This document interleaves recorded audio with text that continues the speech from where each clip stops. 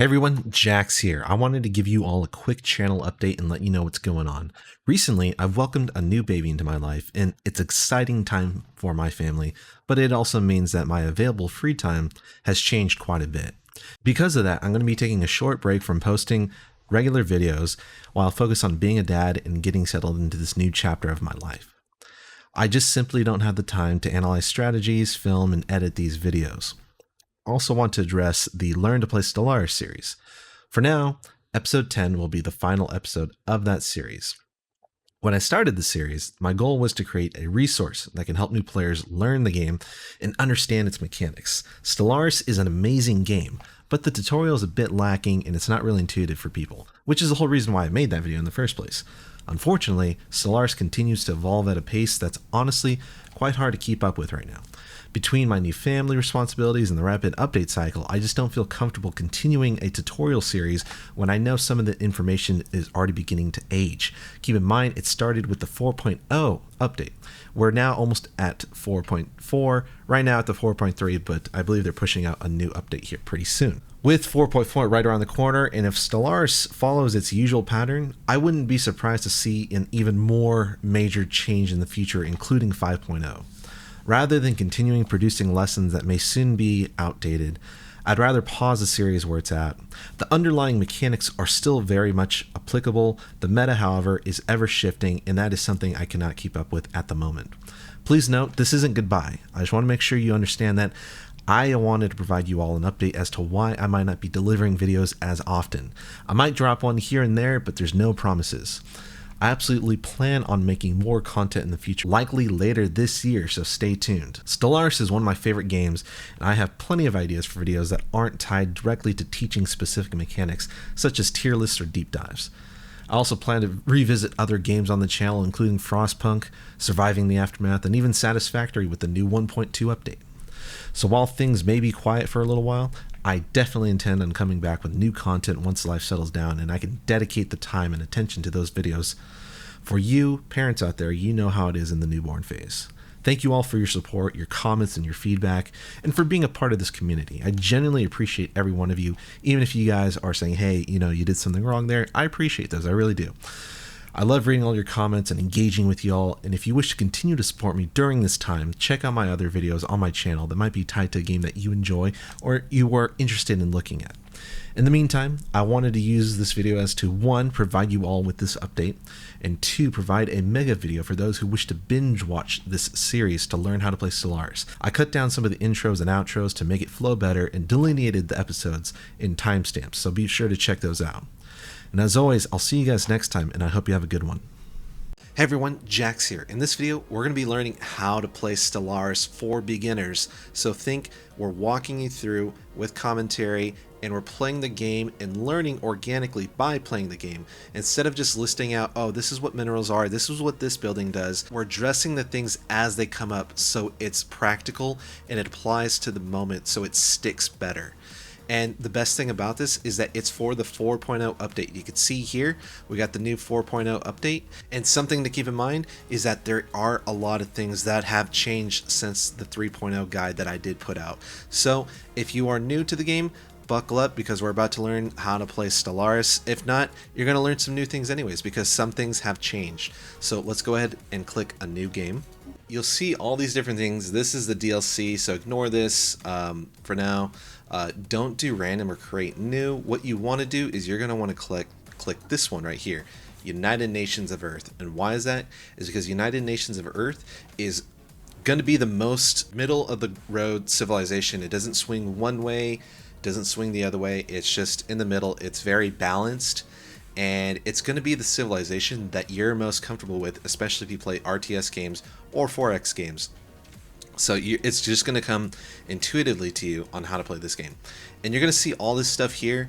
You can read it if you want, but I'll be honest with you, unless you know like what these things are, it's kind of going to just be a waste of time to read this.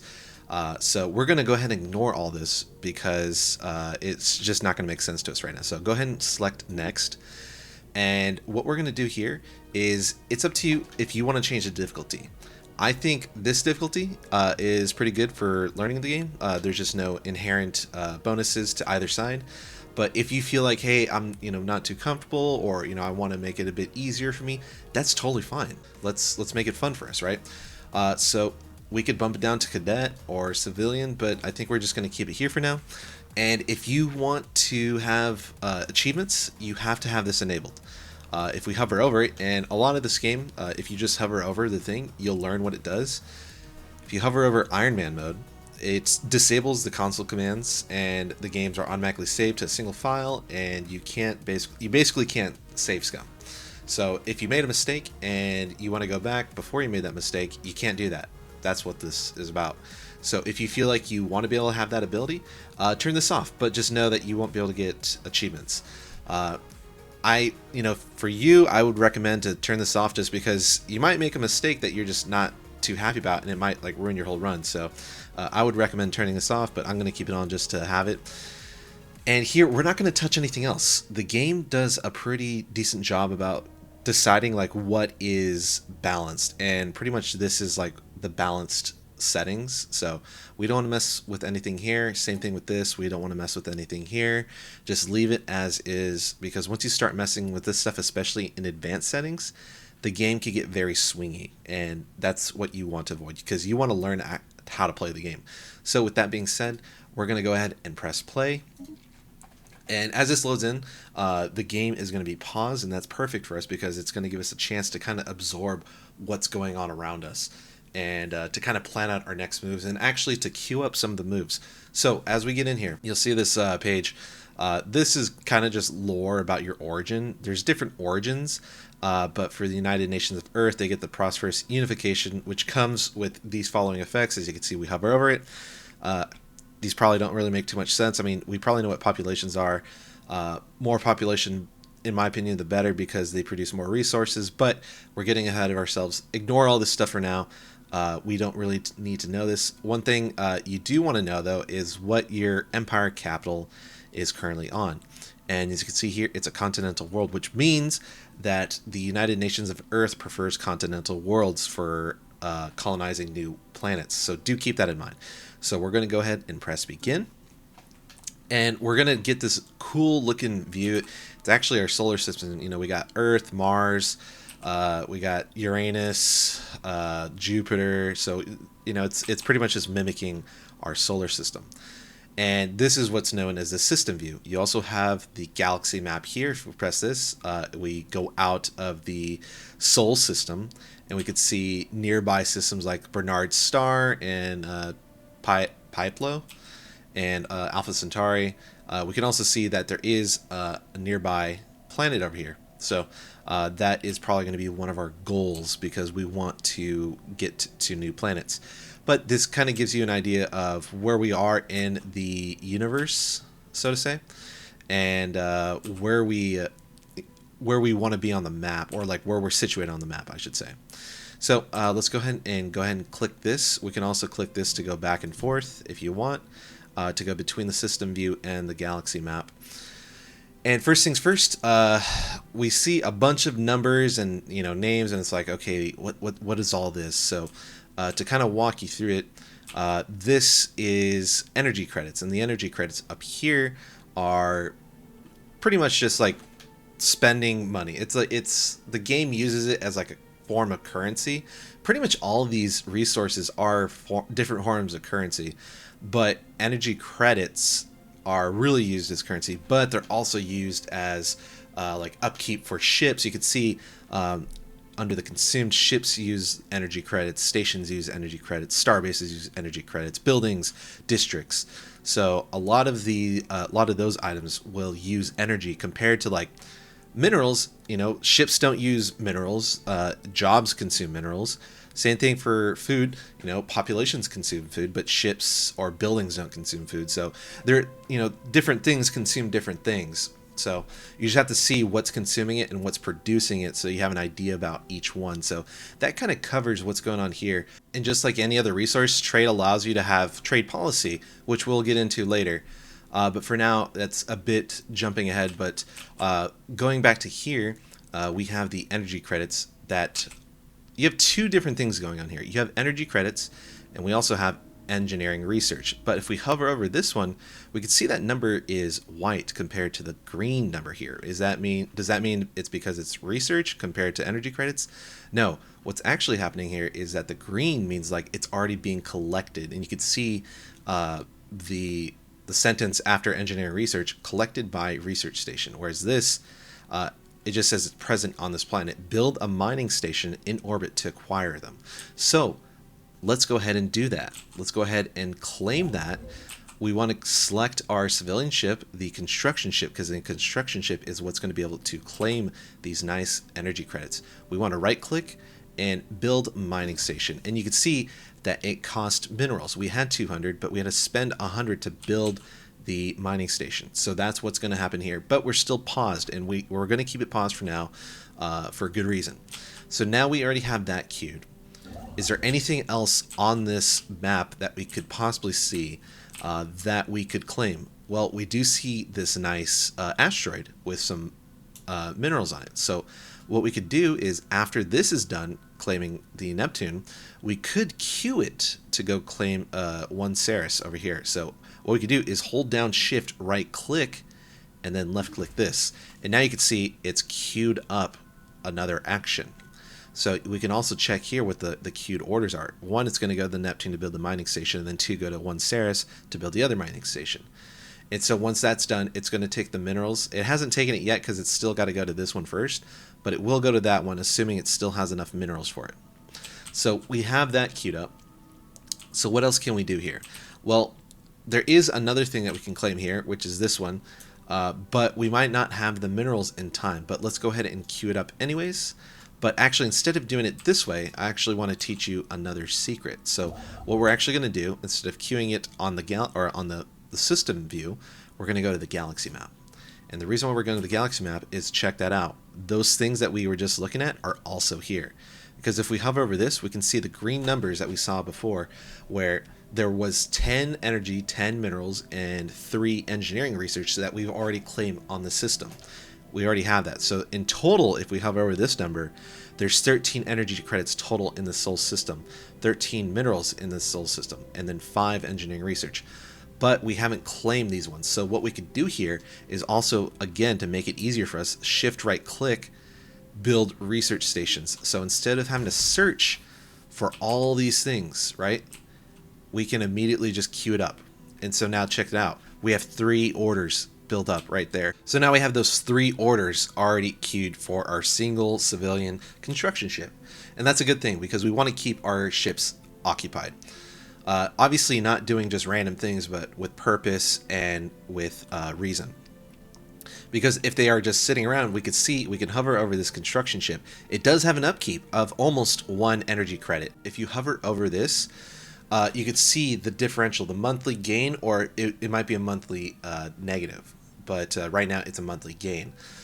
But this number, the 75.36, is added after every month. So as we unpause the time, 75 energy credits will be added to our amount after a month has expired. So on 2,200 in February 1st, we'll get 275 energy credits. And we can we'll do that in a sec, but first let's go ahead and take a look at our science ship. Our science ship is responsible for going and looking around, seeing what's around us. So we already know that there's a planet over here, and we really want to expand. So let's go ahead and right click, survey the system with our science ship. The science ship is going to be responsible for checking out all these places. They also excavate archaeological sites. They also analyze anomalies, and they can also do other tasks that involve anomalies or specific missions. But right now, our main focus with the science ship is to make sure that we could scout around what's around us, what's available, if there are any more habitable planets. And a little pro tip right now is that even though technically we don't know what's in here, we technically don't know what Alpha Centauri is. One, you can kind of look at it in the system view and kind of see that it kind of does look like a continental planet. But from the galaxy map, if we hover over this, we could see it says continental world. So we know that this is going to be a habitable planet for us. So we want to rush to the planets that we know that are going to be habitable. So we are sending our science ship over there, so we got that queued. One thing we could do here is have our military ships. We have a military fleet, not too strong, but it's something to defend us. But what we want to do is actually right-click this starbase and enter orbit. And why are we doing that? Well, if we go back over here, we could see that ships take 3.45 energy. And you're probably wondering, okay, well, what does that do? Does that save us anything? Yes. So if we click this starbase, starbases, or at least the starting starbase, comes with a building called crew quarters. And we know that the orbit modifier has a dock ship upkeep of negative 25%. So these ships that are docked here will take less energy if they are stationed here. But if they're roaming around and doing other things, they'll have their normal upkeep. But that is something that is pretty nifty that we can help save some energy right there. We also have a few modules, like we have a shipyard and a solar panel. This is producing energy for us. This allows us to build ships. So these are automatically here. You can technically change them if you want. However, I highly recommend to keep what you currently have because it's probably the best setup right now. Arguably, you could change this one, especially since, saving 25% on, 3.45, it's probably not a lot. Maybe you want to put a hydroponics bay to produce food instead. That's an idea. Everything else, it kind of doesn't really help too much because these are affecting enemy ships or, your ships to fight. Resource silos, you're not going to be hitting the resource cap anytime soon, so I would leave that alone. The only other one you would probably look at is probably hydroponics bay, especially if you start having issues with food. So do look at your building slots to make sure that whatever you have here can be helpful for you, or maybe it's not. So just hover over these and take a look and see if any of these benefit you. So now we've covered the ships. We already have some things going on.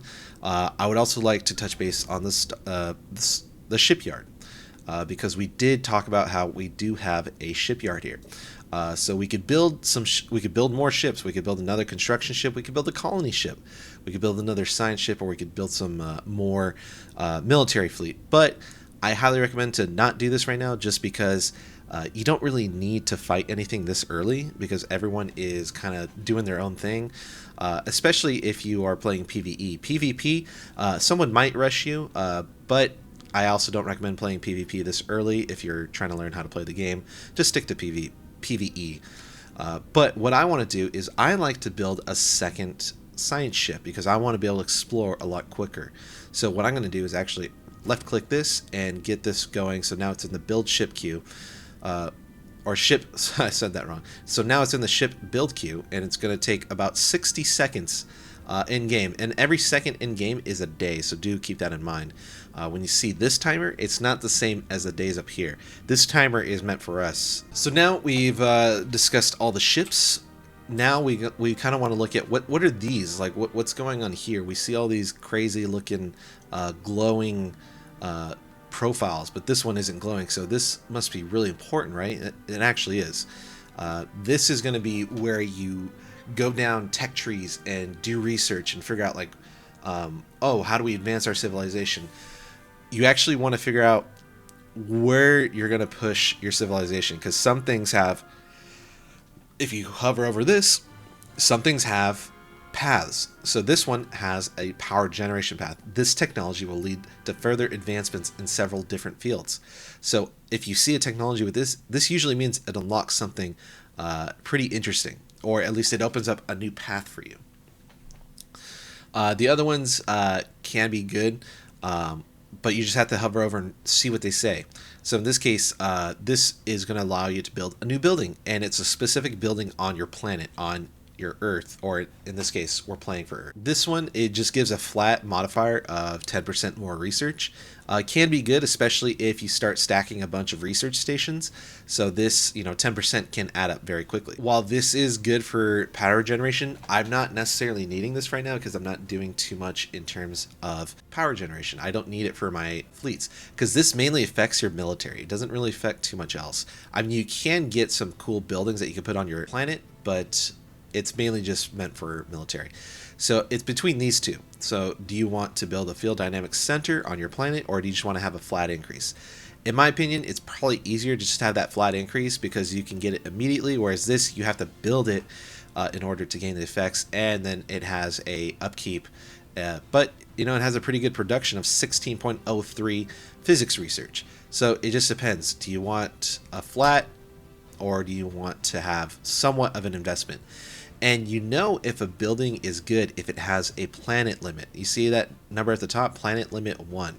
If buildings are limited, that usually means it's a pretty strong building.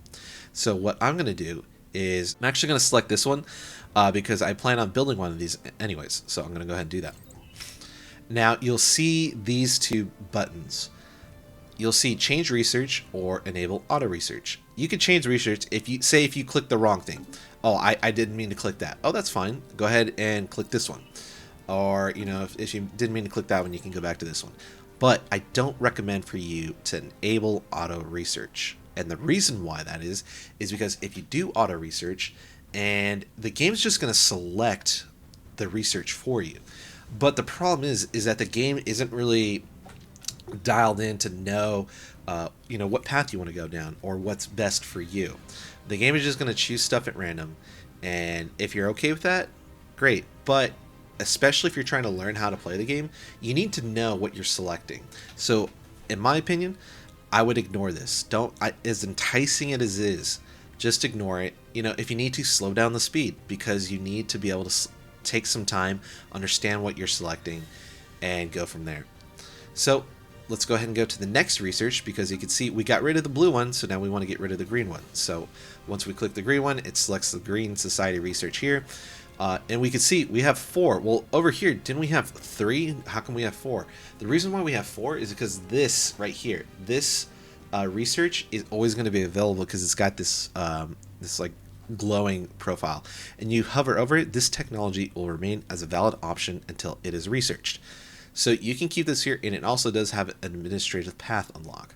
So what's best here? What would you want to choose as a technology? Well, in my opinion, I'm immediately crossing this one off because I don't need a fleet command increase. I only have 3 anyways. So this is immediately off the docket. Now, if you were rushing military, this might be a different scenario, but right now I don't think that's a smart choice. This one's pretty good. Again, another thing that has a planet limit of 1. But, and this is a very big but, look at the upkeep here. That is a resource we have not seen before, known as exotic gas. We've talked about the energy, but not about strategic resources. And strategic resources are very rare resources that you find across the galaxy map. But right now, even if we did research this building, we wouldn't be able to use it because we don't have 50 exotic gas and the upkeep necessary for it. But you still get the modifier, which is still really good. But are there better choices? This one also gives a unique planet building, which is similar to what we were building here. This one also grants a small amount of unity, and unity is something we'll get into right now, actually. So what is unity? Well, unity, if we click the unity icon up here, we could see that it allows for traditions. Right now, we'd have to wait about 13 months in-game to get our first tradition, so until that comes up, we're going to ignore this. But know that unity is very important, and unity is consumed by leaders. And if we go to our leaders tab, we could see that each leader that we have is consuming 2 unity. It makes sense. And if we wanted to hire another leader, we'd have to spend a flat cost of 100 plus another 2 upkeep per month. So do keep that in mind. If you hire more leaders, you're going to have to sacrifice some unity. So it's a give and take. Do you want to have more traditions, or do you want to have another leader? It's something you have to weigh the pros and cons of and see what you think is best. But in any case, I'm going to go ahead and select this one, because I do think that having more research, the faster we can get more research, the better. The more research we have, this time will go down. So the more research you are producing, the faster you can research things, and the faster you can get more technology, and thus making your empire stronger. In my opinion, researching and tech rushes are still, in my opinion, the best, but I know people think otherwise. So going on to engineering. Engineering is typically considered like some of the best techs that you can research. So I will see a lot of people actually favoring engineering research over the other two. Like they'll focus and build specific buildings that focus on engineering to pump up those research numbers for engineering specifically. And the reason why that is because typically engineering unlocks a lot of military stuff, but it also can unlock some pretty strong boons for your civilian infrastructure. Like here, this unlocks robotic path. Army damage plus 5%. We don't have to really worry about that right now, but the worker pop resource output is also really strong. This would allow us to output more resources. 5% is small right now, but it can add up over a lot of population. The other two are military research, and I'm not a fan of researching military this early. So I'm going to go ahead and select this one because I know this is immediately going to benefit me right now. I'm going to be able to produce more immediately. Plus, I get the robotics path unlocked, so that's pretty sweet too. So I'm going to go ahead and click that. And lastly, let's go ahead and talk about our planet before we get started. If you have played this game before, the planet GUI, graphics user interface, has changed slightly. But for the most part, it's pretty much the same. Like everything that we've had before is here. So if we click this, we can see we still have all the same buildings. You know, we have all the things that we know and love. But these are specific. Like you can only build these buildings here. But you can also build these exact same buildings also here too. You know, we still have the administrative offices. We still have the monument, all that. Same thing for here. You can only build these two here.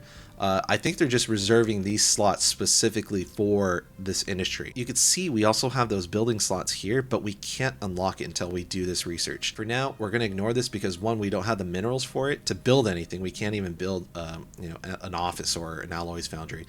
But just know this is where you build the buildings, and you slowly want to build up these slots because you want to have one, more jobs for your people, and then two, more output. But you'll see all these numbers as well. This is just stability. It tells you like how stable your planet is. You want to have a high stability because if you have a low stability, you risk, people revolting or people not putting, producing as much. This is your population, so more population is better, in my opinion, just because if you have more population, you have more people producing for you.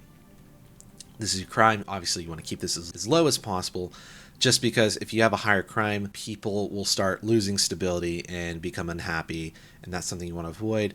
Housing, you want to have more housing than you have population.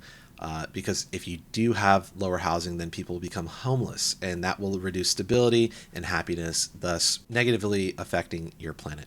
And amenities. Amenities is basically people's entertainment. Do they have what they need in order to be happy and survive? So you want to have high amenities. So stuff like hollow theaters and commercial zones, those provide amenities. Going down here, we have the blockers. So once we get enough energy credits, we can remove some of these blockers. So blocker is just, something bad on the planet that we can get rid of. So like sprawling slums or the Great Pacific Garbage Patch or industrial wasteland. We want to get rid of that stuff, but it's going to take time and it's going to take energy credits. So how much time? It's going to take 120 seconds in game, not to be confused with the days and months and years. Again, each second that you see on this timer is a day in game. So do keep that in mind, but this will produce 100 pops. And so that's a pretty good blocker to get. So once we get enough energy and we have nothing else to spend it on, I highly recommend that you remove some of these blockers here. So do keep that in the back of your head. This is your current population. This just tells you like what you got going on here. If you start finding other civilizations and you have migration treaties where your populations can go in between each other's civilizations, you might see like a plant civilization or bird civilization start showing up here because they want to work here or live here. It's good. But again, it also depends on how you want to play the game. If you're a xenophile or a xenophobe. But that's kind of getting a bit more ahead of ourselves here. Economy, this just shows what you currently have assigned to each area. You can click this, and see if you hover over it, click to toggle this job to be favored, increasing its priority when active. So if you want, say, more farmers, or if you want more miners or technicians, you can click that and make it a priority that people go to that job. But you have to keep in mind that there's only a certain amount of jobs that you have based on how many districts that you have, how many generator districts, how many mining districts, how many, buildings that you have that are related to that district. So there's only a certain amount of jobs. And right now, no one's unemployed. So that's a good thing. We don't want anyone unemployed. But there's also no jobs available either. So that's something that we have to balance. We have to make sure that we have enough available jobs and that there's no unemployment. Going to the armies, this is just what's defending this Earth of ours. We don't have to worry about this right now because no one's going to be attacking this early, hopefully. And if they do, these are what's going to be protecting our Earth. And then lastly, you can ignore this for now, just because this is typically reserved for a corporate civilization that deals with criminal corporations.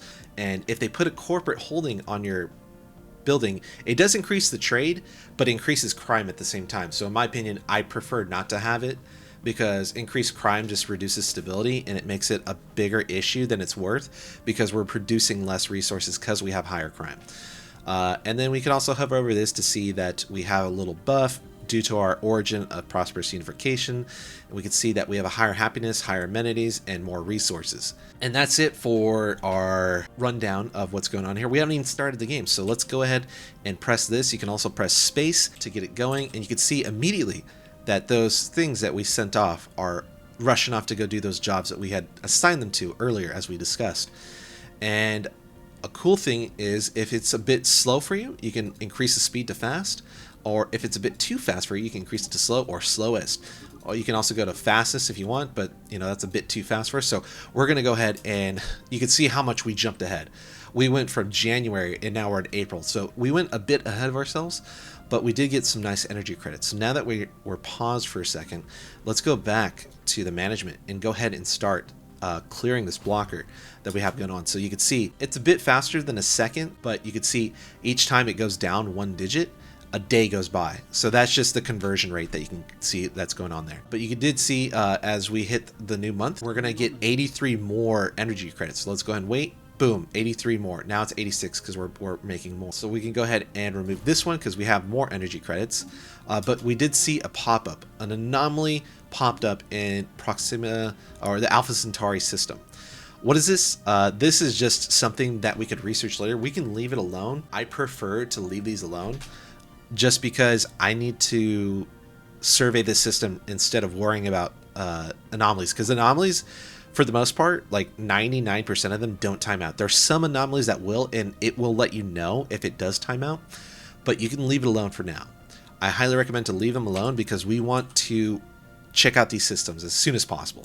But this segues perfectly into our next point. Now that we have a new science ship, we could see a big difference between these two. One is that there is no leader here, but this one does have a leader.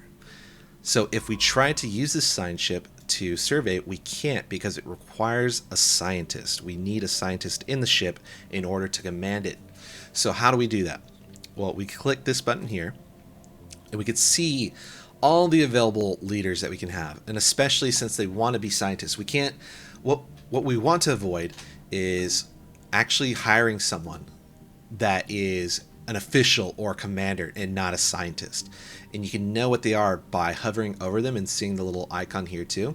So these are all officials, these are commanders, and these are scientists. So what this little button does here is it opens up to only scientists, which is to our advantage because this eliminates everyone that is not eligible to command this science ship. So who do we want to hire? That's the important thing here. Who looks good to us? Well, if we look at each one, they all pretty much cost the same. So cost is pretty much the same, but their ages kind of differ a bit, but for the most part, they're all within the same range. But in my opinion, the most important thing is their trait. Their trait and their level. Their level is pretty much the same, so we don't have to worry about that. But if these were higher levels, they usually cost more. So since they're all the same, we can still keep looking at them. So what does the trait do here? This provides them with an increased lifespan. That's pretty good. So if we hire them, our upfront cost of 100 is going to get stretched much farther. However, their upkeep is going to be pretty much the same because they're still alive. What does this one do? This one provides help as a counselor. We're not hiring this person as a counselor, though. We're hiring them as a scientist to survey the systems around us. So we want to ignore this one. This one is not a good one. What does this one do? This one is a unifier. They would get unity bonuses if they governed a planet. While this is good, it's not good for what we're looking for. And then lastly, again, we're not looking for a person as a counselor. We're looking for someone to run a ship. So that leaves us with Hong Hei, who their trait is good because it means that they're going to last longer. They're also coincidentally the youngest person in the pool. So let's go ahead and hire this person because it benefits everything that we're looking for in a science leader. And let's go ahead and have them survey a system. However, what we can do here is we already know that there is no other habitable planets around us. So we can manually have them start going and clicking all these and, start right click, and then, do all that. Or we can also make it easier for us since there's nothing else. And I want to emphasize this because there's nothing else for us to really prioritize right now. I'd say that science ship automation is acceptable here. Now, if you had planets around you, I would say prioritize those. But for now, I'm actually going to click this and start. And so now it's automatically going to scout out the areas for us. And that's going to take away one less thing from us to worry about, which is good.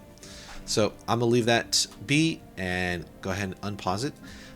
And then we can go back here and see how this is coming along. We could see that this is producing. We can see our stability went up. I think that's just due to the game starting. But we can also see that there is some unemployment and some worker unemployment. Might not be enough jobs available for some people. So what can we do? Well, if we had some minerals, we would build out a new district or a building, but unfortunately we don't. So we're going to just unfortunately have to leave that be.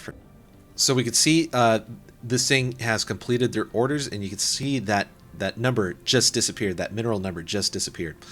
And it is now going to that research station in order to build it. And we can see it's now building it.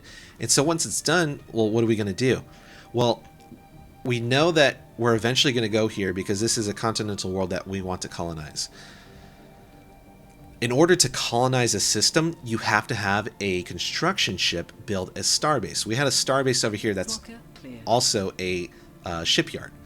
So how do we build a starbase? Well, first we have to fully survey the system with our science ships, which is what this thing is doing right now, and then build a starbase with the construction ship. So we're going to have our construction ship move here after it's done, just to kind of get ahead of the curve. Construction completed. So now that it's done, it's going to start heading over to that area over here and make sure that it gets done. So now we only have one blocker left. We can see we still have a blocker because if we hover over these icons, we could see that this, this kind of stands out like what's going on here. There's available building slots and there's also clearable blockers. So let's go ahead and clear that last blocker. Again, we just can't build another building right now because we just don't have the minerals for it, but eventually we will. So now we have enough unity stored up for that tradition that we were talking about earlier. So let's go ahead and pause it real quick and talk about traditions, because traditions are going to take a bit of time. So we have 7 slots for traditions. I want you to keep that in mind because that means you can only choose 7 traditions. If we look, we already see right off the bat there's more than 7 traditions, right? We can already see from here there's 12 that we could see from here. If we scroll down, there's 17 total, but we only have space for 7. These 4 at the bottom, these right here, these require specific research and perks. So for now, you can ignore these. Don't worry about this.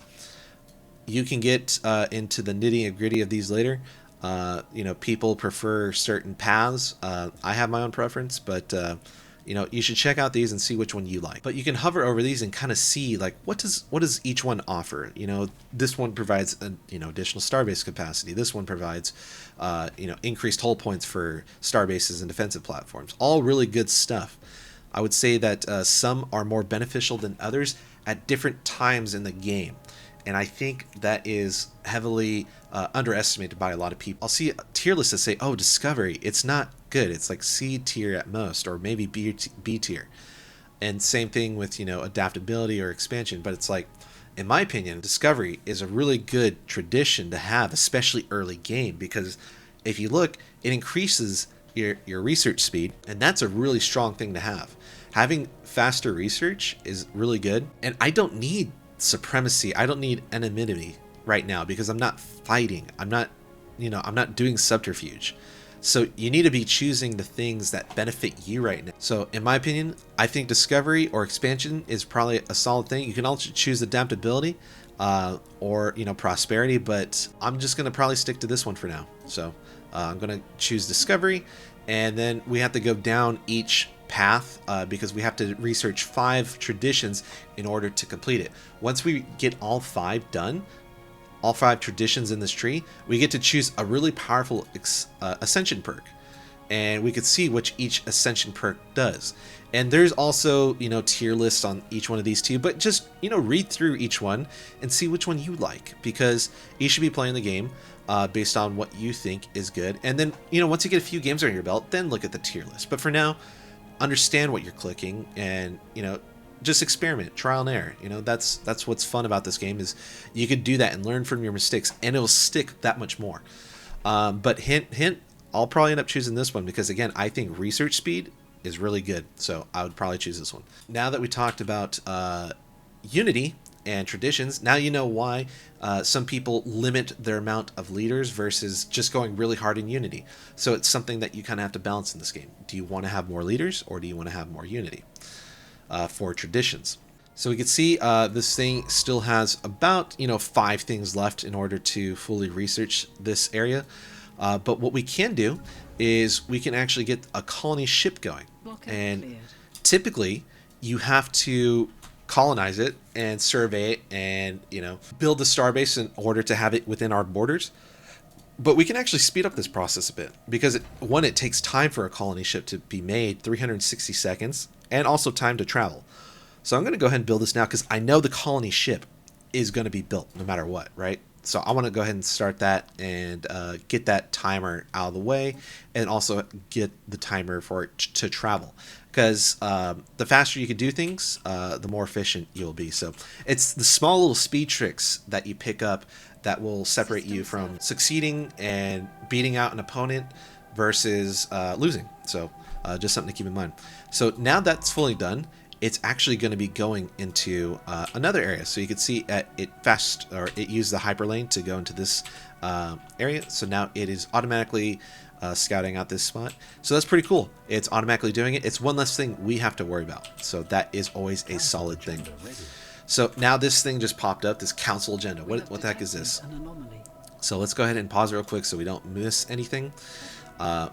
So we have a council agenda that's automatically started based on our civilization. So let's just go ahead and we can hover over it, and we can see that it's going to last for 159 months, and it gives our people more happiness. That's always a positive thing to have. So let's go ahead and do that. Why wouldn't we?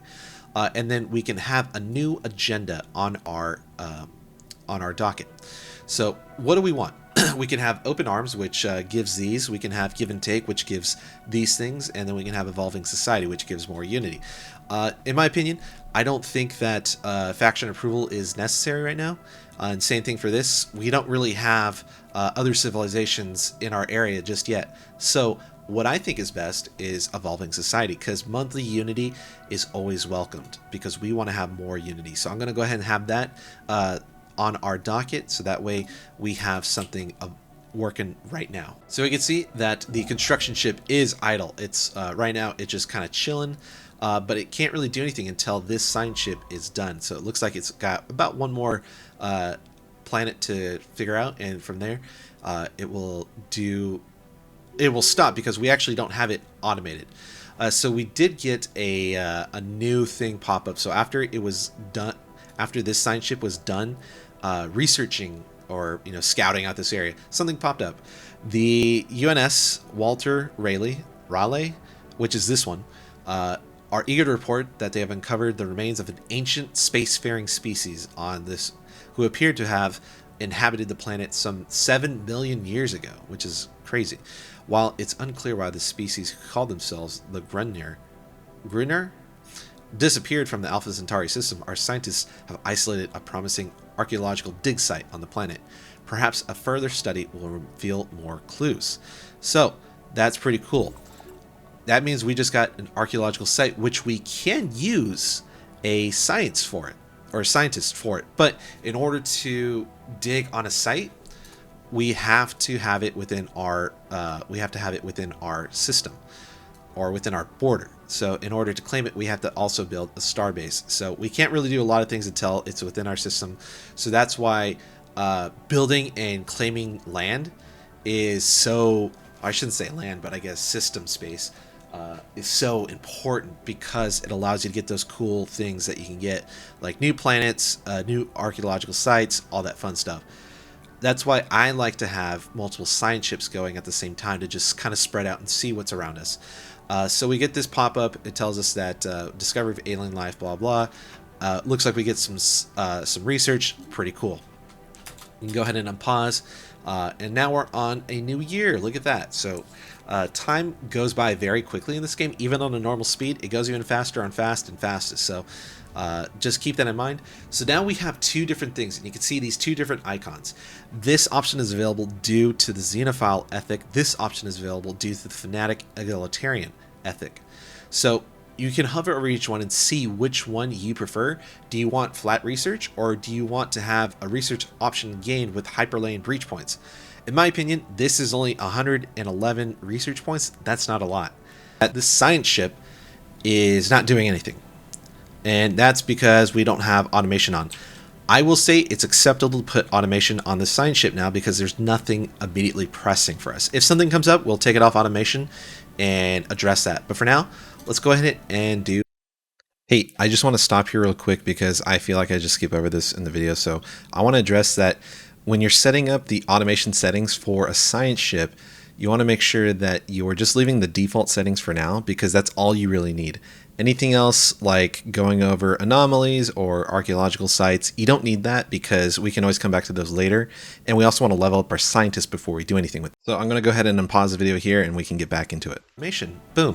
Let it do its thing, and then we'll have this construction ship build a starbase outpost. So we could see that it's got this like purple number and then some alloys. What was that purple number? This purple number is influence. You can see the monthly gained on how much we're getting.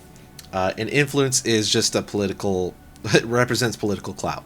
That's pretty much the short and sweet of it. You use it to claim systems, as well as have trade or treaties or agreements with other civilizations. It will cost a monthly influence cost, but again, you don't have that much influence gained per month, so this is a pretty rare resource, so do keep that in mind. But we did get a pop-up that a new tradition is available. So which one do we want to go? We can only choose between these two. Do we want a survey speed that's faster, or do we want more research alternatives? In my opinion, I think having more survey speed is going to be key, so I'm going to go ahead and do that. So it looks like our colony ship is just about done. So when it is formed, it kind of just sits there. It kind of just operates there. But what I want to do is I want to send it over here because this thing is still building the starbase, but eventually the colony ship will be able to colonize that. But I also want to build another science ship, again, to just map out what's going on around us. I know it's going to take more Unity, but I'm willing to pay the cost. So now that's done, let's go ahead and make sure that we pause for a second. You want to get into the habit of pausing because it's a benefit for us. We're playing PvE. We're going to play the game how we want to play it.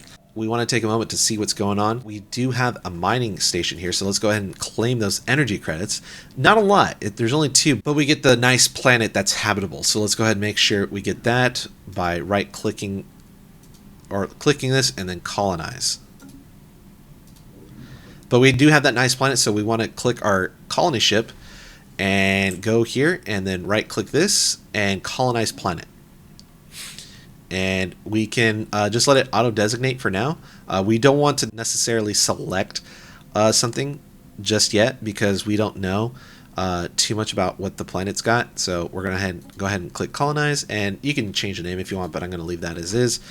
And there we go. So we do have enough minerals to finally build something on this empire capital. So what do we want to build? Well, there's a few options. You know, we can, if we're lacking in alloys, which we kind of are a bit, but you know, we don't necessarily need them too much, we could build an alloy foundry.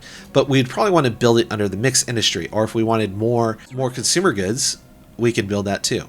but we'd probably want to build it here. This is something here that's limited to only one, but it does produce more unity. So that is a pretty solid option to choose. Completed. So in my opinion, I would at least build the limited planet buildings because those are typically very strong. But in this case, I'm actually going to build a medical center because that has a planet limit of 1. But it also increases our population growth speed, and more population is better. So I'm going to go ahead and select that. And we are looking good there. Now we have a third science ship. We got a lot of scientists now. That's pretty good, in my opinion. So we want to hire a new scientist. What do we got going on here? We're kind of limited to the scientists that we originally had. There's about 1.8 years left on this rotation, which, you know, these aren't the best, but I could see this one being beneficial if she were to retire to become a governor. But given that there's not much that would benefit us, even the one that we started with, you know, these aren't the best either. I'm going to go ahead and select this one just to kind of get it out of the way, and then go ahead and start some automated surveying. But now that we started the colonization from our colony ship, we get this pop-up. So we have these options because we have these choices. But which one do you think would be better? Do we want to have more energy credits and have xenophilia approved, promoted?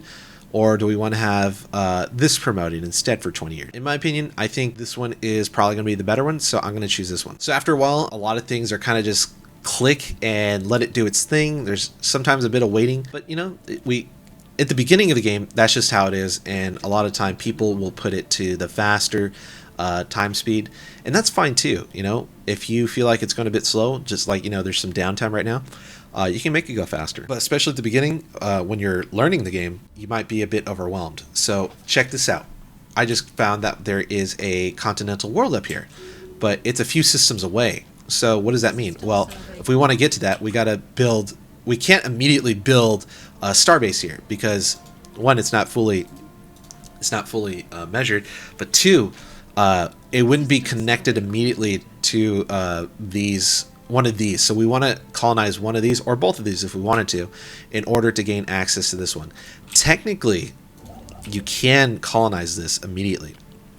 Once this is fully surveyed like this, you can, well, this is actually right here, but we'll see once this is fully surveyed, you technically can build it, but the influence cost is about twice the amount because you're so far away from your borders. So building away from your borders, the farther you are away from your borders, the more influence costs it will take. So ideally, you just go one at a time. But let's go ahead and get our... I'm going to build over here because I think that we're pretty good on energy, but more research is good. So I'm actually going to build the starbase here so we can connect it to here. I'm going to go ahead and speed it up just because we got not too much going on right now. And it is slowing down. But what we could do, since we also know that we are going to colonize, we can start the colony ship like we did last time. So and then we can make the colony ship go over there just to make it, again, just having it go faster. And now we have enough built up minerals to kind of make another decision. What do we want to build here? Just look through each one. Do you need more food? Do you want more amenities? You know, what's looking good to you? So right now, I think I'm actually going to go ahead and build this thing because it's also limited to planet 1, so that means it is very strong. I'm also going to build this right now because this is not fully surveyed. So once this is fully surveyed, then we can go over here and build that starbase. So hold shift, right click, so that way it is queued up. And look at that, we just got a new thing going on here. What should we choose? Well, we could choose this one to have research output more, or research stations output increased, which is always a solid thing. We can also choose this one. I think I'm going to choose this one right now, but this next one that's coming up is very important because read what it says there. Research alternatives +1, scientist capacity +1, and starting skill level +1. It's very strong. Why is it very strong? Because we're already maxed out on our scientists. Even if we wanted to build another science ship, we can't hire anyone else because we're already at our cap. So that is unfortunate for us. And same thing here for our technology.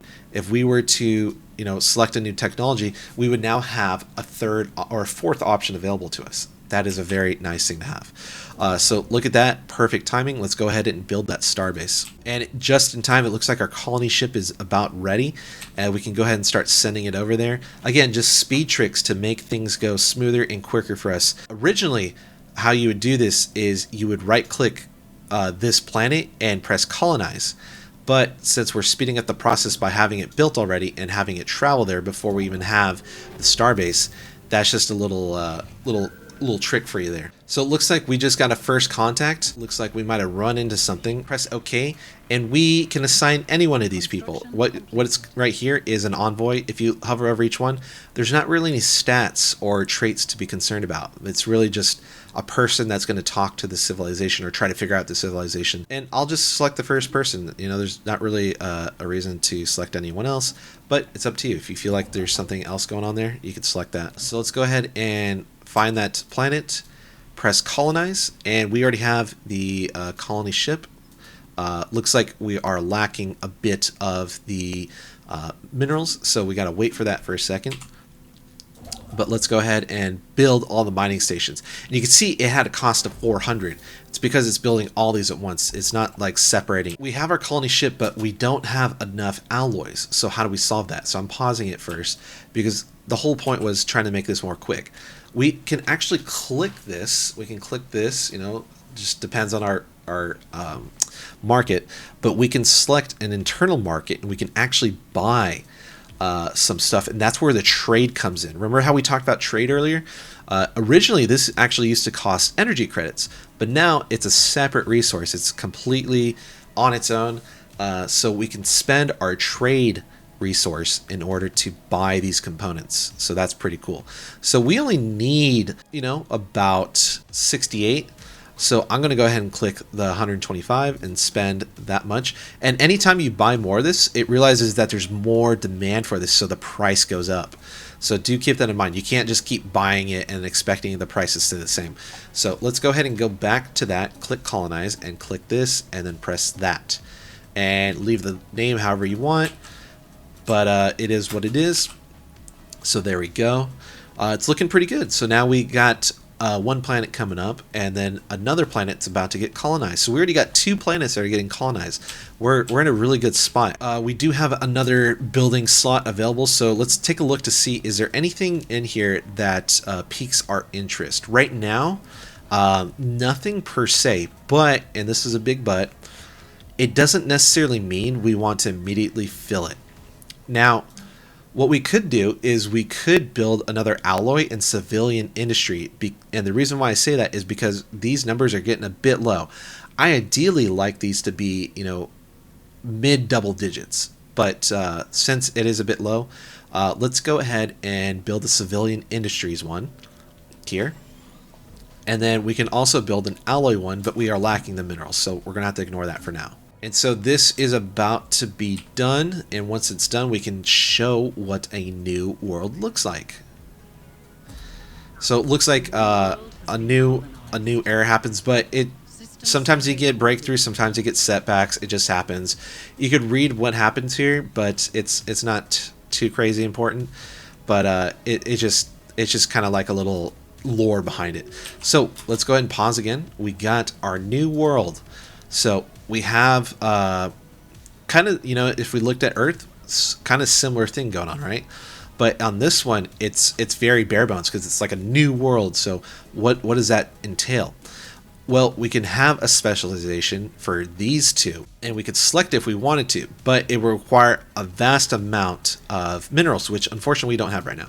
So for now, what we're going to do is once we get the minerals, we're going to choose the bare minimum stuff. I typically like to put down a holo theater for some higher amenities. And then if we need, you know, food or whatever, we could put a hydroponics farm. If we need more housing, we build more housing.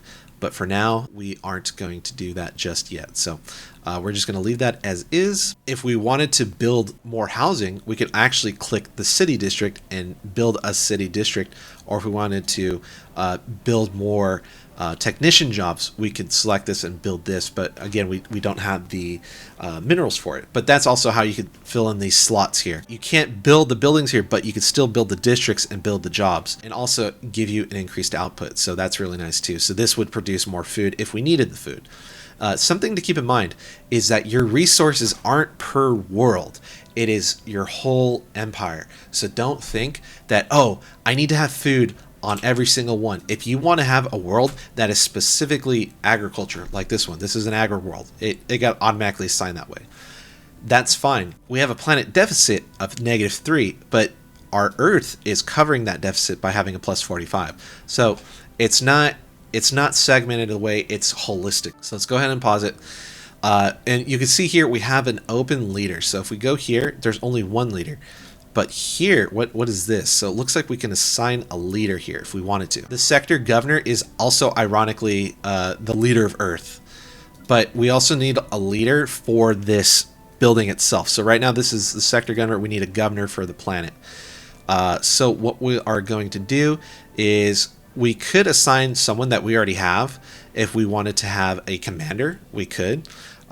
If you looked at it, the army that's stationed here would have an increased damage, and if this person were a counselor, then you'd get this stuff.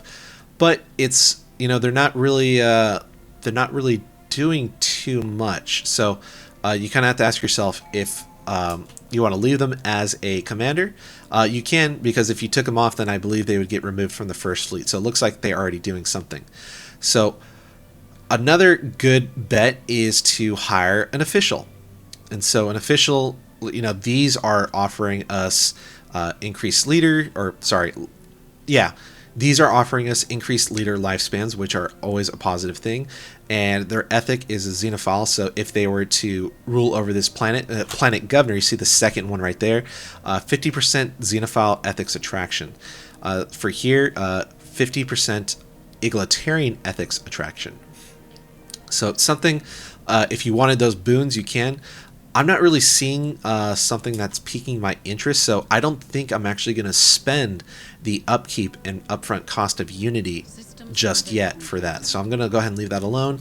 But let's go ahead and select this and get another ability to hire another leader. So now our scientists are 4. So if we wanted to, we could hire another, or we could produce another ship, which I think we will, because I have no problem with producing more Unity and getting another science ship to explore the area. Because before they had the limit caps, I used to have like 10 or 15 scientists roaming the whole galaxy, or the whole universe map. It was really cool. So this is just a little pop-up that says, hey, we found some exotic gases over here. You remember how we were talking about earlier? The strategic resources? That's exactly what this is. So potentially useful. So it looks like we found exotic gases over here, but we don't have the technology in order to extract it. You can see if we hover over it, exotic gas extraction from the engineering tab is needed in order to get this.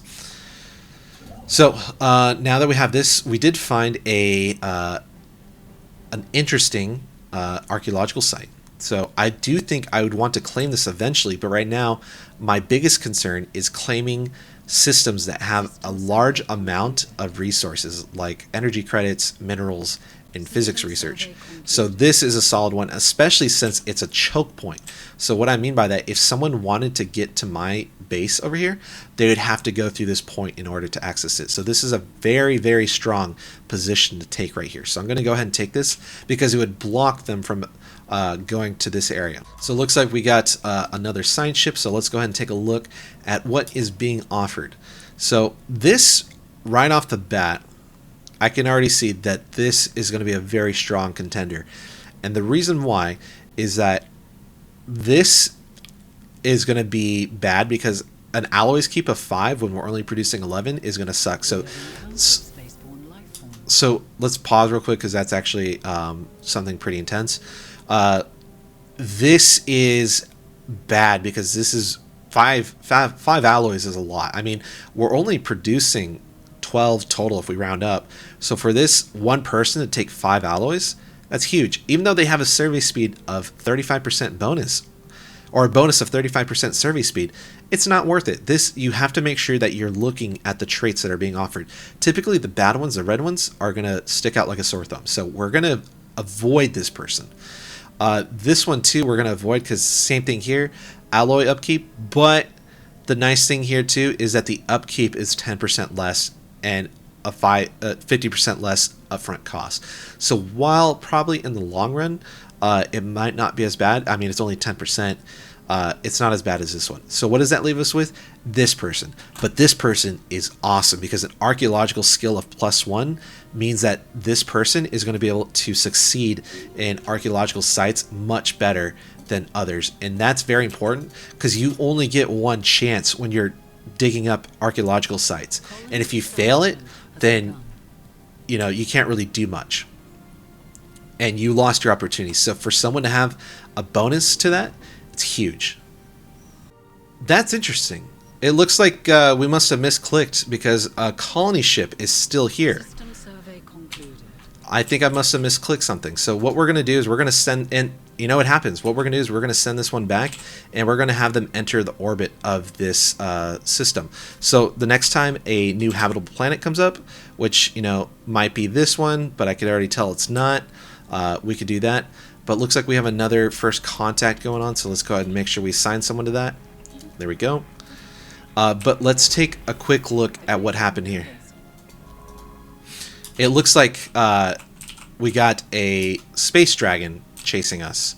So typically these things will roam areas, and hopefully it doesn't chase after our people to try and kill them. But hostile forces might do that. But most of the time they will just roam around and check things out. But it looks like this thing might be chasing us all the way down. Oh no, they stopped. So luckily these things did stop. When our scientists encounter a hostile force like that, they will immediately stop their automation. So make sure to reset them and to re-click them. So we have to do that. But I think that's where I will stop for now. All right, and we are back for part 3 of our Learn How to Play Stellaris series. So let's go ahead and get back into it. Just kind of a quick refresher. You know, we took over a few of these systems, but we took over ones with intent, right? You can see here, oh, why didn't we take over this one? Well, it's because if you look here, you can see there's not too much in this space that we actually want to control, right? So instead of going here, we probably took over this because there's something much more value, one being a choke point and 2 research, and then going here for the planet. So that's kind of the idea of what we want to do when we're looking at where do we want to expand, what do we want to take over. This is going to be a good one because 1, it's going to protect our main area, but 2, we want to branch out to this direction, basically taking any choke points here. So you can see on this side there's nothing that really connects anything over here. It's all connected here. So this would also be a great one too. Not only that, because it's a choke point, but look how much resources it has.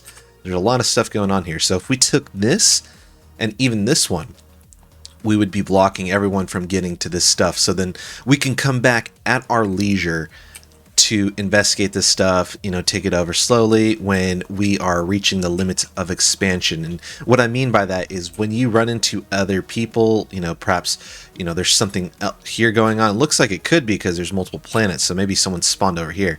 Hopefully that's not the case, because if someone actually controls this spot, I mean, they're right next to our capital, which would be very unfortunate. But it happens in the game, right? It is what it is. So you guys just got to take the punches as they come. So we also have a hostile fleet over here. It looks like dragons. So if we click on this, we could see.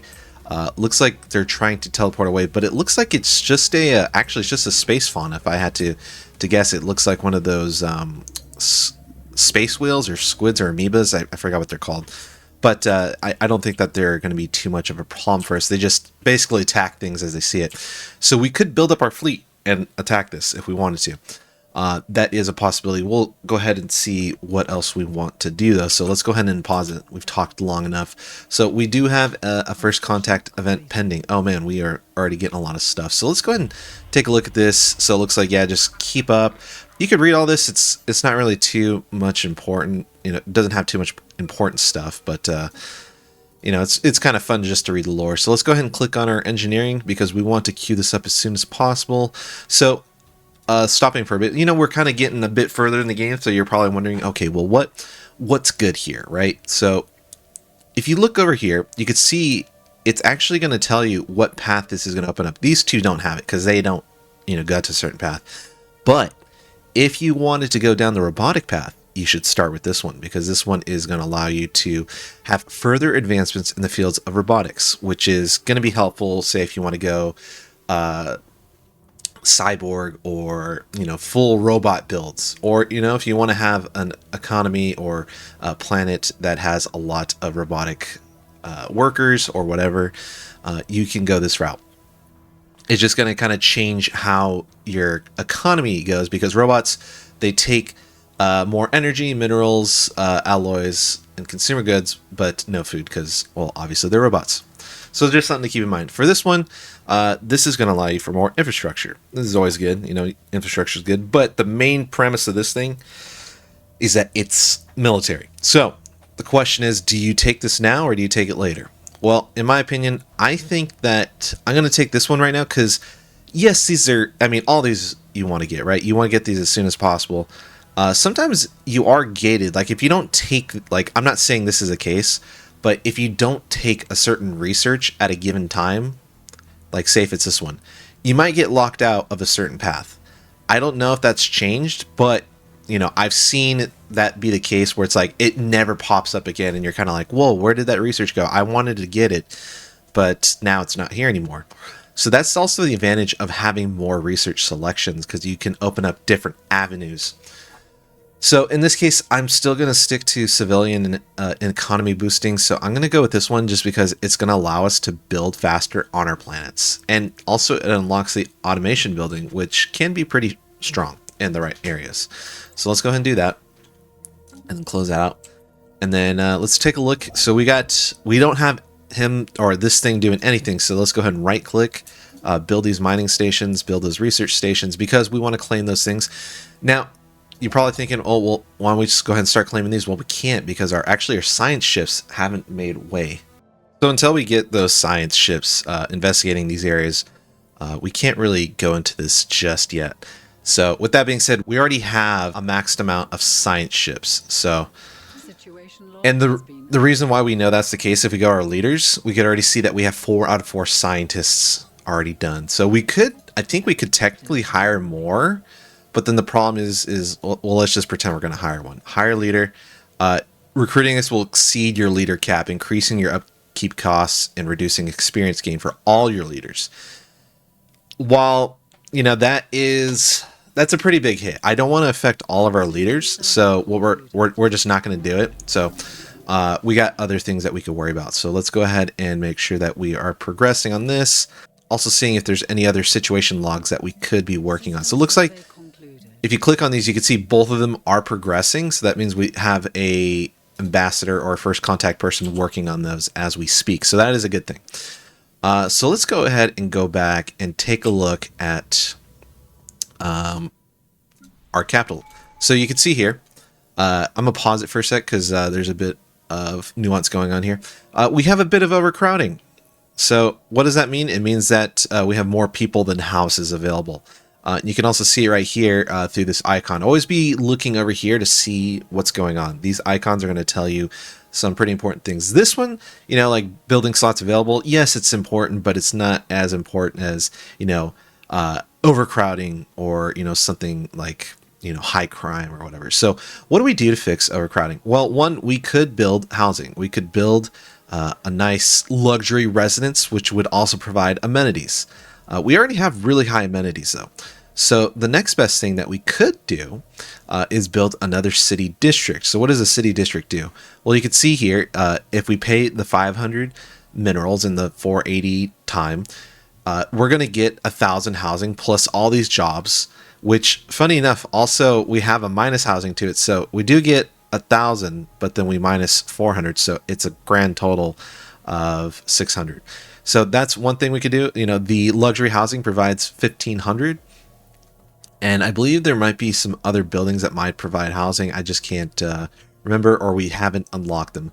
But right now, I think the simple thing to do, and also to get more jobs for our people, is to build another city district. So while a luxury residence would be nice, I just don't think it is the best call, because we also have other jobs we could be filling up, and we want to save these building slots. These building slots are used for like really like high level buildings, like this one here, planet limit of 1. Stuff like this one has a planet limit of 1 usually indicates that it is a very strong thing to choose. And so you typically want to build these instead of like just mass producing a bunch of you know, I'm not going to say useless things, but you know, for example, this commercial zones, you know, it's not the most important thing that we need, but I think this is one of the buildings that it started with. So in due time, you know, we're not going to do right now because we lack the minerals, but as we have a surplus, which you eventually will, assuming that you build your planets properly, you can come back here and remove the buildings that you find, you know, not great. Like you could just simply click this, replace it, and you know, maybe you want an alloy foundries instead, or administrative offices, or you know, whatever it may be. But right now, you know, we wanted to conserve our resources, so we are not going to do that. But we did get the pop-up for another tradition available. So let's go ahead and do it. We can only do one thing right now, which is the Polytechnic education. So let's go ahead and do that. Boom. Get that thing done. And then once we get this last one done, then we can get an ascension perk, which is a really cool conversation that we can have later on. All right, so let's go ahead and unpause it now that we've addressed those things. And, you know, get in the habit, especially when you're first starting, get into the habit of pausing the game, because it is only there to help you. And you want to take advantage of that. Anytime you can pause the game and kind of, you know, slow things down or whatever it may be, use that. It's instrumental in your learning experience, as well as, you know, taking in all the information, because it could be a lot. You know, you could see like there was a ton of pop-ups, you know, that just happened, you know, probably a few minutes ago, but now we addressed every single one without issue. Looks like we're good to go. So look at that. The science ship wrapped up here, so now they're automatically going here. This one's going here, this one's going there. So we could see which way we want to go once they have investigated these areas. But my guess is that we're probably going to want to take this one, because this is also a choke point. Not only is this one of this a choke point, but this one is as well, because then we can gain access to this way and this way. But I think this is a one-stop shop, so it looks like there's probably more things over here. So leader traits available. So this will pop up when your leader levels up, and then they are able to learn something new. And you want to have this. This is a really cool thing. I like that they added this, because it allows you to cater to whatever you need at the moment. So this is good. You know, council agenda speed 10%. But it only affects as a counselor. So unless this person is, you know, not a counselor, it's kind of useless, right? But this one, Empire effects, also as a counselor, pop growth speed +5. You know, you get more food from jobs. I think this one's much more important than, you know, pushing out a council agenda. You know, that's just my 2 cents. I know some people will disagree, but I think having a flat pop growth speed plus more food, very, very good. So you click that, press OK, bada bing, bada boom. Looks like we have more going on here. Just click it, click away, fine. It is what it is. So we did get a... Actually, let's go ahead and pause it again just for a second. So we did get this new world going on here, right? We had this thing taken over here.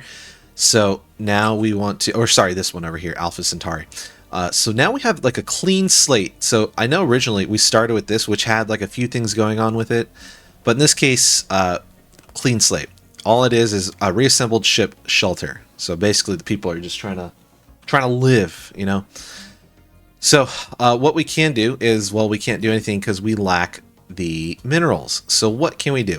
Well, because we've had such great trade, we can actually buy a few minerals. So let's go ahead and do that. We have a pretty good amount. So I'm going to go ahead and buy 2,000 to kind of get us rolling over here.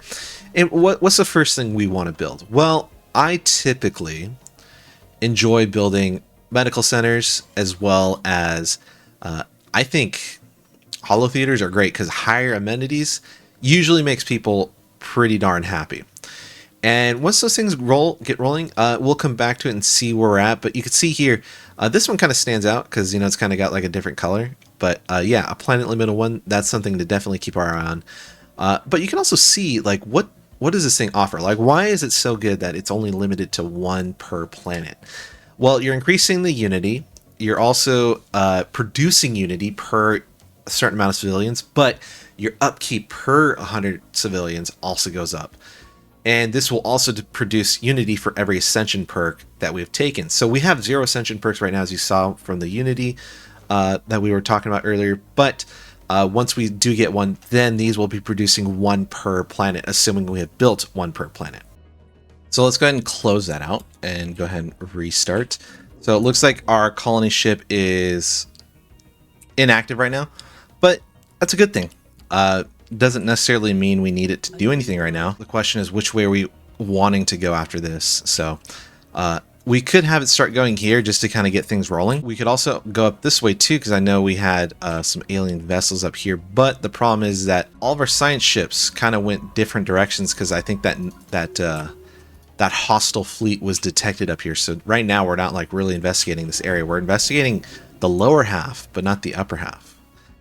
So which one do we want to check? Well, this one is available because we have the xenophile ethic, while this one is probably like the default. So it looks like if you hover over each one, there's not really a difference, but like we could learn to coexist. Okay, cool. You know, that might make them happy. So let's go ahead and check out what new science trait we can pick. Boom.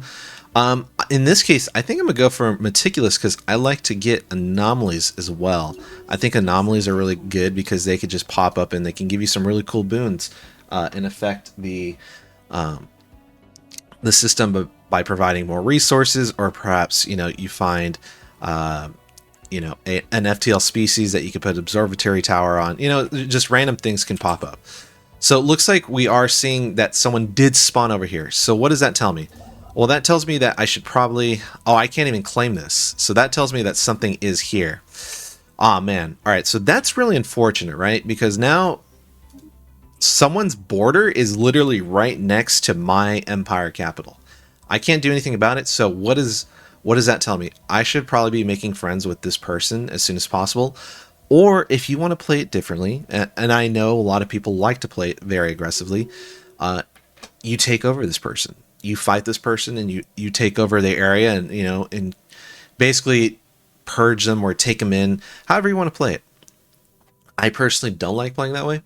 I like to get along and, you know, make everyone allies, and then we fight the big bad force at the end together. That to me is a lot more fun, but to each their own, right? All right, so let's go ahead and let's see what do they have going on here. So we don't really have an army, and we don't have much of a fleet. So I think this one is probably going to be the better choice here. So let's go ahead and choose that. And it looks like we have room for one more official. So let's also think about, like, is there something that we'd want to do there? Let's go ahead and choose that. So sometimes you'll see a new progressive faction has formed, calling themselves, you know, blah, blah. This is where it comes into play of, like, if you have, you know, a good amount of ethics approval, then you'll get more factions that form that agree with you and how you play and all that. But if you have low governing ethics attractions or negative amounts, then you'll be getting groups that form against you and could possibly result in some sort of either low form of, you know, unity, or perhaps even trying to take you over or splinter off. You know, you might have groups that literally splinter off from your empire and try to form their own empire because they're just so dissatisfied with it. So ideally you don't want to do that, right? We've discovered this one, so let's go ahead and build here, because it looks like that's the only thing we can do right now, as unfortunate as it is. But something I want to do, I want to see if I can hire. It looks like I can't. So what I wanted to do was pausing real quick, but looking at our leaders over here. I saw that we had Dolores and Jelani. Well, Dolores is, yeah, technically president. I was wondering if they could, you know, technically rule over Alpha Centauri, but they can't. So what does that tell me? I'm going to be short one leader. So I can hire another person, which is what I'm going to do. I'm going to hire a new official, because officials are probably the way to go on this one. So let's go ahead and go to officials, and I only want to filter through officials instead of all, because when you go to all and you try to hire, you'll get, a mixture here. So let's just go to only officials and then see who is providing what. So this one is a righteous leader. This one is adaptable. So you can just hover over these to see what they're offering. You can also look at these two to see like what they're providing as well. And you can see 10% egalitarian. I think that's how you say it. Ethics attraction. That's what I was talking about earlier about those factions forming inside your empire. And if this aligns with what you have or not. So I'm going to go ahead and hire this person because I think that having the righteous leader trait is really strong. So I'm going to go ahead and do that. Press yes. Boom. Waiting to be assigned. So an interesting thing here is that this person is more so specific to lead as a counselor. Whereas this person, if you look over it, is a better planet and sector leader, because you can see that the effects that they have affect both planet and sector. So what I want to do here is actually I'm going to switch this guy to be the leader of our empire capital. And now you can see that he is also affecting the crime here by -10, which is really good. And then I'm going to place this person here. Not the worst thing in the world. They do seem like they're more counselor oriented, but that's the person that we started with. So let's go ahead and unpause and get back to it. I typically record these in different segments. And during the last segment, I totally forgot that I wasn't recording. So with that being said, you could see there has been some progression on this map. And I apologize. It's on Iron Man mode, so I can't revert, loading and saving the game.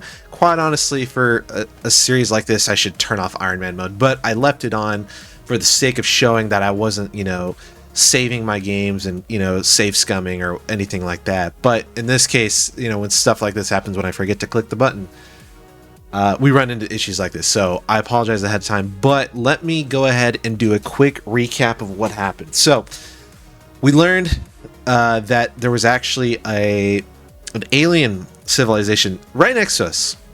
Funny enough, right next to us. And it's right next to our capital. So that puts us in a very peculiar spot, because that means at any time they can take over our capital. And that's going to put a very, very big damper on our civilization. If we were to lose a capital, it's a pretty big hit. However, with that being said, we did learn that this civilization was militant. And you can see military dictatorship, ruthless capitalists. And that could be very bad. However, when we got the introduction message from them that said, hey, we're introducing ourselves, making first contact sort of situation, you have to read between the lines on those messages. You have to see, are they being pushy? Are they trying to be open? That sort of thing. And so when we read the message, it was like, hey, we like how you fight, your form looks really good. And so it was nice, it was cordial. And so that told me that this civilization isn't here to fight, but they're not afraid to do what's necessary. So I chose the first option, which was to give a higher boost of opinion about us, which was the right move in my opinion, because right off the bat they immediately put us in different packs. They're improving relations. We have an embassy with them. It was just only good things. So, when you're going through these first contacts, you want to make sure that you're reading the message and understanding what are they saying. Just don't click through it, ignore it. You have to read those messages, because depending on what they say in that message is going to make or break your relationship with them.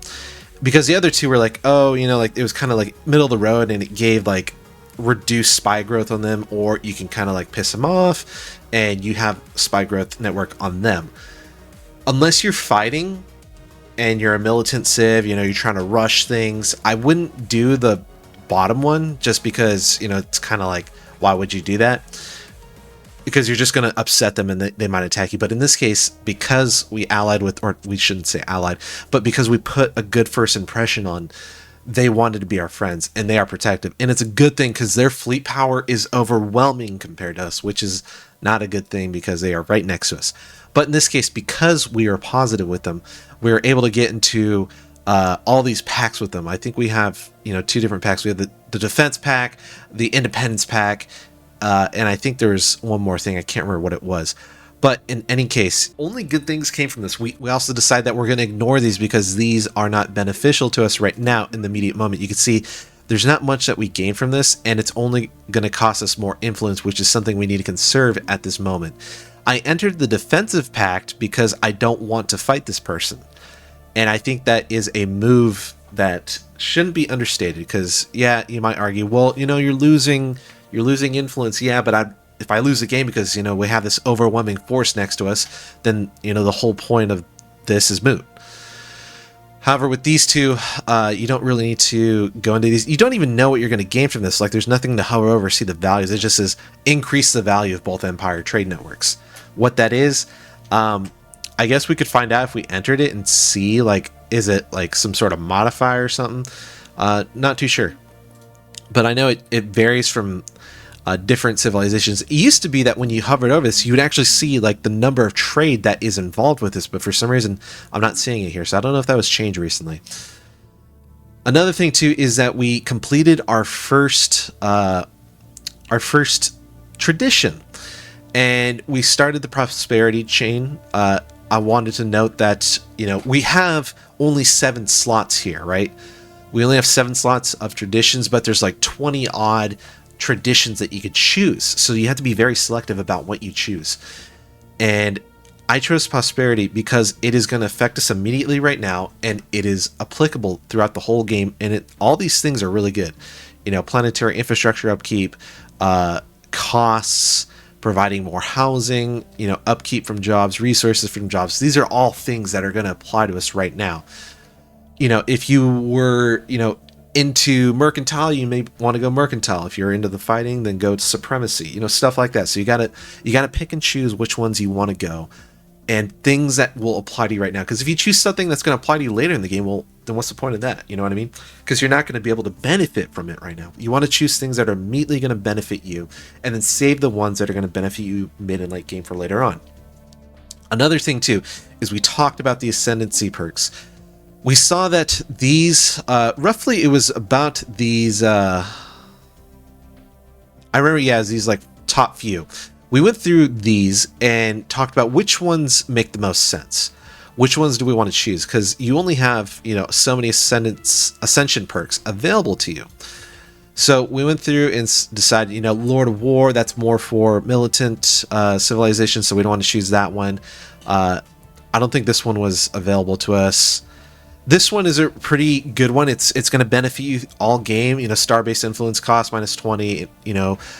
Decreasing the influence claim or the claim influence and empire size from systems. All these are going to benefit you throughout the whole game. So this is really good. This one wasn't available. This one is also another good one. I would choose this one if you're looking for something in the middle road. More unity is really good. I felt like I talked about this one a lot. Mastery of Nature was available to us right now, but I don't think it's a good one to take immediately because we're not maxed out on our districts. However, I feel like this one is very slept on. And the reason why that is because you can see unlocks decision Mastery of Nature, max districts +2. And you can apply that to all your planets. It's a really cool feature. So you allow for more housing or jobs or whatever it may be for your planets. It's a really awesome thing to have. And I think this one, quite honestly, is overlooked in a lot of builds. And then you have these other things too, like Imperial Prerogative, Executive Vigor, Transcendent Learning. These are, again, you're not going to really benefit from this right now. Empire size from planets -50. We're not even hitting the cap of empire size yet, so we don't have to really worry about that. Edict funds, I typically don't use edict funds. I think that they can be helpful later on when you have more resources to spend, but right now we're kind of, counting every penny, so to say. And the council agenda speed is nice, but it's nothing that like it's worth taking over the others. You know what I mean? Transcendent Learning is pretty good. I think this one is also something that should be taken, especially if you have long-lived leaders. But the other thing here too is that I think it's a really good one because the science capacity +2. Say if you wanted to expand out more, you need more scientists. Well, this will allow you to get that. So another thing to to look here is that, hey, if you can get more scientists, you can get more people surveying, checking out what's around you, all that. So this is a pretty good one too. And the rest we didn't, I don't think we really talked about, just because, they're not available to us. But this is another one we did talk about. I said avoid this one because this one specifically talks about subjugation and vassals. I would stay away from this one because this is a bit more advanced. Until you learn how vassalage works, or if you're put through vassalage, then you're really going to learn how it works. But until that happens, this is a bit more advanced ascension perk to take. Don't take this one because you're likely not going to be able to subjugate anyone unless you go military heavy in the beginning and you can make people bow to your will. With that being said, there was a few other things here and there that came up, but right now we're just trying to expand out as far as we can and as quickly as we can, just because you can see that we've already lost this part of the map. I mean, the map is big, but it is a race to make sure that you can claim as much territory, or in my opinion, it's a race to claim as much territory as possible, so that way you can get all the cool resources that are on the map. All right, we're back for part 4 of Learn How to Play Stellaris series. Not gonna lie, when I ended part 3 and I learned that I didn't record that stuff, I was just like, all right, I'm gonna stop it there, pick it up when I'm fresh. So we're fresh, we're ready. So you can see we did have that jump, but we did a little recap at the end of part 3. So if you haven't seen that, this might explain, like, well, hey, we got an empire right next to us right now. So let's go ahead and get back into it because we got some things to do. So let's go ahead and pause it. First things first, though, I want to make sure that my construction ship is working, because I saw that it was red here. You always want to kind of keep an eye. Okay, so I also discussed that I don't want these two because they're kind of low value to me right now. A migration treaty. So a migration treaty is interesting, right? What it allows them to do is that we can have our species in their area and they can have their species in our area. What that allows you to do is take over planets that say are red to you, like low ability planets. Maybe, this species prefers Arctic worlds, or prefers something that your species doesn't prefer. Having that is a great option. Usually these will cost influence, so like right now I'm not really too inclined to take it, especially since we already have a defensive pact with them. We have other pacts we have other things going on with them as well, like embassies, and I think we have something else, I can't remember exactly. But with that being said, I don't want to slow down my influence gain because I'm already slowing it down by almost a whole point. So with that being said, I'm going to go ahead and let that time out. I personally think instead of just flat out declining it, letting them know that, hey, we don't want this thing, if you just let it time out, maybe that comes off as a bit easier. I have no way of proving it, but that's just my thought process, is that, if they see it times out rather than you just straight up declining it, maybe they're not as upset. So with that being said, I'm going to go ahead and let that go. We do have, it looks like we have a new first contact going on here. It looks like we have some alien hostile things going on. So let's go ahead and assign an envoy. So we can go ahead and take off one of the ones that are improving the relations. We also, set up our people to improve relations with them. And we did that because these people aren't doing anything. So if they're just sitting around twiddling their thumbs, well, let's have them do something, and we could just improve the relationship with our neighbor that is literally one system away from our, empire capital. So we'll go ahead and select that. So then they'll start working on that. And, once they're done, we can put them back on improving relations with this person. Let's go ahead and take a quick look at like what our what our planets are doing. So right now it looks like we got some space. We could be adding some things. Let's go ahead and add this xenobiological lab, planet limit of 1. Probably a good thing to have. So I'm going to go ahead and click that. We aren't really struggling with alloys too much right now. So I think this is just like a little event. You can do it if you want, but I tend to kind of ignore those until I'm like ready to handle them. But we can also build some more. You can see here we have 5 more districts we can build. So are we struggling with anything? Well, right now it looks like we could probably build another mining district, because like that is probably our lowest thing. I typically prefer building my first at least 3 or 4 planets, or at least the ones that are surrounding the beginning area. I like to build them, they might have a natural resource that, makes, say farms produce more or mining produce more. I typically like to make them all even, like I don't want to have one swing wildly one way or the other. So I tend to build districts kind of equilateral throughout all my beginner planets. And the reason for that is to have, a good amount of resources just starting out and having everything not lopsided or one-sided. I know someone brought up the question like, hey, so if you click on a planet, this planet has a deficit of this, but if you hover over this, the differential is empire wide. So even though if this planet is suffering, an energy deficit, I believe it's implied that there's some sort of internal trade that happens where this planet's deficit is covered by the other planets in your empire. So with that being said, we did get our tradition. So which one do we want to do? So we have 2 options. We have the planetary infrastructure costs decrease plus the build speed increase. And then we have planetary infrastructure upkeep -10. Well, what we could do is we can go this one because these 2 offer some pretty good things. Or we can go this one because we're building out our planets right now, and this would reduce the cost to actually build things out. So let's go ahead and do that. So I think I'm going to go ahead and click this. Boom.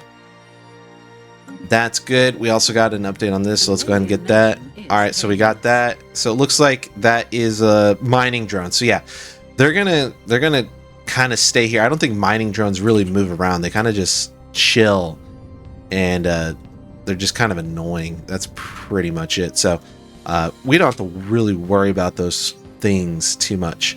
So since we know this is kind of, being taken care of by these mining drones, we'll go elsewhere. But I am a bit concerned because I do see that there is something going on here. Looks like another alien ship. So that tells me, like, when you see something like this, especially if it's like neutral, you can usually click on the system to see like, okay, what is it?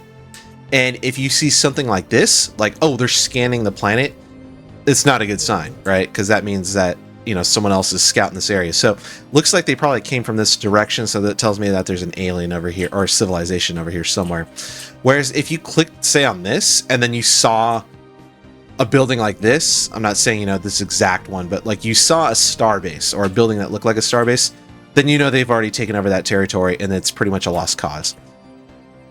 So you can use that scouting technique to kind of figure out, like, is it worth, continuing in that direction or not? So my idea is that I want to push into this direction to control this choke point. I'm hoping, I can, but we'll see. So it looks like they're, continuing that. So blah, blah, that's all good. And then from here, I also want to build out these districts, but alas, I've run into my mining problem. We are low on minerals. So we do have a good amount of traits. So what we could do is just buy a little bit more to kind of get things moving a bit quicker. So I'm going to do exactly that so I can get this built out.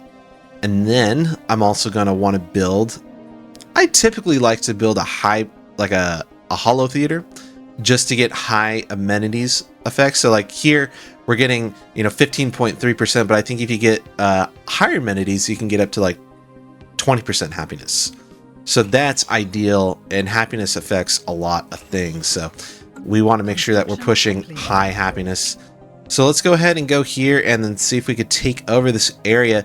The only problem is that if we take over this area and we find out that this alien civilization is hostile or, very militant, and we take it over and it upsets them, then we risk war. So that's also the downside of building wide, is that you risk a lot of border friction with civilizations. So just something to keep in mind. And that's also something you want to look into when you are setting up your policy. So if we take a quick pause real quick, we can actually look at our policies. It's something we haven't really covered. So I believe it's not, no, it is government. So go under government and then go to policies and edicts. So you can see the edicts here. I was mentioning earlier that I typically don't use edicts early on in the game, because if you look here, this is the cost and the upkeep. I'm not a fan, like, it has a base cost and it also has an upkeep. So it's going to take unity to enact, and then it's going to have an upkeep of unity. This is actually pretty high cost. I don't like that. You know, if I took 30 unity away from my 98 monthly, you know, now I'm down to 68. So that's a huge hit. That's a very sizable hit.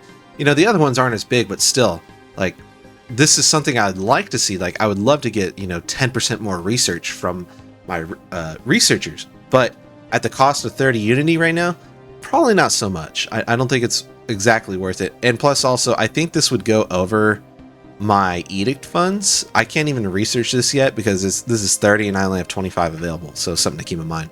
Anyways, going back to the policies, you can go through this and kind of hover over and see which one is which. Like, what do these do? What do these change? And depending on like what you set up, you can make people like you, or you can, you know, upset people. It just depends on your stances. So some people prefer, you know, you to be cooperative, or they want you to be, you know, say, you know, antagonistic. There's some people that prefer that. It's really weird, but you know, that's just how AI is. You know, they prefer like different things. You know, maybe they want you to be belligerent, but in this case, I prefer expansionist because we are trying to expand out as quickly as we can. So, you know, we get a decrease to the outpost cost, and also our colony development speed is increased. But you can see that 100% border friction. And so with border friction, this actually affects how much negative opinion they'll generate naturally with you. So if you have higher border friction, you're going to naturally reduce people's opinions about your civilization. So something to keep in mind, you know, if this, you know, once people start showing up, you know, maybe take this off and put it to something else. Obviously, you don't want to put to 200% border friction like on an isolationism. Maybe cooperative is probably better, because see here, -50. That's pretty good. But, you know, at the cost of higher operation costs and upkeep, that's going to be a lot. So typically I keep this on expansionist until we get something else. I also typically will switch it to belligerent because I think the operation cost is a bit too high, and that's going to add up pretty quickly. So we'll go ahead and leave that at expansionist for now. Moving on to the war philosophy. I typically like to have defensive wars. I don't typically fight. You know, we'll leave it at unrestricted wars. We can also put on defensive wars. But, you know, if you have unrestricted wars, maybe, you know, an alien civilization doesn't like that. They only want you to be defensive. It just depends. So, and sometimes you'll have a fallen empire, you know, straight up tell you, you need to change your policy, or, you know, you're not going to like what we do. And then, you know, I'm not going to go through all these because it's a lot, but just read through these and see what you prefer. You know, maybe you prefer something different. Maybe you have preference on another setting, but it's up to you. But for now, I think typically I leave these. I don't really touch them too much. And just note, like, you know, sometimes like you changing this can mess things up. My biggest thing would probably to be leave it on wealth creation for trade policy, leave it on mixed economy for economy policy, and look at diplomatic stance. That's your, I would say that's probably your most important things, as well as first contact protocol too. First contact protocol, you can hover over, but I like proactive because it generates more influence. But yeah, I'd say those are probably the main ones that you want to look at. Everything else kind of seems like whatever. But let's go ahead and get back into it. So we got that going. We're taking over this spot, so that's going to be pretty good for us. And it looks like we got another trait. So let's go and see what we got. Governing Earth. So this would increase their righteousness. We can also see this would, you know, reduce the upkeep on planetary infrastructure, and this would increase trades. So what do we think is going to be best? Well, you know, reducing upkeep is also pretty nice, and this would affect a lot of sectors. Trade's also really good too. I don't think we have any problems with crime right now. Yeah, it seems like crime is pretty null and void. So, you know, jumping to righteous 2 probably wouldn't make too much sense. So I think architectural interest or trade focus would probably be the best thing. I'm going to lean this just because planetary infrastructure upkeep and build speed, you know, is going to be beneficial. I have pretty good trade, so I'm not too worried about trade right now. So I'm going to go ahead and select this and rock that. So, and it looks like we got we got this thing going, so let's go ahead and build out those mining stations. So you can see here, they have built, you remember I talked about, look at that weird starbase icon. Well, it looks like they have that exactly. So, and it looks like someone else is like scanning here. So that tells me that there's another thing going on here. I'm not sure why they'd be scanning unless there's an anomaly there. But in any case, let's go ahead and continue that. And then let's see what we got going on here. So now we reached veteran level for this. Let's go ahead and pause this real quick. We've reached veteran level on this leader.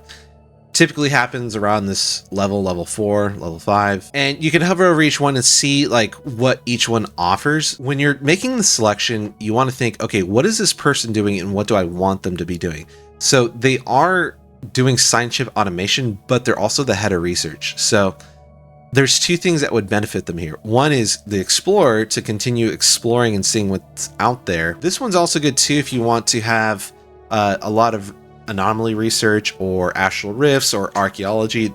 That's all I want to, but we're not doing any of those right now, so this one's kind of off the table. This is where I was talking about where you can have people other than officials leading planets. So if this person was leading a planet instead of like being on a ship and they were a planet governor, they would get these benefits. And this is actually not a bad idea if you're trying to be a technocracy and you're trying to push down research, which in my opinion, all people should be doing. But we also have the officials for that purpose as well. So right now, I'm not going to probably put this one just yet. And then lastly, we have statistician, which since they are on the council, this would affect them. What's offered here is that they would get research speed. So since they are a counselor, they would get this effect. I personally think that since they are the head of research and on the council, this is probably the best choice because I think increasing research speed is going to be fantastic. So I'm going to go ahead and select that one and boom, now we got that going. So that's pretty sweet. I like that.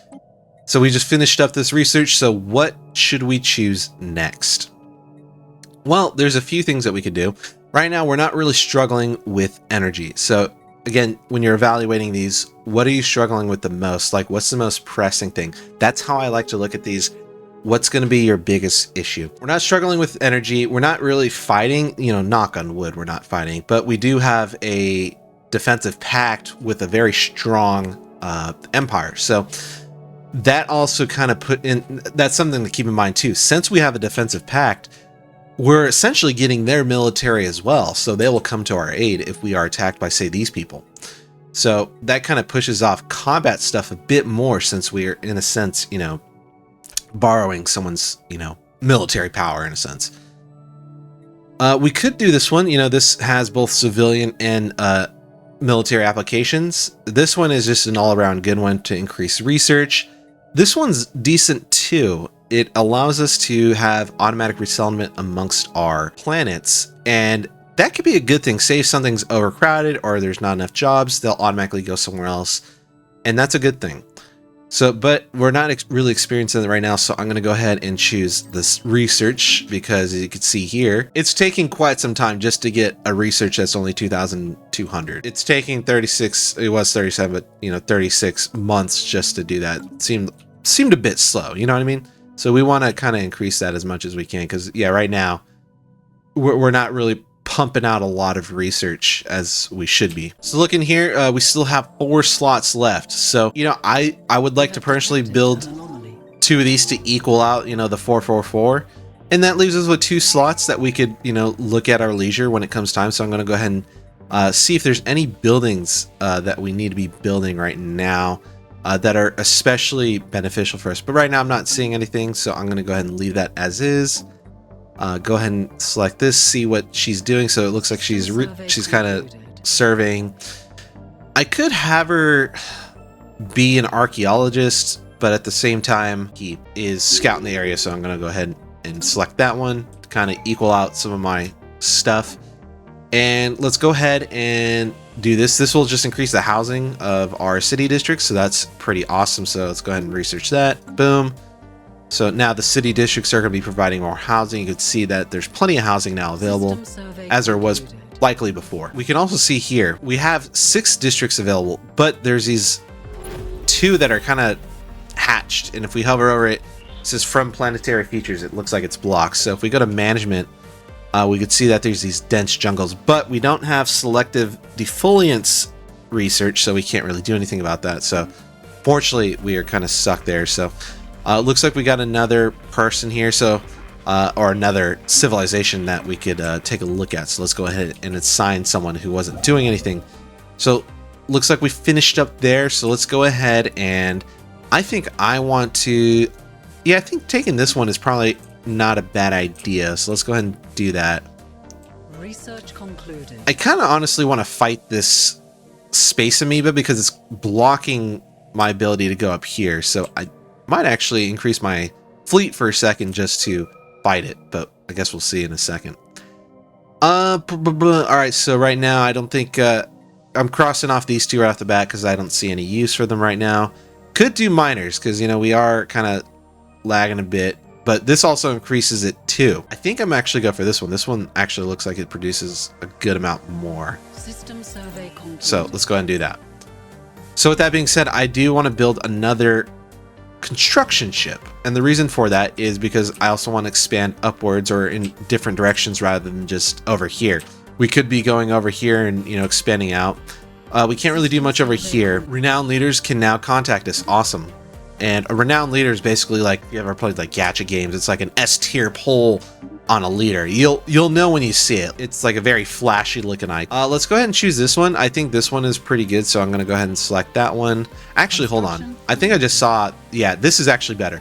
So this is a perfect example of like why I would want to switch. This is always going to stay here. You can see that since it's got like this yellow box, it even says this technology will remain as a valid option until it is researched. However, this might disappear at a moment's notice. So I'm going to select this one because I want my pop growth speed to be higher. So I'm going to go ahead and do that one. Funny enough, you also probably saw the selected defoliants, which was that thing that we talked about on that one planet that we needed. Oh, let's go ahead and do that. That was a really weird noise, so let's go ahead and see what happened. So it looks like, yeah, something, we might have found something a little crazy over there. But this caught my attention. Uh-oh, hold on, let's pause for a second. We got, oh, we found some mining drones. That's not good. So, and that's a really high level too, so looks like some mining drones might be causing our people some issues. But this caught my attention over here. And this sign usually is saying that, hey, this can be upgraded, and you usually do want to upgrade these because look at what it can offer. It offers more housing, amenities, you know, a lot more jobs, armies, all that good stuff. So this is, it's only a positive to do. Yeah, you have a little bit more upkeep, but you are also producing a lot more. So let's go ahead and do that, research or upgrade that, and we are good. Let's go ahead and get this going as well. There we go. And so we also got this one as well. I do want to expand my my fleet a bit. So what I'm going to do, since this is our first time kind of addressing fleets, hold on, let me just get that out of the way. There we go. Is we got a fleet management. And for now, we're just going to leave it on auto-generated. We don't have too much technology researched, especially for early game. If we had more technology research, it would be a different story. However, we don't. You can see here, command limit is 50. And this is specific to under one squad or, you know, fleet or whatever. Our naval capacity is a completely different story. We can only hold 20 without it becoming a problem. So even though I can go up to 50 on this, I likely can't because my naval capacity isn't that high. So with that being said, I'm going to go ahead and select this. Boom. You can see that completely ate all of our alloys. And so with that being said, since we have an issue with alloys now, I'm going to go ahead and build an alloys foundry. Boom. And so we're going to let that go out. And then to kind of keep things rolling, we're going to continue expanding our districts. It's probably one of the best things you could do is expand the districts. Yes, you can build buildings, but building out districts is what's going to, you know, if you hover over this, this is going to provide housing. It's going to provide jobs. You know, this is also going to provide housing and jobs. This is providing housing and jobs. And this is going to be providing a lot of housing. And that's also another thing too, is like in my tier list, I say like, I've never really found housing to be an issue. I, you know, maybe people are building more tall than wide, but like as you build out districts, you are getting housing with it. So like, to me, it's like not really, I've personally never seen housing as a problem. I don't know. Maybe it's just me. So This person came back because they ran into that ancient mining drone, so we got to reset them up. So they're going to go ahead and do that thing once we reset them. Oh, so they ran out of funny enough, because we used all the minerals, so we got to kind of buy some minerals to kind of get them reset again, so we can go ahead and build those bases. There we go. Since we built out those districts, so let's go ahead and set that up again, get that rolling. So we have, oh, is this the one where we messed up because we thought yeah, I think we accidentally messed this one up. So we already have a colony ship just kind of waiting for us. Man, that is a very alarming noise. It's a curator and it's making all these noises. So curator is really cool because a curator allows you to, so you can actually check it out for a second. So let's go ahead and pause again. If you go to contacts and you go to the curator, which is what we just found, they offer you all these things. Can you assist us with research? Can you tell us the mysteries about the universe? Can we recruit one of your scientists? You know, they can do some really cool things. I like curators, and you know, in the end game, I'll be constantly using them because I have like leftover resources at my disposal. So I will definitely be using these people in the future. But for now, I don't have enough resources to use them quite efficiently just yet, even though we do have a significant amount of energy credits. So maybe that is something we could consider sooner rather than later. With that being said, I want this colony or this construction ship to build out in this direction because I don't want someone to come to this choke point so easily. I want to kind of build out and see like what's over here. So let's go ahead and do that.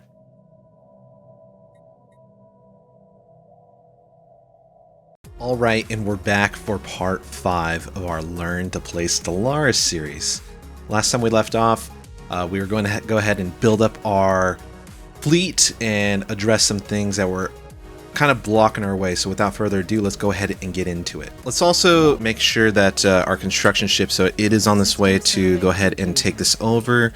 So that's good. This is actually something we want to do because we want to start heading this way to claim out these systems. So we can only go up from here, but the thing is we probably need to send a science ship up here in order to go ahead and scout this area. So it looks like we encountered someone real quick. Actually, we're kind of getting a lot of things, so let's see what's going on. It looks like they ran into something over here, so this kind of might be blocked off from us if we think about it, because ancient mining drones. So they, you know, 2K is a lot, so we can't really do much. I mean, even if we built up our fleet, we'd probably have to go over our naval capacity, so it might not be worth it. But one thing that'd be worth it is probably building up this fleet in order to fight this thing over here, just because it might be blocking our way over here. So let's go and take a look at what's going on over there. But real quick, let's see if we can perhaps send a oh no, maybe it was this over here. So that was a 4K, so that's even more. Let's go ahead and turn this back on just to kind of get that rolling again. But in terms of free science ships, I'm not really seeing one. So yeah, we got 2 over here, so I'm wondering, maybe can we send one of these over here? That might be the move. So actually, probably gonna go ahead and do that. I'm gonna just have them do that, unless, take a quick look over here. Yeah, we are full on scientists, so we couldn't really hire another scientist without incurring some sort of penalty, which is obviously what we want to avoid. So over here, I'm wondering if there is another alien civilization, just because I see this, you know, I see someone scouting, you know, so I'm just thinking that likely someone is over here. Just how far? Ideally, I would love to grab this one, but oh, you know what? See, this is why we scout it. So this means it's taken. So we can't even grab this what we wanted, but we did grab this one. So it's not ideal. I would have liked to grab this one because then I can have freedom to move in these areas, but we kind of blocked them at this choke point here, so they can't go this way or this way. Not the best case scenario, but not the worst case scenario. Still pretty good, but we got to see if this person is going to be hostile, or are they going to be friendly, or, you know, somewhere in between. And most of the time it's somewhere in between. It's, you know, kind of, I wouldn't say rare, but like, you know, I would say lean more towards, you know, being neutral, or just kind of like, hey, don't mess with us, we won't mess with you sort of thing. So let's go ahead and take a look at the tradition. Looks like we only got really one choice, so let's go ahead and select that to get that out of the way. And then let's take a quick look at this. So we got a few options. I think if I'm going to select one, I'm not going to choose this one because it's military. Same with this one. This one's a solid one, but also I think this one is pretty good too. Funny enough, back in the day, you actually had to research this in order to get automated exploration. I mean, it's even the name too. Instead of just a survey speed, this would allow you to do this thing. Then, like, once you research that, then this appeared. So interesting thing that they, kind of took that away and made it just a survey speed instead of like an actual ability on one of your ships. So with that being said, let's go ahead and, this one is actually looking really good too. So is this one. And the reason for it is because of these, I believe what they call them is strategic. Yeah, they call them strategic resources. And sometimes you'll see it, like you'll see these things, but you need a certain tech to get them. Like over here, I think I saw, where was it? There was something that we took, oh, this one right here. We took over this, but we don't have, mole stabilization, so we can't, get it, even though it is in this sector. So same thing goes here, but it is really good to get these because, as you can see, they're extremely rare. I mean, you don't really, I say that, then I say they're extremely rare, and then we have one right here and one right here, but like comparatively, you don't see it too much elsewhere, you know what I mean? Whereas like energy and minerals are kind of everywhere. Same with research to a bit. So when you see those, you kind of want to take those over. So that's what we're going to do here. So let's go ahead and take this, boom. And then I think we are good. Another thing that did pop up is our consumer goods are at a negative. So with that being said, let's take a quick peek at our buildings. So looks like we unlocked the specializations. So let's go ahead, and I like to do mixed industry just to allow like both. I think having both is great, just because eventually you're going to want to have more alloys in the end, but like having a mixture, in my opinion, is just really good. So I'm going to go ahead and do that. And then looks like, yeah, it looks like it hasn't been unlocked yet. So we'll also do a mixed industry here as well. And then that should provide more jobs. So you obviously just heard, I just pause it. You heard that weird thing going on. This is the renowned, they call them paragons, but like renowned leaders. You'll get this like weird looking option, and sometimes it doesn't even look like this. It might change based off how the person looks. All this is saying is like, hey, this is like a really high level leader. You can see if like you hover over them, they have some like really good traits, and they come with some really good things too. But this person's also really excessive, so it's gonna add to our negative already. So that's a pretty high upkeep. A 5 consumer good upkeep, we can handle it, but like just for one person, that's a lot. So let's go ahead and accept them. You can read through this, like if you click on this, like, hey, who is this person? What can you do for us? You can read through it, boom, boom, boom. And you can dismiss it or enlist it. I prefer to enlist. It's up to you. This is the upkeep. It is a lot more upkeep, so just do keep that in mind. So let's go ahead and enlist, boom. And we now have a new science leader. But with that being said, didn't we just look at our scientists? We have over the max amount of what we should have. So what does that mean? Well, we could fire someone, and if we do so, would put us back under our cap. I think it's still best to probably fire someone just because it's just going to add cost. So let's just pretend like we are going to hire this person. So you have exceeded the leader cap. Recruiting this leader will further increase upkeep costs and reduce all experience gain for all leaders. So it's going to have our upkeep increased as well as experience gain for all leaders reduced. So I don't want to reduce my experience gain for my other leaders. With that being said, probably going to have to let someone go. Who I think should be let go? I think, honestly, like, I don't really have a use for... Oh, this person got recruited. Interesting. Okay. So let's go ahead and put the renowned person in here. And let's have him go ahead and continue that. But going back to our leaders. So I don't think we could let go of the president anymore just because they're kind of doing their own thing. And it's kind of weird. I've never seen a scientist become the president and become like the ruler. So that is interesting, but you know, it is what it is.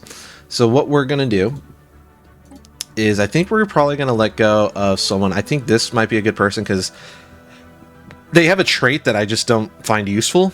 So I'm just going to go ahead and select them. Everyone else has a trait that I find useful. Personally, this would have been my first choice because I don't like these traits. So ideally, you want to choose someone that you don't like their traits. So next best person is this one. Boom. And now we're back under the cap. Life is good. However, I think that means that this science ship can no longer be manned. So we're going to have to park it over here until until we increase our leader cap of our scientists. So we do have some idle leaders, I believe. Yeah, so this person, Dolores, looks like she was no longer the president. So let's go ahead and make Dolores the ruler of this one right here. I think that's going to be a good call. So let's go ahead and do that. And then we have open council positions. So we have our head of research open. I think, a good choice here is to choose someone that benefits from being on a council. So funny enough, all the people that we have here are not really counselors, and the person that we just fired was actually they had traits that were of a counselor, but the thing is that they weren't good traits. They weren't traits that we were necessarily looking for. So in order for we're just going to choose someone. I think honestly, I think the renowned scientist is not a bad choice, so let's just go ahead and have them be here. And we still get the head of research, empire effect. And they could still be on the council, and they could still be on the science ship, so that's good. Looks like we also want to expand the council, so once this runs out, then we'll go from there. So let's go ahead and slow this down a bit, see what's going on here. So it looks like that was canceled. That's not a big deal, so just let that be. So it looks like our our fighting ships probably have enough power to take this out. So also this one, so you can just see that this thing keeps moving around. So let's go ahead and move these here to kind of go ahead and get in a position to go ahead and fight these hunter space amoebas. So we want to kind of free up this space so that way we could fight properly. All right, so now that we have that handled, we are making our first attempt at fighting something, but it shouldn't be too bad, especially this early on. We're not going to really get into ship design, because we don't really have anything really researched. So right now, the auto-generated Corvette is probably just going to be enough for like what we're trying to accomplish anyway. So I wouldn't stress about it too much, especially when you're just trying to fight like the little fauna that show up, like the mining drones or the amoebas. So later on, we might get into some ship design, but for right now, I wouldn't worry about it too much, just because it can get convoluted. You kind of have to understand, like, if you're fighting something, like, what's the best counter to that? How does, the range work versus, like, what the computer's set to, like, the AI computer. When I say computer, I mean, like, it's kind of hard to explain this without having the thing open, so let's just do custom. So there's a computer ship, or the ship's computer, and, like, once we research more, you'll see more. But, like, sometimes it'll say, like, it'll have long range or short range. And I don't know if you just saw, like, when we click this, you can have artillery where it's like really long range. So if your computer ship is not set properly to long range artillery, you might have your ships move up much closer than they need to be, instead of being at max distance to hit something. So that there's a bit of nuance and learning curve to building ships properly, but it's just not something we're going to get into right now. Although I know it is something that people have been yearning for, so we'll eventually get into it. It's just right now we just don't have the proper tech for it, so it's kind of like a wasted effort, if that makes sense. So once we research some more tech, we could definitely get into it. It might be a standalone video where, like, if I pull up one of my own custom games where we've progressed far enough, and that there and then I'd be able to explain it much better. But right now it's just it doesn't really make too much sense. So let's go ahead and take this over, build these things, because that's what we want to get going. Knowing that there's someone here, I actually might want to immediately upgrade this, because what if this person turns out to be hostile? So I'm going to go ahead and do that. And when you click this starport, you are increasing the military power of this thing, and you also unlock some modules, some building slots, and also you could build more defensive platforms. And defensive platforms are just automated defenses that shoot things. So You ideally want to be building more of these if you're going to focus on using starports as a way of defense, especially at choke points. So let's go ahead and expand the council. Boom, we unlock that new slot. And then let's look at what we want to do next. Don't want to reorganize the council. I think this is probably the move. I still want to chart the unknown because I feel like, we're really still looking around at us, or like what's around us. So let's go ahead and do that. So we have two choices here. Council positions, the protector of liberty or the tribune of rights. So this is what these offer. I would say, this is a pretty solid thing. This is nice, but like I'd rather go for something that's like will affect our civilization a lot more as opposed to, ethics attraction. So I'm going to go ahead and do this. See who we could put in that position. Let's go ahead and put Dolores there. Boom, we're done. And then we could check. Dolores is still running this planet too, so she could be in a council position and also be running a planet. Bada bing, bada boom. All right, let's go ahead and put this one person here. There we go, and we have our science ships ready, or our fighting ships. So let's go ahead and move here, and then maybe move over here to see if we could fight. But we'll see. Following the first fleet, I don't want this person to follow the first fleet actually. So let's go ahead and have them move back. We got to figure out what we want to do with this ship. So, that's not good.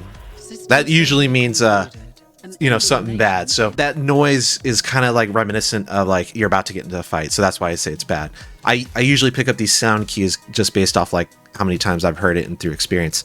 So I wasn't able to say this in the beginning, or not the beginning, but in part 3 because I forgot to record.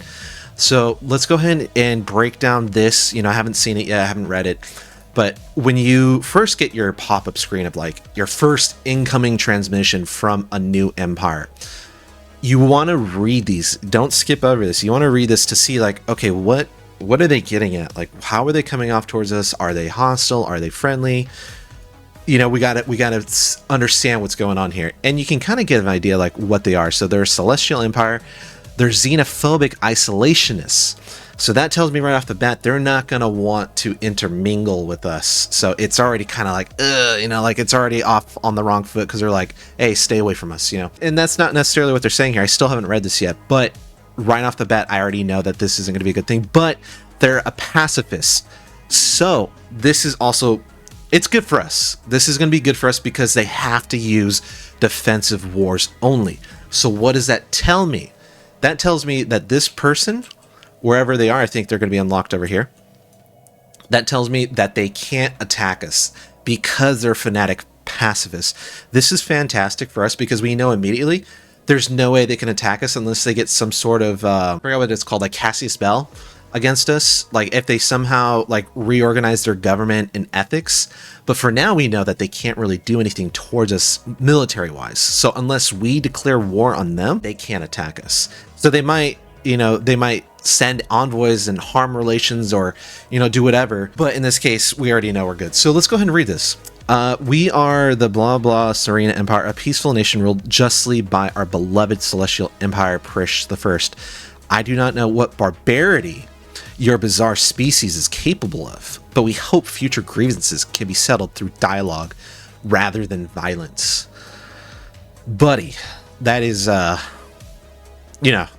barbarity. Okay, way to start our relationship with quite a finger point. So, what does that mean? They don't want to fight, we already know that they don't want to fight, but they also don't look at us lightly. So what does that mean? Well, we already know that they're not going to be able to fight us as long as we don't fight them. So while this one would be great, this one is no. I personally don't think this makes sense. This gives us 33 spite network growth on them, but it makes their opinion of us go down by 50. This one gives minus 33% spite network growth on us. So this is good if you're almost positive like you're going to fight someone. In my opinion, like if you think you're going to fight someone, you should always be choosing this one instead of this one, because one, like it doesn't lower the opinion of, their opinion of you. And two, it's negative 33% spy growth on us rather than we get 33% spy growth on them. I'd rather have a more defensive approach rather than offensive, but if you see it differently, that's fine. Go for the 33% spy growth on them. I just don't think that subterfuge is relatively strong. Maybe that changes in future updates, but for right now, at least on the edition that this series is on, which is 4.0, even though 4.2 Corvus has already been out by now, but since this game is on 4.0, that's what we're working with. And then I think this one might be good because we know they can't attack us, and we have an opportunity to kind of make them like us, even though they are xenophobic. So I think I might choose this one. I think that's what's going to be best, because I really don't plan on fighting them if I don't have to. But if you are playing militant, maybe you want to do something different here. So it's up to you. All right, so boom. Let's see where they were here. So this was this person. So we can't see exactly too much what they have, but we already know we can't go this direction. So that's going to tell me that if this mining drone stays here, it's likely that no one's going to be able to come this way. Knowledge is the key. So it looks like we are sending our first fleet in. So let's go ahead and take a moment to go ahead and watch this fight unfold, because it looks like we're about to fight. So let's go ahead and tell our ships to get in position, click on them, and go ahead and take this fight, because 1,000 versus 658, it's going to look like a pretty good fight. So the fight is not too bad so far. It looks like we're winning, but you never know. Things can change pretty easily, especially when military power is so wonky and swingy at times. Especially it depends on how, are we countering them, or whatever they're doing. So it looks like we did win, so that was a pretty good thing, but we did take some hits. You can see the shields are repairing, but the armor and the hull points are not. So in order to repair those, unless you have some sort of trait that allows those to auto-regenerate, you're going to have to repair the fleet, and that means sending them back over here. Although I do want to send them over here to see... actually, no, I don't, because I want to heal them first. So we want to heal them, so go ahead and click this button, and they'll automatically return to the nearest shipyard to go ahead and get repaired. So let's go ahead and see first contact pending. Unfortunate. That is what it is. Let's also handle this. Let's open up a new trait. So she is governing, but she's also on the council position. So there's a few things we could do here. We could, since she's a planet governor, we can have her be an industrialist to increase the output.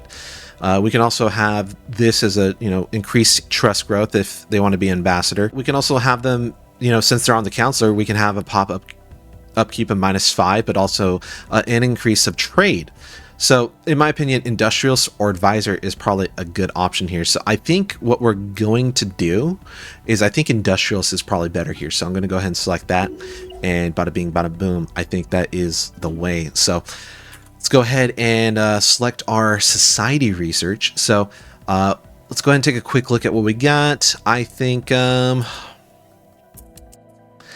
honestly, I think now this one's not going to be good, because, and the reason why I say it's not going to be good, if you look at the upkeep and the base cost, we don't have the exotic gases. Now we will once we get this system, and then we get the research for it. But right now, it doesn't make sense for us to pick this one, even though this is a solid one. I do want to pick this one up. So in the meantime, I think, maybe it might be better to take this planetary unification, because that's what's going to benefit us right now. Looks like we have some idle ships, but we can't really do too much with them right now, unfortunately. So we're going to go ahead and let those be. And then we have a ship right here. Let's go ahead and claim this, and then we also want to claim that. I don't like that our scientist was taken as a leader, or the president, because that basically pulls them out of our science pool, and now we have a science ship that can't use anyone. So that does kind of suck. I wish that would not affect the recruitable leaders, but it does. So, until they fix that, then can't really do much. So it looks like we got some of our planets kind of idling here. So let's go ahead and take a look at what we could do here.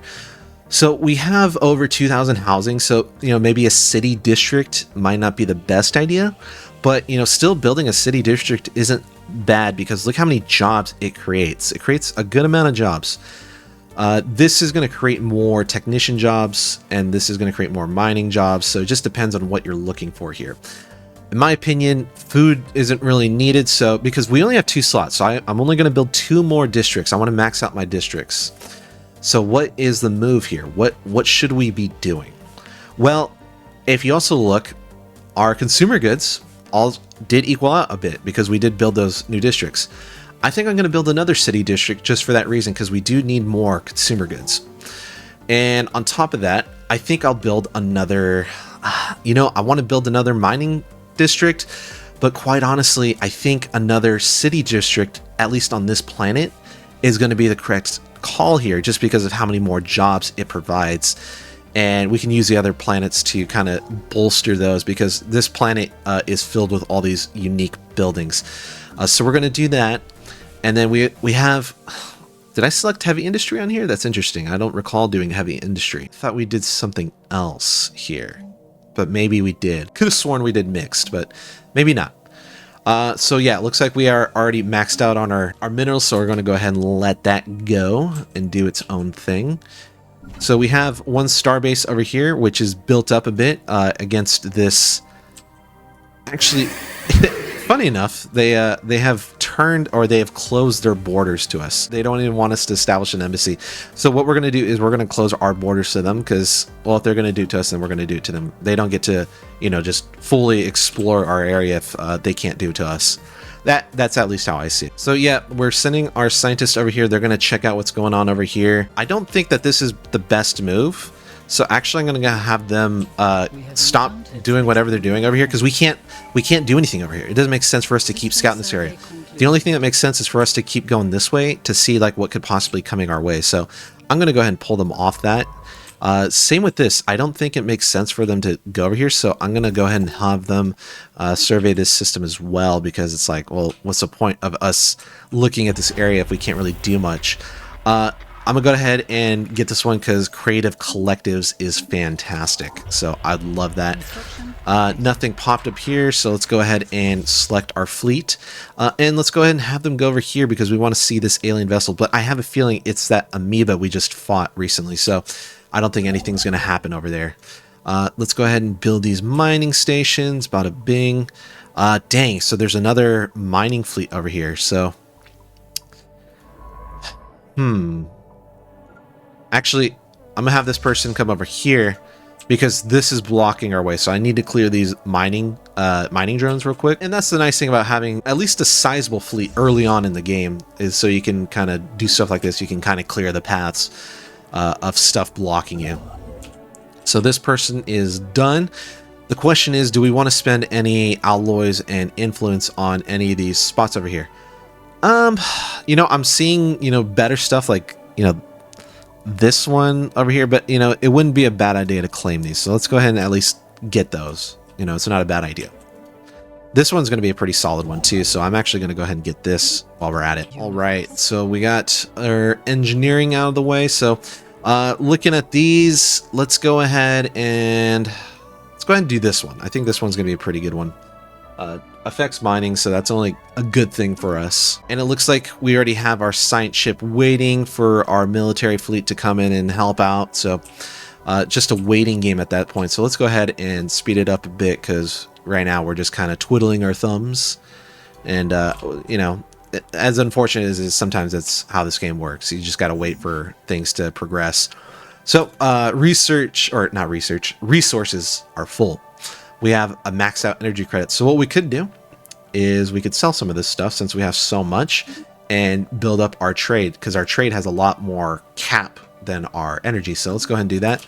So that way we're not just like letting, trade credits just waste away. You know what I mean? So let's go ahead and see what we should be building here. I personally think that research output is going to be best here, so let's go ahead and select that one. All right, let's see what we got here. Just keep trying. Very nice. Looks like there's a robotic thing going on here, or a robot civilization, so we'll see what they're about.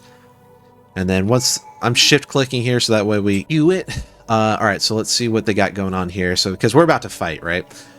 So Admiral ship weapons damage, that's pretty good actually, and we might want to take that. Damage versus starbase, not bad. Stability per soldier, So they are on the Ministry of Defense, so they could benefit from this, but I'm using them more to fight right now. While this would be good, especially if we're in a war, we want ships to come out quickly.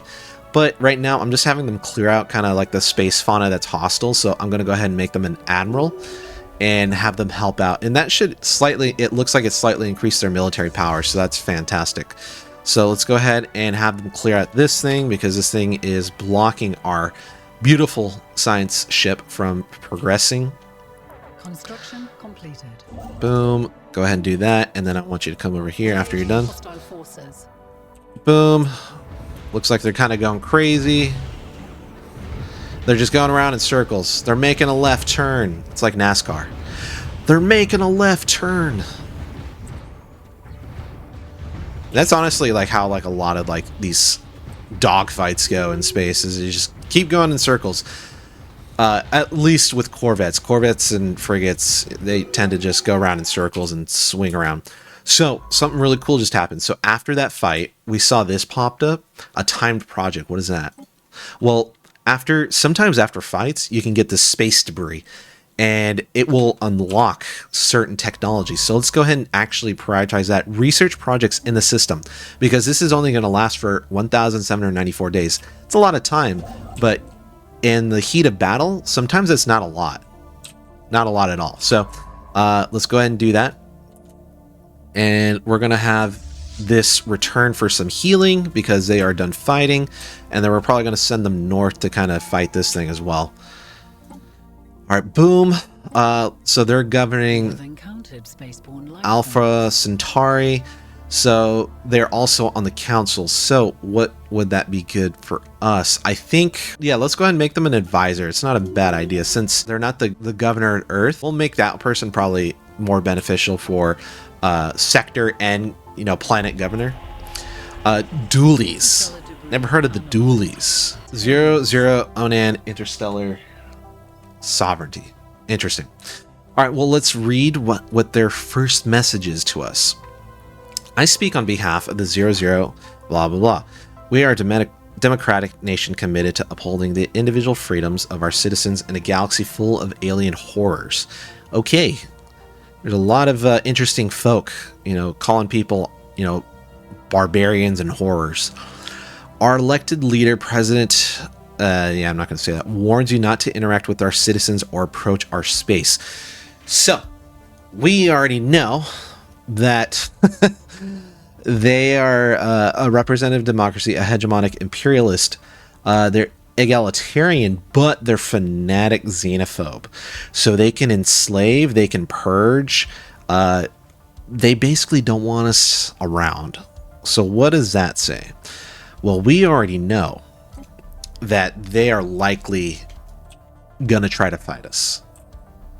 Although they're saying do not interact with our citizens, I might take that, a bit poorly. So what I'm going to do is I'm going to make sure that they can't get spy network growth on us. Although, like, it'd be nice, for them to be friends with us. I'm already wary of them because fanatic xenophobe that can purge and enslave, it's not good. So I'm going to go ahead and distance ourselves from them. There we go. So looks like looks like they might be over there already. Let me see. I can't even click on that, so whatever. So yeah, it looks like we can't really go further here because this is already taken over. Alrighty. No orders, really. Okay. Let's go ahead and continue. No orders here. Go ahead and continue. And then go ahead and continue. Bada bing, bada boom. Alright, and we are back with a part 6 of our Learn to Play Stellaris series. We've already got a lot going on here. As you can see, we got our nice neighbor, which is thankful because they have a really strong military and they're right next to our Empire homeworld. We also have an isolationist over here, and then we have someone that looks like they want to attack us at a moment's notice. With that being said, I don't think that they are going to get past this anytime soon, so it might be in our best interest to keep these here so that way they can't progress this way.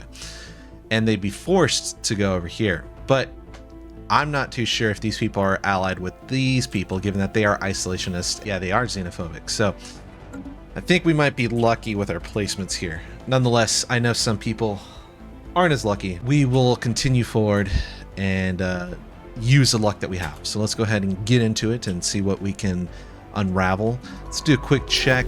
Yeah, we can't really use a science ship, unfortunately, and then this colony ship is also not really being used as well because we don't have a planet that we could take over. Part of me thinks that these mining cores might be blocking what's going on over here, so we might need to get our fleet over here to fight these, but I do need them healed up, and I might want to reinforce this fleet because 1K isn't going to be enough for two almost 700s, so might be in our best interest to go ahead and bump them up a bit. So let's go ahead and get rid of that, and then it's just assign someone. There we go. Let's go ahead and see what we got left. Alrighty, so this is perfect because I know in my part 3, actually, let's go ahead and pause this real quick. In my part 3, when I wasn't recording, this is what I wanted to talk about. So let's go ahead and do a quick, I shouldn't say quick, but an overview of the Ascension perks. So when you complete a tradition like this, we've already completed this one, but when you complete another one, you also get another Ascension perk, and you can see that there are 8 slots for Ascension perks. Sorry, I wasn't counting this one originally, but there are 8 slots total. So you got to be careful on which one you choose because they could see there is a lot going on here. So obviously a lot more than 8, as you could count.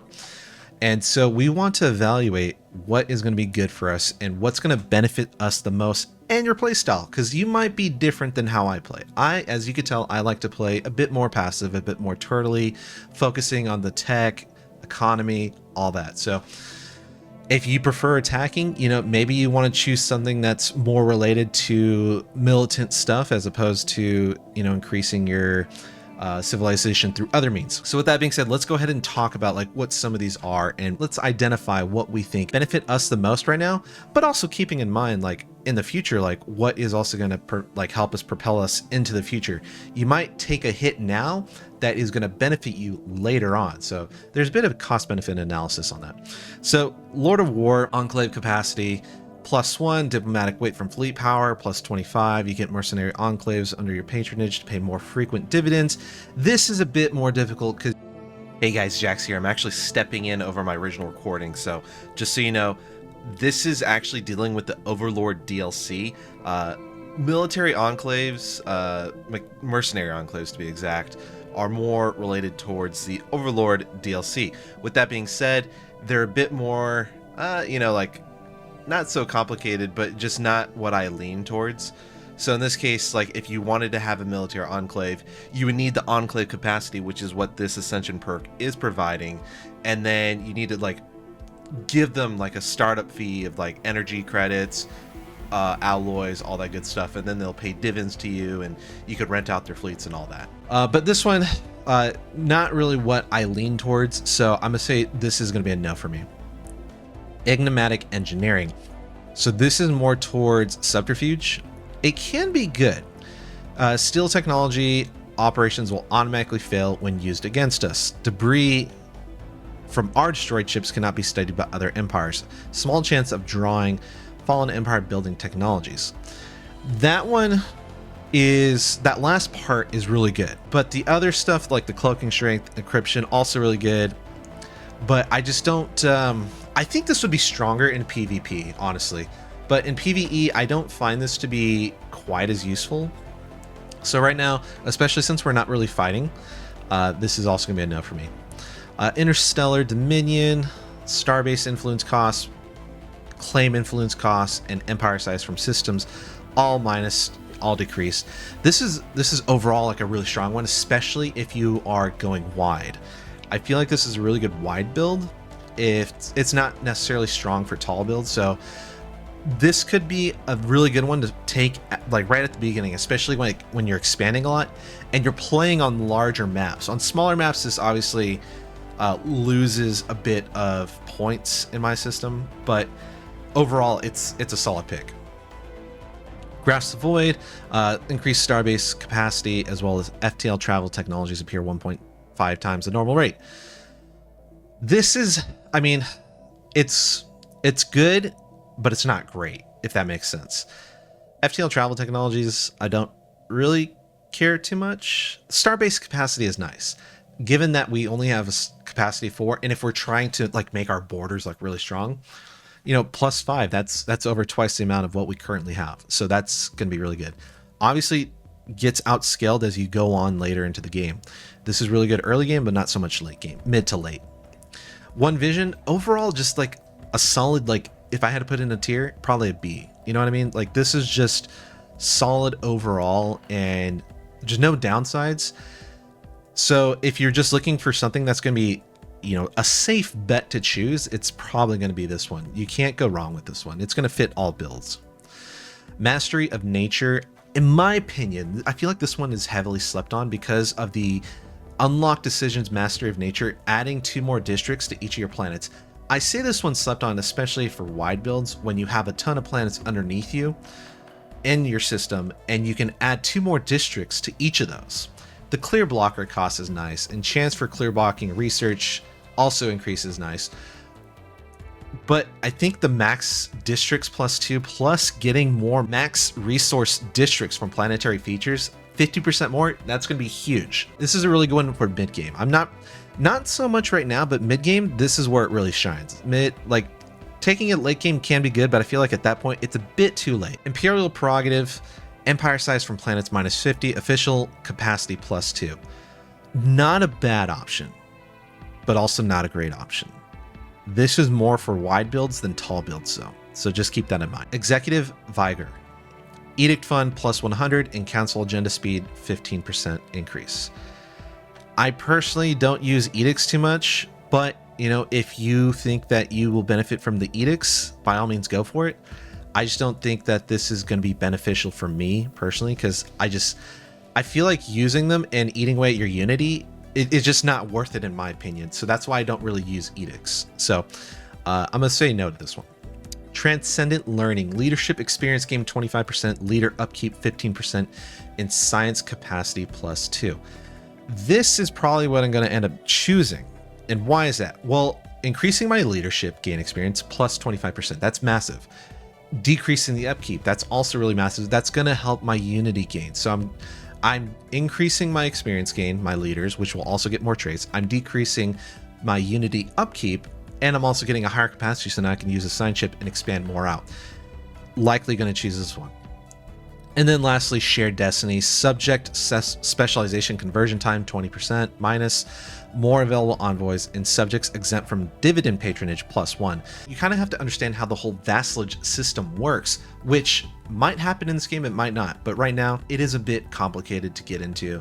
So until we actually experience it or put someone else through it, we're probably not going to touch it until then. So I would ignore this one and probably this one as well, just because those are a bit more advanced. I think One Vision as well as Transcendent Learning, those are both really strong things. So I'm going to go ahead and choose Transcendent Learning.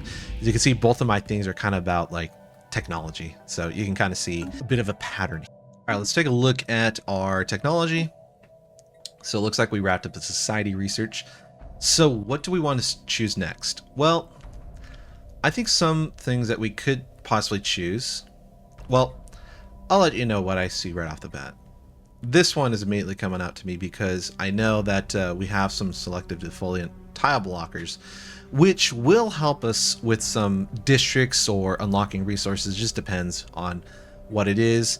We're not really struggling too much with food, so food isn't really a problem. I'm not really going into edicts, but this does unlock a covert operations path. This is nice, but this is always going to be here, and same with this one. So I think this one is probably the selection here, so I'm going to go ahead and choose that. So let's go ahead and get that out of the way and then unpause it. But while we're at it, we do have, actually I'm going to pause it again just because I want to talk about this. So we did get a more science cap, or scientist cap. So let's go ahead and take a look at what we have available to us. Right off the bat, this is looking pretty good. The age is a bit higher, but it's not a deal breaker because compared to the other ones, this is pretty decent. This one's also decent. I tend to not choose this kind of stuff or stuff with bad traits just because it's like, well, why would you want to start off with a bad trait in the first place? It is nice that they have 2 traits, but these traits aren't really that good. I mean, this one's nice because plus 20 years to their lifespan, But this one only affects them as a counselor, but I'm going to be using them as a science ship explorer, and we already have our counselor spots full. So I'm going to lead towards this one. Actually, I'm probably just going to choose this one. So we can also see that for some reason, oh, it's because they're level 3. I was going to say for some reason, their upkeep and cost are much higher than the others, but it's because they're already a higher level. So with that being said, let's go ahead and hire them. Boom. And let's go ahead and select their traits. So we already know that they are going to be surveying around and trying to find more places for us to expand to. That being said, which ones do we want to choose? Well, these are great if they were leaders, but I'm not using them as leaders. So these two are already off the table. So I'm going to go ahead and expand this one. And so what do we have here? I think I'm going to choose this one because I like to get anomalies. This is also really good too. If I wanted to start, excavating these archaeological sites, which we want to do. These are really important because they can provide us some really powerful boons. So we got that going. Let's go ahead and take a look at where can we send this person? Most likely, probably going to send them. It's probably going to send them over here. So I don't necessarily want to do that yet. So let's go ahead and actually automate them to investigate anomalies as well as research special projects that pop up from these anomalies, and look at that. They're going to start checking out all these ones that we have here and keep them close by, because I'm eventually going to clear this once we get our fleet up and running again, which reminds me, let's go ahead and do that. Reinforce the fleet. Boom. And then let's take a quick peek at our fleet to make sure they are completely at the limit. Okay, so no, they are going to be reinforced right now, but I'm not too confident about them taking on this. So maybe we should. Our capacity is at 20, so we'll see if that can work. We'll see if that gets things going. So let's go ahead and unpause it, and then let's go ahead and take over this one, and then this one over here. We got that. Boom. Boom, and then let's go ahead. Ooh, this one pretty good. Look at all that. Look at all that research. It's really nice. Survey concluded. So let's go ahead and get that. Looking swell. Looks like they are getting reinforced and repairing. Awesome. So you can see them slowly healing. There we go. So 1.2. So that's gonna be pretty good. It's gonna be pretty close to what we need once we get the 2 more in there. Evading hostile fleets. Let's see. So. Ooh. Is that going right through them? Wow. Wait. Oh, there. Okay. Interesting. Very interesting. I'm wondering if this is... Huh. Wow, I've never... This is really interesting looking. Kind of creepy looking, actually. Look at that thing. Wow. That's kind of disturbing to look at, don't you think? Like, look at that thing. Kind of like illithid. Almost like a mind flare. Wow, okay. I thought this was a mercenary enclave for a second, but I guess not, so... let's go ahead and keep looking over here and see what else we can find. I say let's have... It's between these two at this point. So let's go ahead and have them... What do they have right now? Yeah, let's go ahead and have them be an explorer. I think that's the important thing right now. Boom. Uh-oh. Something crazy is going on right now. Let's assign an envoy. There we go.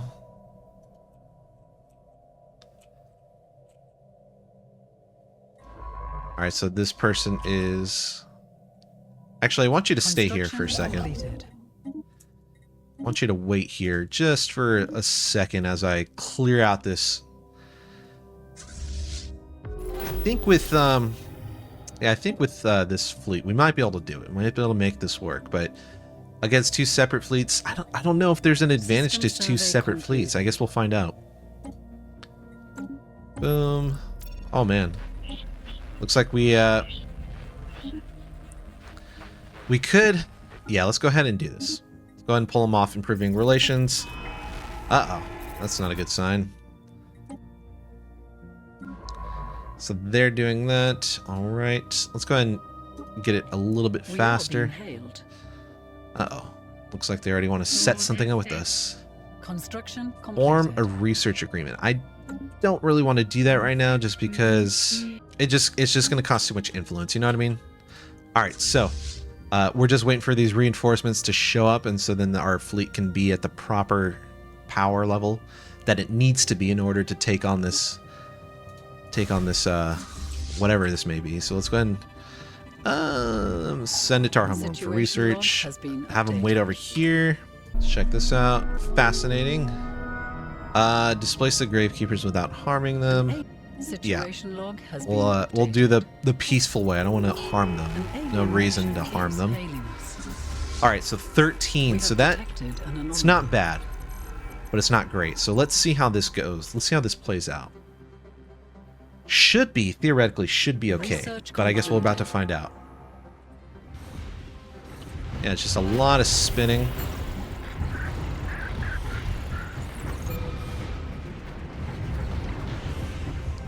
So far, it's looking a little rough. Not gonna lie.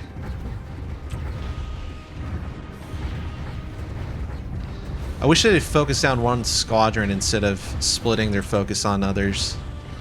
Because you could see, as ours are going down, theirs are kind of staying, steady. Like we're focusing on one, then going back, focusing on the other, going back. So I feel like the split focus is kind of hurting us a bit more than a bit more than we anticipated. Well, that's a bummer. Well, now we saw how that turned out. So, but they have been worked down, so they're half of what they used to be. So once the fleet comes back and gets healed up, then we can go ahead and handle that. But right now we can't really do much, so let's go ahead and pause real quick. Boom, check that out. And then let's see what's gonna be good. I would say I think the automated colony ships are probably going to be good for us right now. And then we have a council agenda. Let's go ahead and launch this and then select our new one. I'm going to say let's go ahead and do favored society because that's a solid one to choose. And then I'm going to have you go ahead and research. Actually, how difficult is this? Ooh, Grundner. It's only 2. And you are a level 4. So actually, I'm going to have you excavate this site while you're here. So let's go ahead and do that. All right, so you're done here. Let's go ahead and unpause it and then build this. And then we should be clear over here. The question is, do we want to set up some sort of starbase over here? We must get to the bottom of this. Let's go ahead and do that. I think if I were to set up a starbase, we might want to set it up on this one. And the reason why is because that there is a world here, and it could possibly benefit us to have a starbase and a world here because we only have 4 starbases. So you want to be very picky on where you place starbases, usually at checkpoints. But if you can get a checkpoint with a planet, that's going to be even better. So far, still hasn't come back. I wonder how much. Okay, so it tells us right here. They're going to be back, in another 10 months. That's going to take quite some time. I wonder if we could reinforce the fleet. No, we can't because they're missing in action. Unfortunate. All right, let's take a look at what society we... Ooh, that one's really good. We always want to go... So when it comes to something like this immediately stands out to me because this is huge because this allows us to unlock a new planetary capital and a Hall of Judgment, but also increase our capacity. This is going to be huge for us, so we want to get that as soon as possible. So they are governing the Earth, which means that they are also the sector governor as well. So let's go ahead and, it's not a bad idea because we already have good crime, good crime reduction, I should say. Let's go ahead and add trade focus to expand our trade. So we're at 47 right now. Let's see how much it expands next month. I mean, it's not a bad thing. 15% increase. So 2, it's not a small, it is a small amount, but it's not negligible. But it's small things like that that will add up over time. Research that project. That's going to take you quite some time to get over there. All right, hostile. That's lovely. You don't want to see that. Construction completed. All right, oops. We have full resources, so let's go ahead and sell some of this because we have already done that once. Let's go ahead and do it again just to kind of make sure that we're not just sitting on credits that we could be getting some credits. So we want to make the most of what we have. So let's go ahead and heal this up. Also, let's reinforce the fleet. There we go. Steady progress. Man, where are these people? Ooh, okay, so they're over here. That is not good. That is not good. So that means that it's going to be hostile over here. Man. That tells me I need to be expanding over here sooner than later, because that tells me that they are coming our way, because we are on a direct path to them. So, man. Yeah, as soon as that's done, we want them over there and, you know, building. Actually, probably want to start expanding now.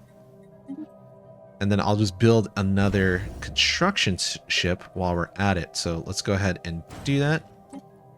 And we'll send the construction ship over here. It's not a big deal. You know what I mean? Research concluded. All right. So now that we got that, let's go ahead and finish the fight because, well, we weren't before.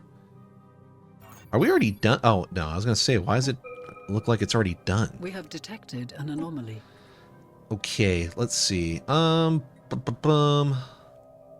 You know, if there's one military research that I like to get early on, it's basic strike craft. And the reason why is that they're just so strong for how much research it actually is. So I'm actually going to choose this one.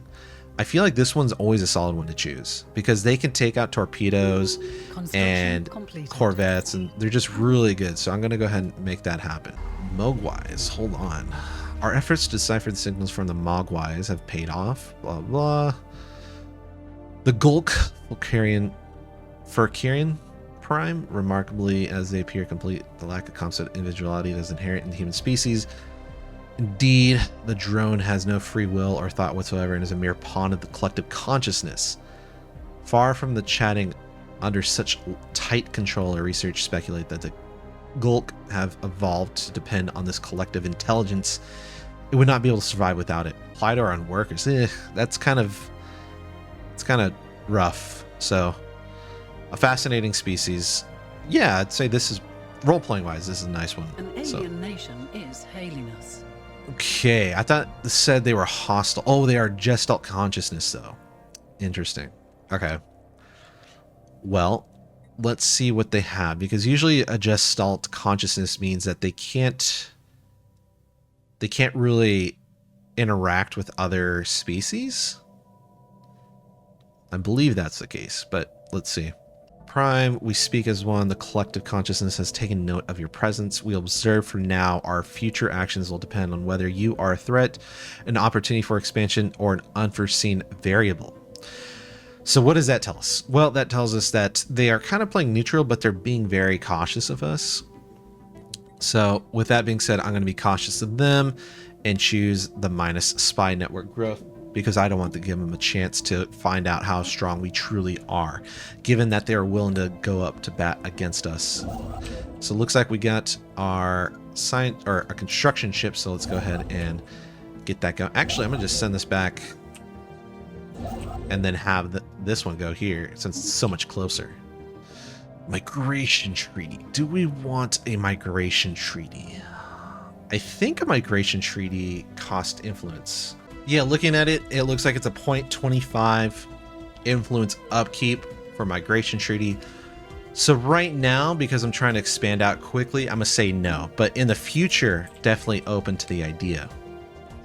And I wish that's something you could like let them know, like, hey, just not right now, later, but not now. You know what I mean? Let's see. Looks like something popped up. Enticing, keep digging. So as long as our skill bonus is equal or less than the difficulty, I usually keep going. So before we select that, let's go ahead and think about which scientist do we want to hire, because it looks like we just lost a scientist. I think literally the one that we just hired too, which is interesting, but okay. All right, so taking a look at this, what do we think is going to be good? I think this one's going to be pretty good, so let's go ahead and do that. Boom. And then let's select... Ooh, I don't like any of these, but let's go ahead and select this one just to have it, but we can't really do anything with it, so... Unfortunate, but hey, it is what it is. So let's go ahead and continue our research on these. And I think that was a result of researching this anomaly. You know, it's just something that happens. Universe. All right, so let's go ahead and think about which one do we want to select next.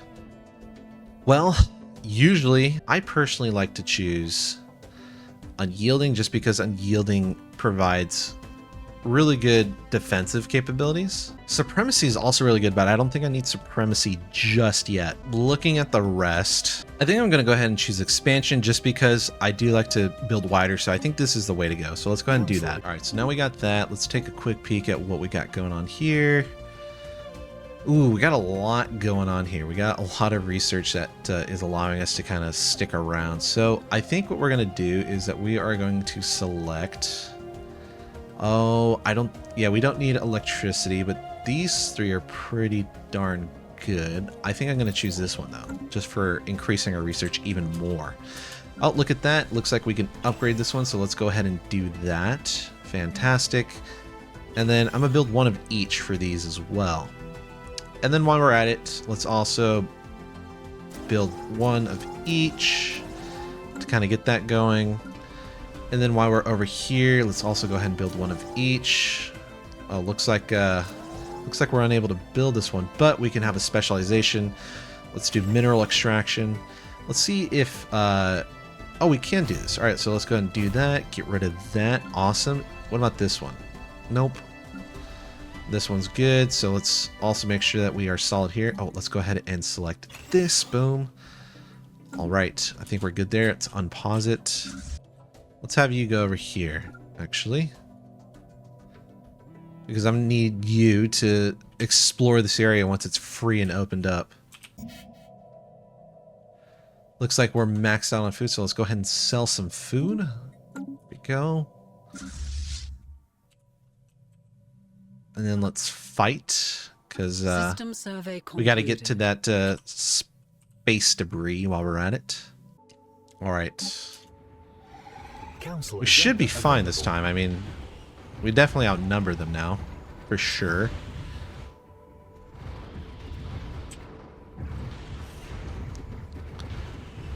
There we go.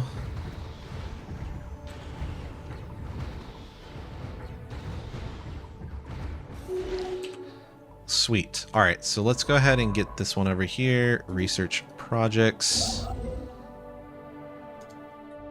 Move here. I'm gonna keep them here just in case we find something. Oop, looks like we got something. Begins a precursor ball event chain. All right, so looks like we started some sort of event. The ball former ball investigation required. Where's that? Let's see. Grand Archive, yes.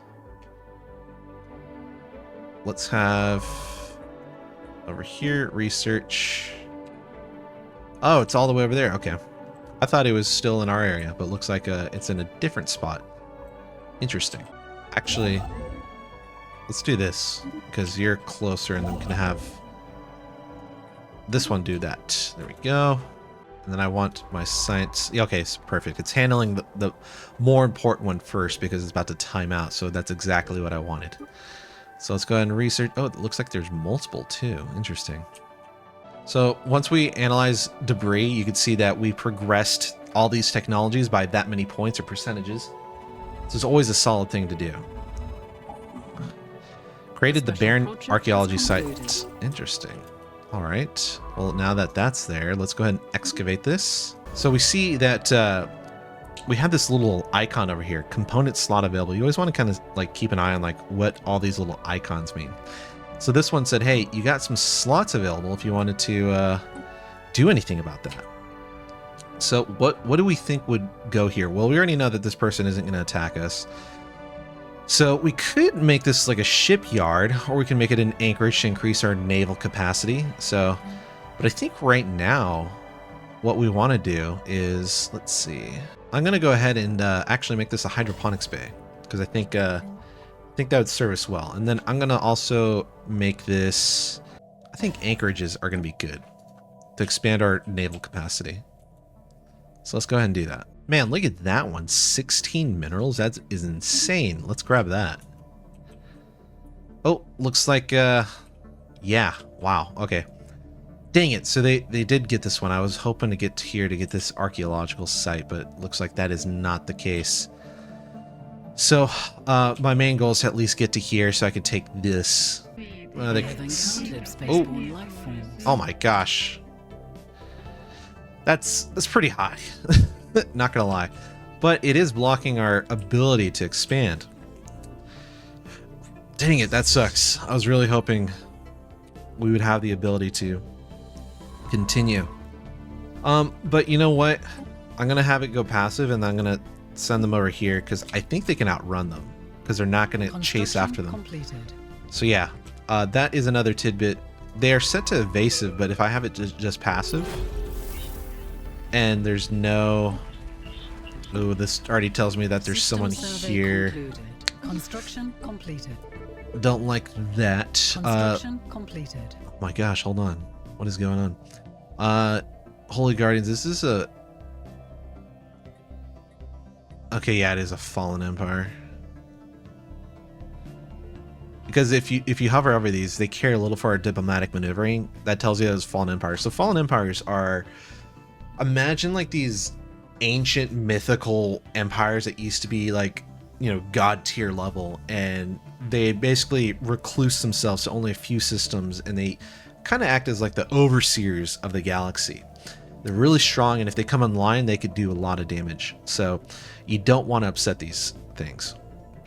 With that being said, another child, know that we are the Zertian Guardians, the chosen people of this galaxy. Respect our holy place, and we may refrain from annihilating you. Kind of tells you, you know, their stance on this already. So it doesn't really matter what we choose because none of these will actually affect anything. So if anything, it's just a role play thing. So I'm just going to say, love is friendship, set to music. Nice, Rocket beautiful. Cleared. So, oops, let's go and pause this for a second. Nona has heard rumors about the vast riches carried by a lost convoy. It seems that alien emissaries and his retinue were sent to bring tribute to a certain warlord. During her latest assignment, she was able to pinpoint the convoy's last location. We only need to send a ship to retrieve it. Situation. All right, where did we find the... Oh, they're all the way over here. Interesting. I wonder why we got pinged by them if they're over here. I thought they might have been over here. So that is interesting. Don't know why we got pinged from them. But whatever. All right, so now we got the basic strike craft. Let's go ahead and... you know what? It's not a bad idea to go ahead and start getting some military applications going on. Is the key to the universe. Ooh, let's upgrade that. Don't mind if I do. So let's go ahead and send them back because, yes, I just don't think that we're going to be able to fight them, quite honestly. We're going to have to expand our naval capacity and you know, upgrade them somehow. Let's go ahead and... Ooh. She is president. Completed. Empire effects is count. Oh, this is really good. Both of these are really good. I like both of these. But I think this one's more important. Oh, I think this one's really good. I like this one. Increasing the deposit size. That's awesome. All right, let's pause real quick because we are getting a lot. Let's go ahead and select. I like all these, but I'm going to choose the habitability. I think that's a solid one to choose. Ooh, we could finally get moats. Nice. Ooh, but gravity snares too. I do not know. These are all really good selections. This is when you start getting to the good stuff, you know what I mean? So let's go ahead and choose this one because we definitely want to get access to strategic resources when we can. It's a very strong thing to have. All right, and then let's go ahead and take a look at our people again. I don't think we can actually send anyone here, right? Let me see. Maybe we can. Maybe I'm wrong on that. I thought, for some reason, I thought you couldn't. Requires an embassy. Establish embassy. Okay, so we just got to improve our relations. Okay, not a big deal, but for some reason, I thought hive minds wouldn't allow you to interact with them. That's closed. Yeah, they closed off their borders to everyone. That's crazy. Let's go ahead and increase our relations. I want to make sure that they're happy. You know what I mean? No orders. Interesting. Let's fix that. All right. Boom. Oh, they already took that. That's crazy. Wow. We barely reached this one. So yeah, you can see how quickly other civilizations can just take up land. But that's also why I expand, and I typically build wide, is because of stuff like this, where it's like they can take stuff. And for all intents and purposes, this one right here might be coming. Oh, it looks like they're not, but they could have been coming to come into here and then jump our system to build over here. And they can do that. It just costs more influence to do so, but it is entirely possible. Look how much research we got there. That's crazy. So let's go ahead and get that. And then, ooh, looks like we're already running low on influence. So, let's do that. All right, so here's like a little scenario-based question. What do we want to do? The noise is a mixture of threatening booming noises and sounds like grinding of metal on metal, continued unabated for several minutes, punctuated occasionally by a howling noise that sent a chill through everyone who heard it. Just as when the envoy thought the noise had died down, they started up again louder than before. With a winch, she switched the receiver off. She turned to the gathering crowd at the officers. The gathered crowd of officers, some who were cowering behind their seats. Well, that was quite something, she said weakly. It is hard to imagine that a species making the noise we just picked up from the croaks could be anything other than hostile. Naval officers already fear the worst and assume we'll soon be at war with them, but calmer heads suggest we better be off waiting and seeing. They cannot help how they sound. We'll come to understand them later. It is a challenge in setting a threatening noise back. We must prepare for the inevitable. Well, what can we do? I would say, I mean, citizen population minus 5%. That's a long time for 15 years. Let's go ahead and I'm going to say this one, because I don't think that they're going to jump the hostile fleet over here. I could be wrong, but I don't think they're going to jump this hostile fleet. So I'm going to say they cannot help how they sound and give us a skill bonus, because you never know. It might be really good. Wow. 4K. That is crazy. Okay, so I'm definitely going to upgrade this science post, or this starbase. Not science post, but starbase, because one, we want to have a black hole observatory, and then two, we want to be able to defend against this civilization over here. So we're preemptively building up our science post here. We could build up a science post here too, but technically we could build it here, which would control more. So it's like, do we want to build it here, or do we want to build it here? Oh, why did it, is it just me, or they just cleared that? Wait, did they really just clear that? How strong are they? Wow. I did not see that.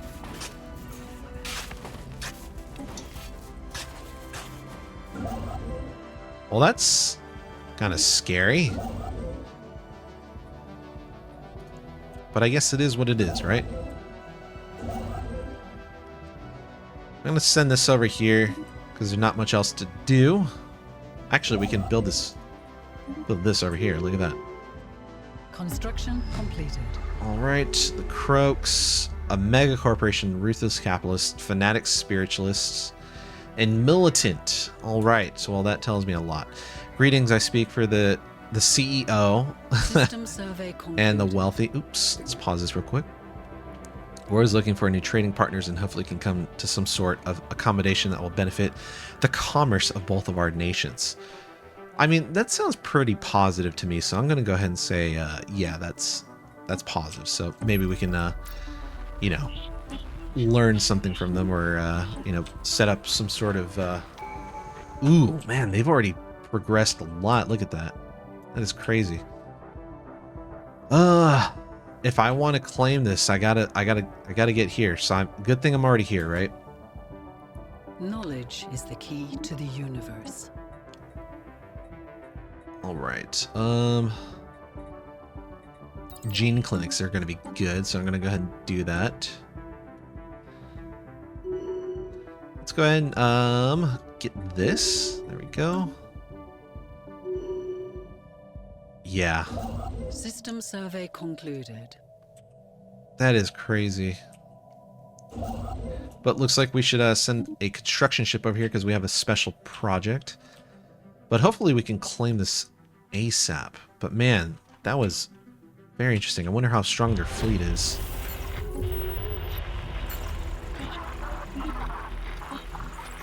Ooh, definitely want to get destroyers, but Starhold. Let's do Starhold. I feel like Starhold is more important. Let's go ahead and do that. They're gonna build. No.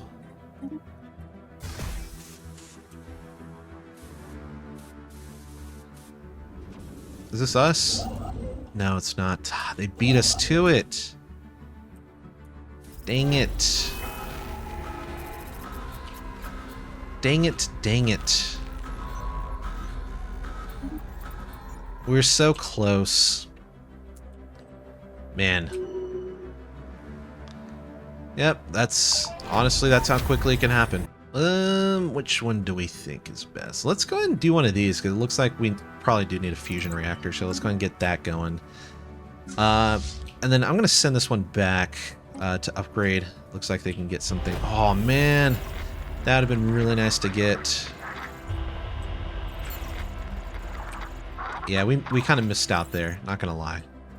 Well, so those were just NPCs. So, just like this, here's a mercenary one too. So just sometimes instead of like full empires, there's like these little NPCs that will spawn on the map, and you can like buy services from them. You know what I mean? Like this one, where'd it go? Like the curator can help us with research. Marauder clans we could send fleets, like they could attack one of these like empires for us or whatever, and then that convoy trader thing will occasionally come by and say, hey, do you want to buy this? So there's cool little things that they got going on. So let's go ahead and unpause it, see where things are going. So we're really kind of cut on all areas. I mean, we could jump here, but it's going to take twice the amount of influence because this one's already taken, and for all we know, looks like they're building up over here. But I mean, we could take this. Technically, we could. Actually, let's try that, because that might be our only hope of being able to expand properly. So we'll see. But for all we know, this could really upset them, and they would want to start a war over it. But we'll see. I guess that's half the bargain, or not the bargain, but half the battle, trying to figure out things. So let's go ahead and survey this, but go ahead and get a construction ship over here, just because we want to go ahead and take over that system if we can, even if it's a high cost. So we just got an interesting notification or a pop-up. We suspect that there's more to the walled garden than rich resources and a pristine ecosystem. Well, of course, it sounds like a Gaia world. Typically, Gaia worlds are, really good worlds with no problems and usually a lot of boons to them. This ideal world in the Kornagi, I think, lies curiously untouched, save for an ancient gleaming marker buoy in high orbit. Intricate designs have been etched into the hull of this device, and although we cannot say with certainty, we believe the origin of this artistry lies nearby Zertian Guardians. Well, that probably explains why they reached out to us. So the question is, where is this? The walled garden. Okay, so this is what we're looking at here. Okay, so they can't touch it, so we don't have to worry about it. But if we were to build here, it'd probably upset them. So that's why, yeah, look at that walled garden. Let's see if we can actually see it. So this is the holy world that they're talking about. So look at these boons. You get like this automatic resettlement chance and a natural 5% happiness boost to it, plus all the nice districts that it has, and it's a decent size. The planet capacity has a decent amount. Look at all that habitability, 100% habitability as well, so that's really good. They are inscrutable, towards us, and we can only speculate that they have designs for this world. There's at least no indication that our interest in the walled garden has caused them any offense. It's ours for the taking or curious. Well, here, so that's an interesting thing. Like, is this, clicking this, would this make them upset? Like, are we saying, oh, it's ours, but hey, we get to influence with it? That's the thing. So it's like, do you want to risk it? Because the game can say, hey, if you are, projecting outwardly that this is ours for the taking, even though we're not even close to it. I mean, look at that. That is, geez, that's not a joke. That's some firepower. That's late game firepower. You know what I mean? And that's a pretty big army too.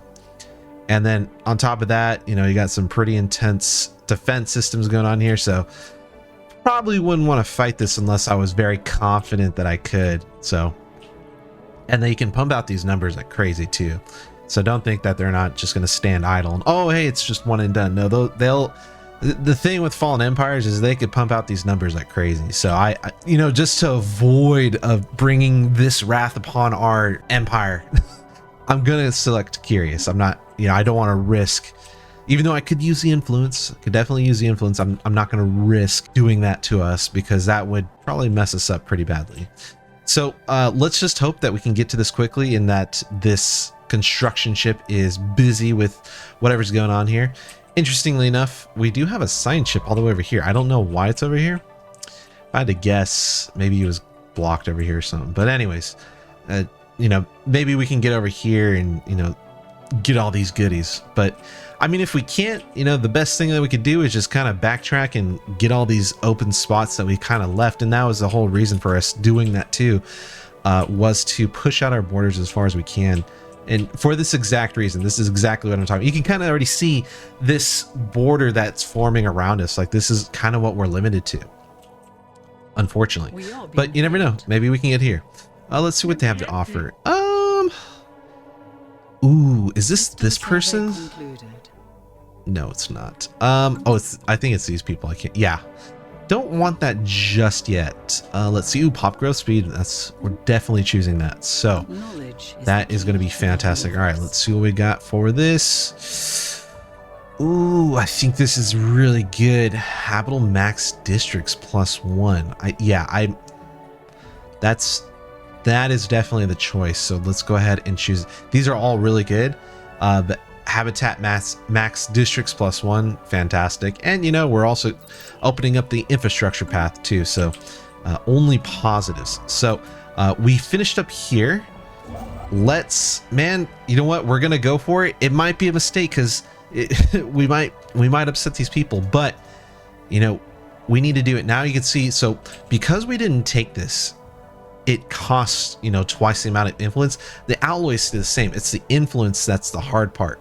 So I'm gonna go ahead and do that just because I do want this. I really do want this because I want to expand outwards.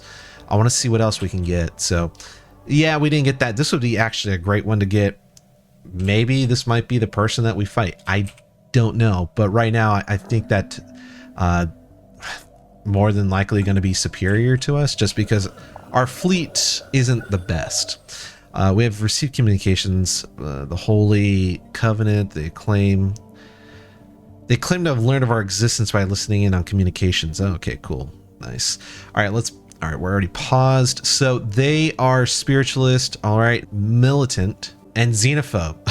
Oh, all right, so militant and xenophobe. Usually those two, especially when you combine those two, not a good thing. And they're spiritualist, which is not the worst thing.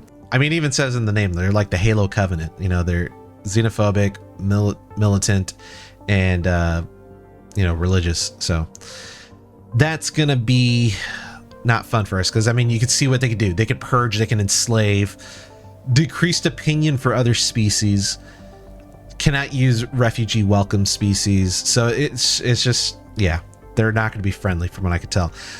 The chief presenter, Petals of White, that's kind of a cool name. and the rest of the religious council demands your attention. Heathen creatures, we provide spiritual guidance to the holy blah blah covenant, and our intention is to lead this great nation to a path of salvation. Do not defile this path with your presence, alien. So you can see quite a lovely introduction speech. So how do we take this? Well, it's not outright saying, hey, we're going to kill you, we're going to take over your people, do not defile this path with your presence. They're basically kind of giving us like the yellow, you know, shaking the finger sort of thing. You'll come to see things our way in the end. I think that's probably a good thing, because they're already going to have decreased opinion for other species, so I feel like it's already an uphill battle. I don't want them to get more information on this, so I'm going to choose this. Yeah, they're all the way over here. We don't, more than likely, we won't have to worry about these people, because they'll probably have to go through this one or this one first to get to us. But you never know. Maybe they're so dead set on wrecking our day that, you know, they make the jump and go for it. So here is some raiders. I was talking about those mercenaries. So we have, I assume this is some sort of derogatory term. We come to visit your systems. We save you from growing too rich and fat. Yes, unless you think a reason why we should not make good Dwarmex stew. So basically they're saying we won't wreck you if you pay us money, or pay us energy, pay us minerals, pay us food. What are you going to get? Because if you don't pay, they're going to come and attack one of your systems. It's not going to be great. So, and I don't want to pay more influence for having to reclaim a system. So what I'm going to do, and if I lose one of these border systems, that's going to be really bad too. And typically that the raiding party that they send is more often than not stronger than what you could usually fight, because they know if someone is weak or not typically. So what you want to look for is what do we have the most of right now? Well, we have 23k, 10k, and 13k. Well, the obvious answer, especially with, you know, how much we're getting per month. I mean, we are getting a good amount of minerals, but I do want to expand some more here. So I'm gonna go ahead and offer energy. And it says, oh, you smart. Now we have to look for other people to attack. Okay, cool. So we got them off our backs. Fantastic. So if you see this thing here, this means that this fleet can be upgraded. So then all you have to do is click them, click this, and if they're not at a star base with a shipyard, then they'll start pathing towards one and go ahead and make those upgrades. Salvage complete. So looks like we gained those things. Awesome. Construction completed. And look at that. So we have now claimed this. Hopefully we don't upset them, but let's go ahead and build this and then go here after.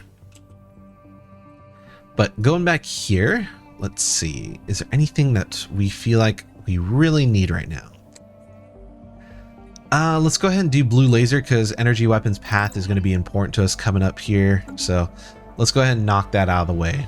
All right, we got a science ship that is just chilling. All right, what do we want to do? Actually, let's do this, because we have this special project. So let's see what's going on here. Typically, special projects are pretty important to tackle and make sure that you're taking care of. Oh my gosh, look at that, 24 research. That's a sweet one to get. That would be a nice one to have. Too bad we can't get it. And still no use for this colony ship. Man, I was hoping we'd find another planet, but none of these planets seem to be suitable for our people. So it looks, oh yes, let's go ahead and start spending some of these minerals. Let's go ahead and pause real quick. And let's see what we could spend them on. Oh, we can go ahead and build here. So let's go ahead and build a... Obviously, we want to do a mineral purification plant, because there's a planet limit of 1, and this increases the amount of minerals produced. So let's do that. Another good one to do is industrial mining, which increases the max mining districts. But I think I'm going to hold off on that for now, because while I can increase the max mining districts, it's the planet size that's really limited here, rather than the amount of districts that I can have. So I'm actually going to switch to a automation building, just because automating this district will require less people to work here. So that's always really good. And I think the last thing that we're going to do is let's go ahead and put down a surface core depot. There we go. That looks great. Is there anything that we could do here? We could, we could do this. It's not a bad idea. Actually, let's go ahead and do that for now. There we go. And let's check out the other ones. Heavy industry. Man, I really don't remember selecting heavy industry, but maybe I did. So I'm gonna go ahead and select for this one a research enclave, just because I want to progress my research, because we don't have the best right now, so we need to kind of hurry things up there a bit. So also let's go ahead and do this monument, because I mean, why not? You know, we're just leaving stuff on the table at this point. And then let's also go ahead and put an automation building. Let's just go ahead and pump those alloys and then build an automation building. And then over here, let's do the same thing that we did before. Resources, automation, and surface quarry depot. Boom, boom, boom. And then build some more here. Boom, boom, boom. Fantastic. And then the last one here, another research enclave. And then let's also build an automation building here. Monument, automation, and then I think we'll leave it for our precinct house just in case. But let's go ahead and put mineral extraction here. And look at that, we don't have any more generator districts. So in this case, it might be worth, you know, once we can specialize, it might be worth building that one building that allows you to expand districts. But in this case, you know, we're not worried about that just yet. All right, nice. So we have 1.5k, not the best in the world, but we could consider start attacking this just to see what's in this area, because we know that we're not going to win, but we might be able to do enough damage to weaken it. So let's go ahead and start pathing over here to fight them and wear them down a bit, so that way we can go ahead and clear this area and claim it. All right, let's go ahead and build here, and then let's also build on this, because it looks like we just completed our moat stuff, and then we'll path over here once we are done. We should also consider like maybe wearing these things down, but man, that's gonna be a lot. Colony discovered, creates the shattered archaeology site of HAL 951. Look at that. All right, well, let's go ahead and oh, we have to claim this. Okay. Well, that makes sense. We haven't claimed this. So let's go ahead and research these anomalies while we're at it. Because why not? What is this one doing? Oh, I was like, what is this doing over here? Oh, we have 3. Okay, yeah, we have 3 construction ships. Well, let's go ahead and grab this while we're at it, shall we? Or actually, not just yet, because it looks like we're going to need more to grab this over here.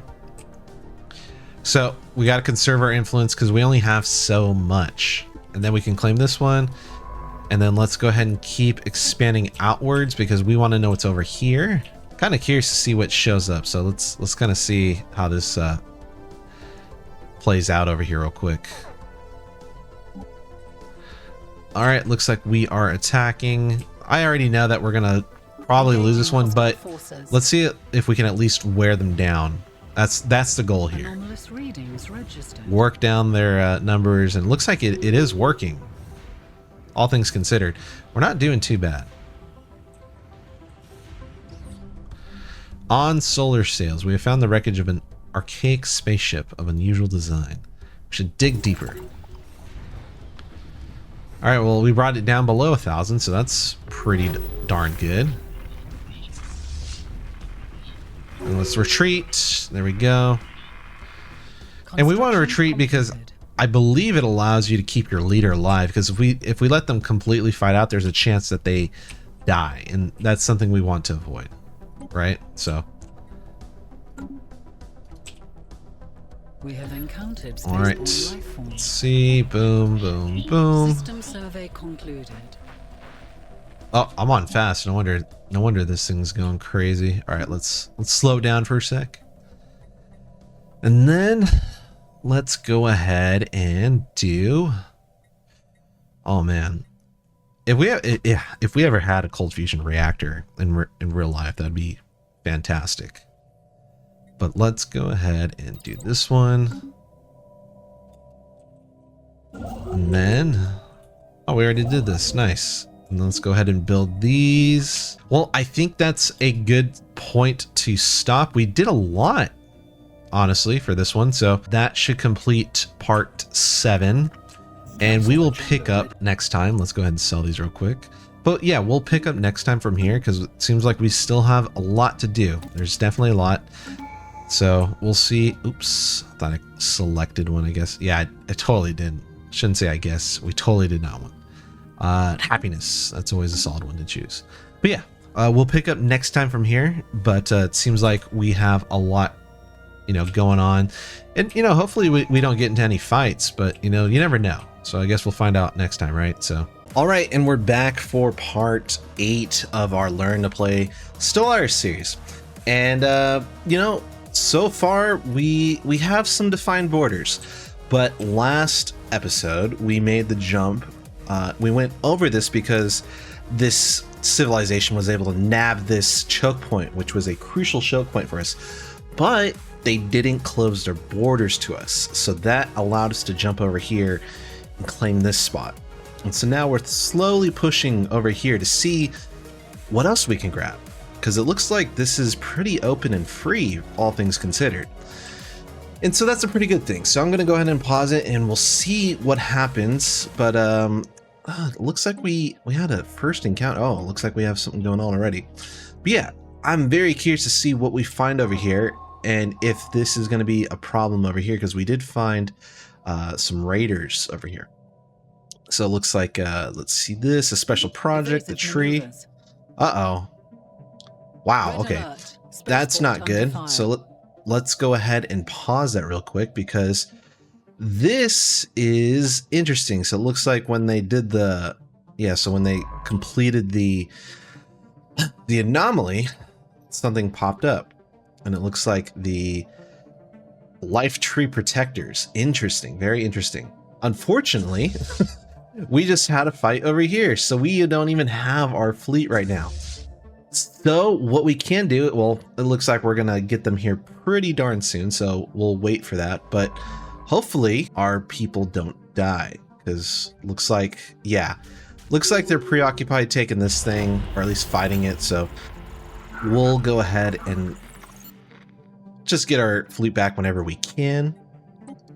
All right, cool. Progress that. Let's go ahead and get our leader. Let's see. So they are the Tribune of Rights and they're governing Sirius Prime. Both of these are pretty good, but what's interesting is that, like, why wouldn't you choose this one? Because this just gives amenities, but this gives literally the same amount of amenities plus housing. So it's like, yeah, let's just go for that. That seems like the better option here. So let's do that. All right, so now we got our fleet back, so let's go ahead and heal them. And then on top of that, let's go ahead and reinforce them. Oh, looks like we have a leader that we could pick. All right, so chance to spawn debris -35, but ship's weapon damage is increased. That is something I'm willing to take because I don't really need the sublight speed. I mean, I guess fighting sublight speed does help evasion though. And it is Corvettes. Let me see what our design is really quick before I commit to that, because that is actually, is it under fleet management? Oh, it is. Okay. Let's see. Boom. Evasion is 62. All ships' evasion can be increased by thrusters and other components, but it used to be sublight speed also affected evasion, or maybe I'm wrong on that, but I'm almost positive evasion affected sublight speed, or vice versa, sorry. So let's go ahead and I'm gonna choose this one for now. I think that, the negative is fine. Like, to spawn debris, that just means that, there's less chance for a special project to show up, which all things considered isn't the worst thing in the world. I mean, this early, especially when we're fighting things, maybe it is good to have. So let's just go ahead and take this. You know what? I think that's fine. And then, boom. Oh, no. Oh, we're already reinforcing. There we go. All right, let's unpause it. So this person is now chilling. So let's go ahead and have them. See, there's a special project there too. So many special projects that we have to do. All right, let's go ahead and get these people over here. And 1.3K, we'll probably be fine. We'll probably be fine. Actually, now we have a fleet limit of 28. Let's actually increase that while we're at it. So let's go ahead and boom, boom, boom, boom, boom. Reinforce, all right. But it looks like we have a very large increase in energy credit consumption. So that is something to be cognizant of. Has a large number of civilians and maintenance drones. Well, it's a capital, so I can't say I don't blame them. Progressing over here. Okay, we are. Wow, look at that. 15. That is a lot, all things considered. I would like to get that one, so let's go ahead and claim this as well. Or should we? I don't know, because we are pushing this way, so maybe we should save our influence for that. So you know what? We are going to save our influence. So let's not touch that just yet. How long do we have? We should be okay. Council agenda. But it is going to be pretty tight, just in time too, because we actually needed to boost our energy credit production. So with that being said, let's actually do that again too, or choose that, because it seems that our energy credits are kind of struggling a bit. Thank you for inspiring us. Another exoplanet added to our growing list. I guess it doesn't really matter because there's really no change. So let's just do that one to be a bit more cordial or optimistic. I'm not sure what the word is there. All right, let's progress this. Are all of our contacts, actually, let's take a quick second. Ooh, is that these people? They are, yeah. So they are harming our relations. Not good. And these people are helping our relations. Interesting. Well, that's good because we are right next to them. What about these people? Let's see. Am I just not seeing them? Oh, up here. Let's go ahead and send some. Oh, we can establish an embassy. Let's do that, and then improve relations. Because I want to do that because I don't want to fight these people. And it looks like the main three people that we are next to are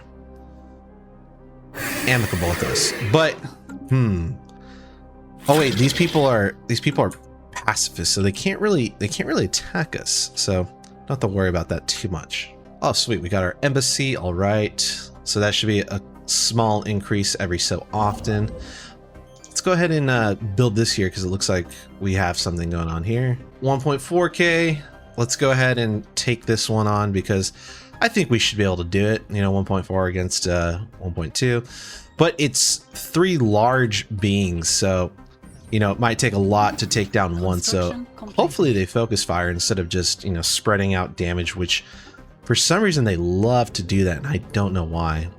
Contact for Leviathan. Okay, very nice. That's just a little report that says, hey, someone found a Leviathan. Cool. Engaging hostile forces. Let's believe. So far they are focusing one down.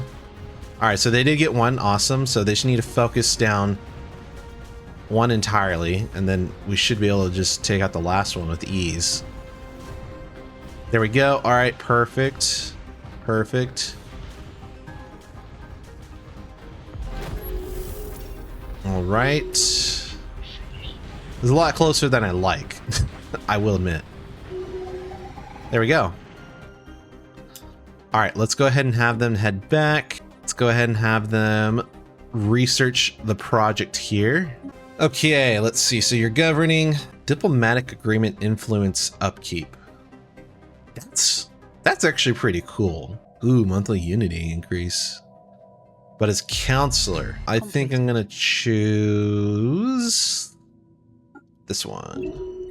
All right, what was that noise? Ooh, okay. The Nixies. Let's see. A collective hive mind. Gestalt consciousness. Can use the no retreat war doctrine.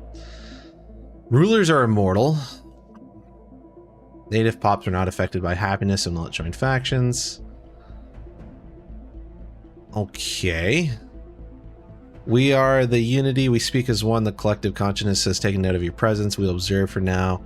Our future actions will depend on whether or not you are a threat or an opportunity for expansion or unforeseen variable. We've seen that one before.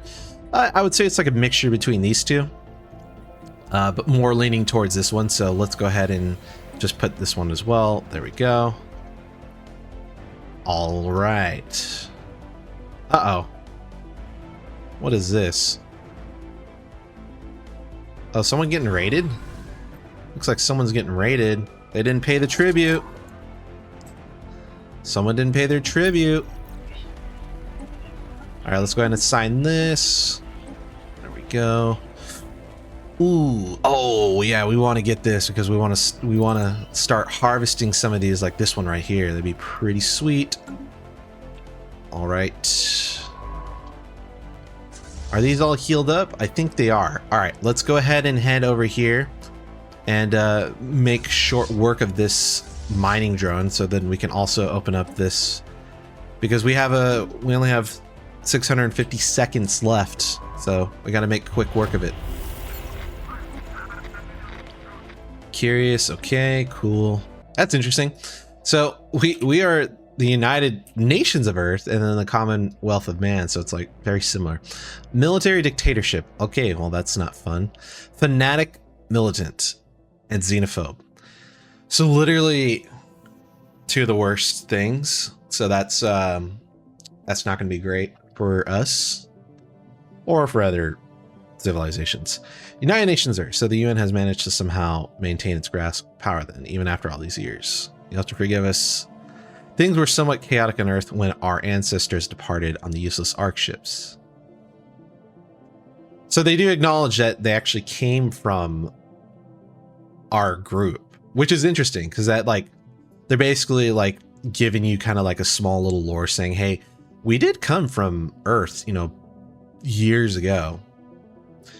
But now we have our own thing going on. Many assumed you had destroyed yourselves in another war, perhaps fallen victim to an alien invasion. Still, you certainly appear stronger and more capable than the corrupt Earth authorities we left behind. Our ancestors built the Commonwealth of Man out of nothing, and we will defend it to the last. We shall see if you are worthy of our respect.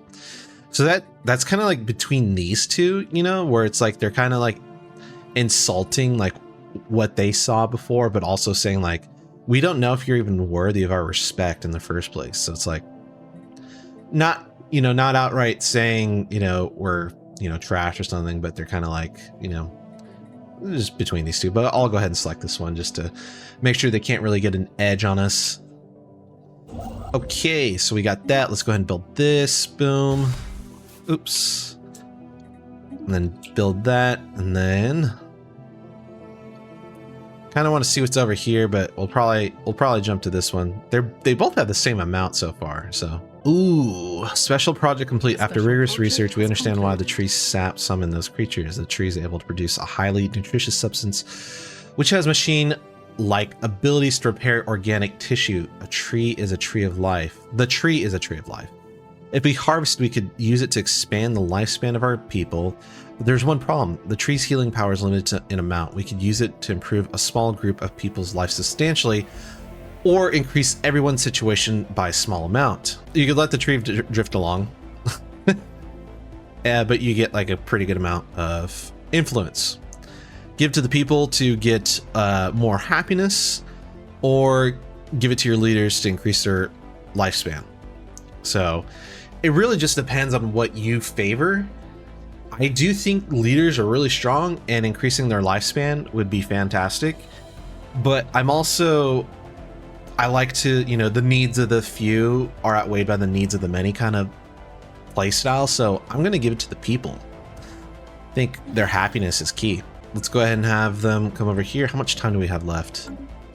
500 something. Okay, not too bad. We got to make haste, guys. Let's go. Looks like all these can be upgraded. Can we upgrade these? Oh, we can. Let's do that. Let's upgrade these. Upgrade that. Definitely upgrade that. I'd say we upgrade that one too. Let's do that one. Part of me wants to put one over here. All right, let's get this fight on.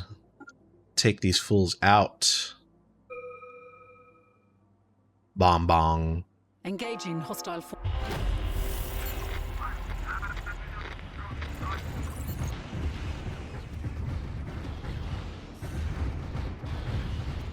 So far, so good. You know, could be worse.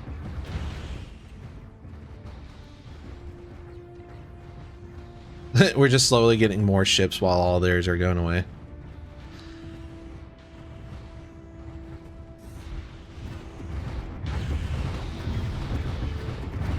They're making a left turn.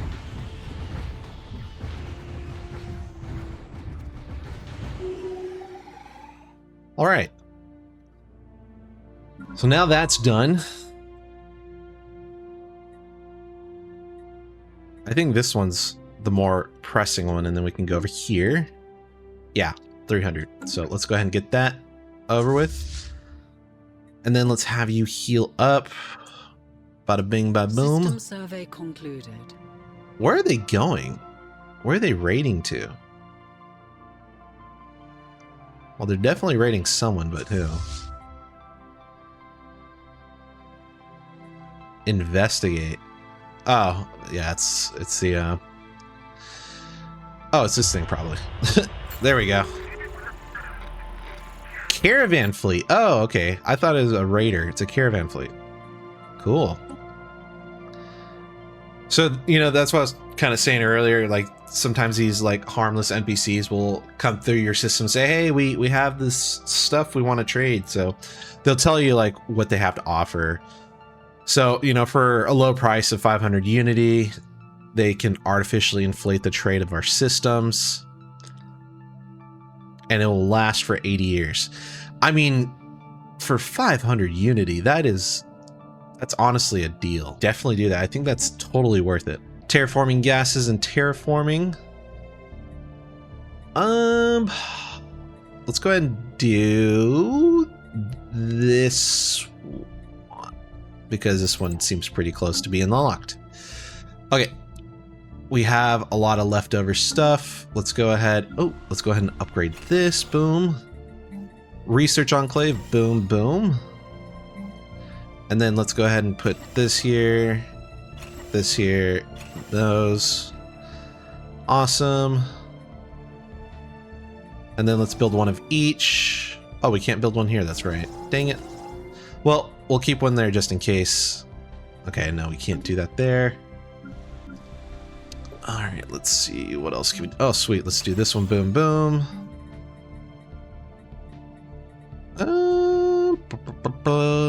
Nope. Nothing there. Let's build one of each. Oh, we can't. Okay. Wow, this is a small planet. Jeez, I didn't realize that. Let's go ahead and pause it to get those going. I really don't care about these, so I'm just gonna let them go. So we'll get the question, like, once you progress enough into the game, so like, yeah, we're like 200 or 2246, you know, it's about time that we see other empires and other civilizations. So you'll get the question, you know, should we pursue the galactic community? And in my opinion, there's no reason not to. So I think, yes, let's support the creation of a galactic community, because then it just interconnects everyone. And then you can kind of see like who's what, you know, in the grand scheme of things. And so to me, it's only helpful. So, uh-oh. Hold on. That disappeared. That is not good.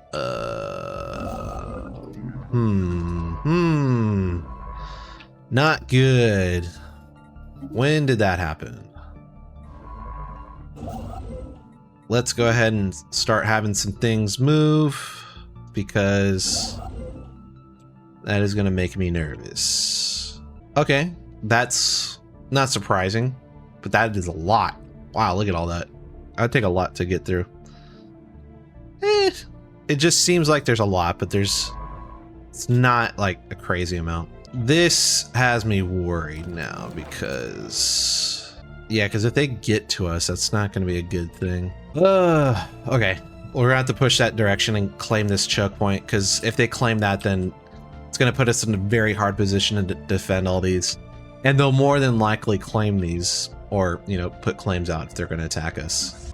So I just need this person to hurry up with the research. Continue. So like, if they get scared off by NPCs or hostile things, they will stop whatever they're doing. So you have to reset their automation. So the debris showed us these. Pretty good. Awesome. So that is fantastic. So let's go ahead and survey the system, because apparently they cleared this, which is crazy. A non-aggression pact. They are overwhelming. So the key to the universe. I mean, they're already a... Aren't they a pacifist? Where are they? Sure. I'll do this one just because since they aren't the pacifist. Stellar Devourer. Nice. Where's that? Oh my gosh, we found a... No wonder they weren't expanding over here. Because it's blocked off by multiple areas. Dang it. Okay. I wonder if I can sneak my science ship through. I'm gonna try it. Let's do this one. I'm mainly doing it because it's a low cost one. Okay, yeah, they are pushing this direction. Not good, not good. Darn it. That's what I was afraid of. Okay, which one should we take? I mean, both of these are decent, but let's go ahead and take that one. So my plan, and it could be a stupid plan, but sometimes it works. But my plan is to basically go out on this far edge to not be seen. Like this, and I'm shift right clicking to path them this way. And then I'm gonna have them survey. And if it works out, basically they won't be attacked, but we'll see. Because, well, we don't know if that's actually gonna happen or not. So let's go ahead and fast forward a bit. Okay.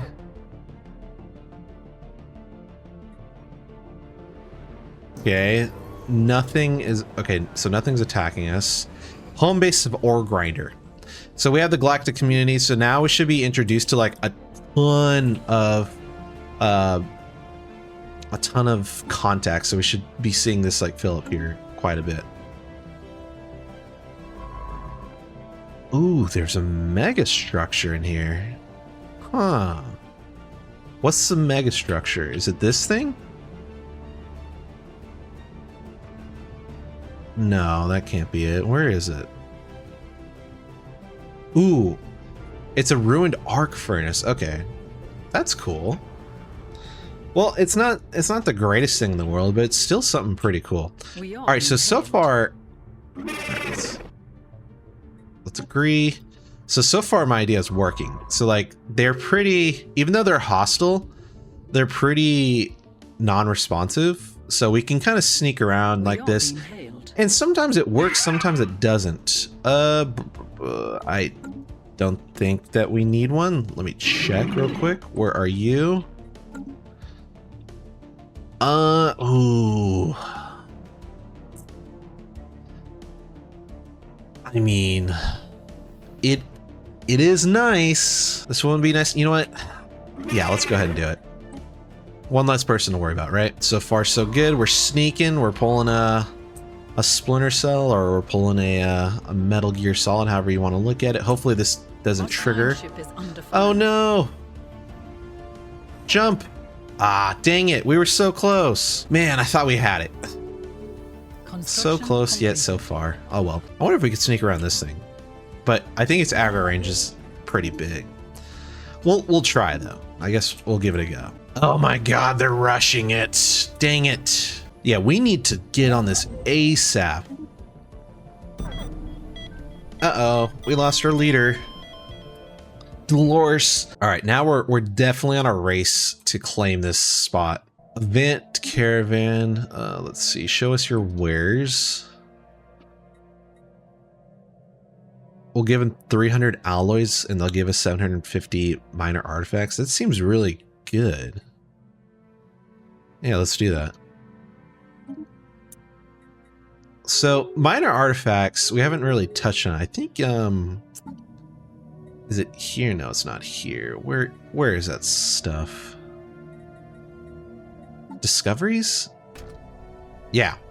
So here's minor artifacts. We get a slow trickle amount, but you could spend minor artifacts to get like all these things. So let's go ahead and artifact analyze, and it added, you know, stuff to here, so you could see that we're, you know, now we have a new artifact in here, and it's, you know, giving 2 stability, but it has an upkeep, so it's pretty cool. I think we could do another. Oh, there we go. And then we could do another. Look at that. You can see that the price slowly increased each time we did it. Oh, is this person not doing anything? Well, let's fix that. There we go. Oh, yep. They definitely had what we wanted to do in mind. And we definitely got to watch this thing like a hawk over here.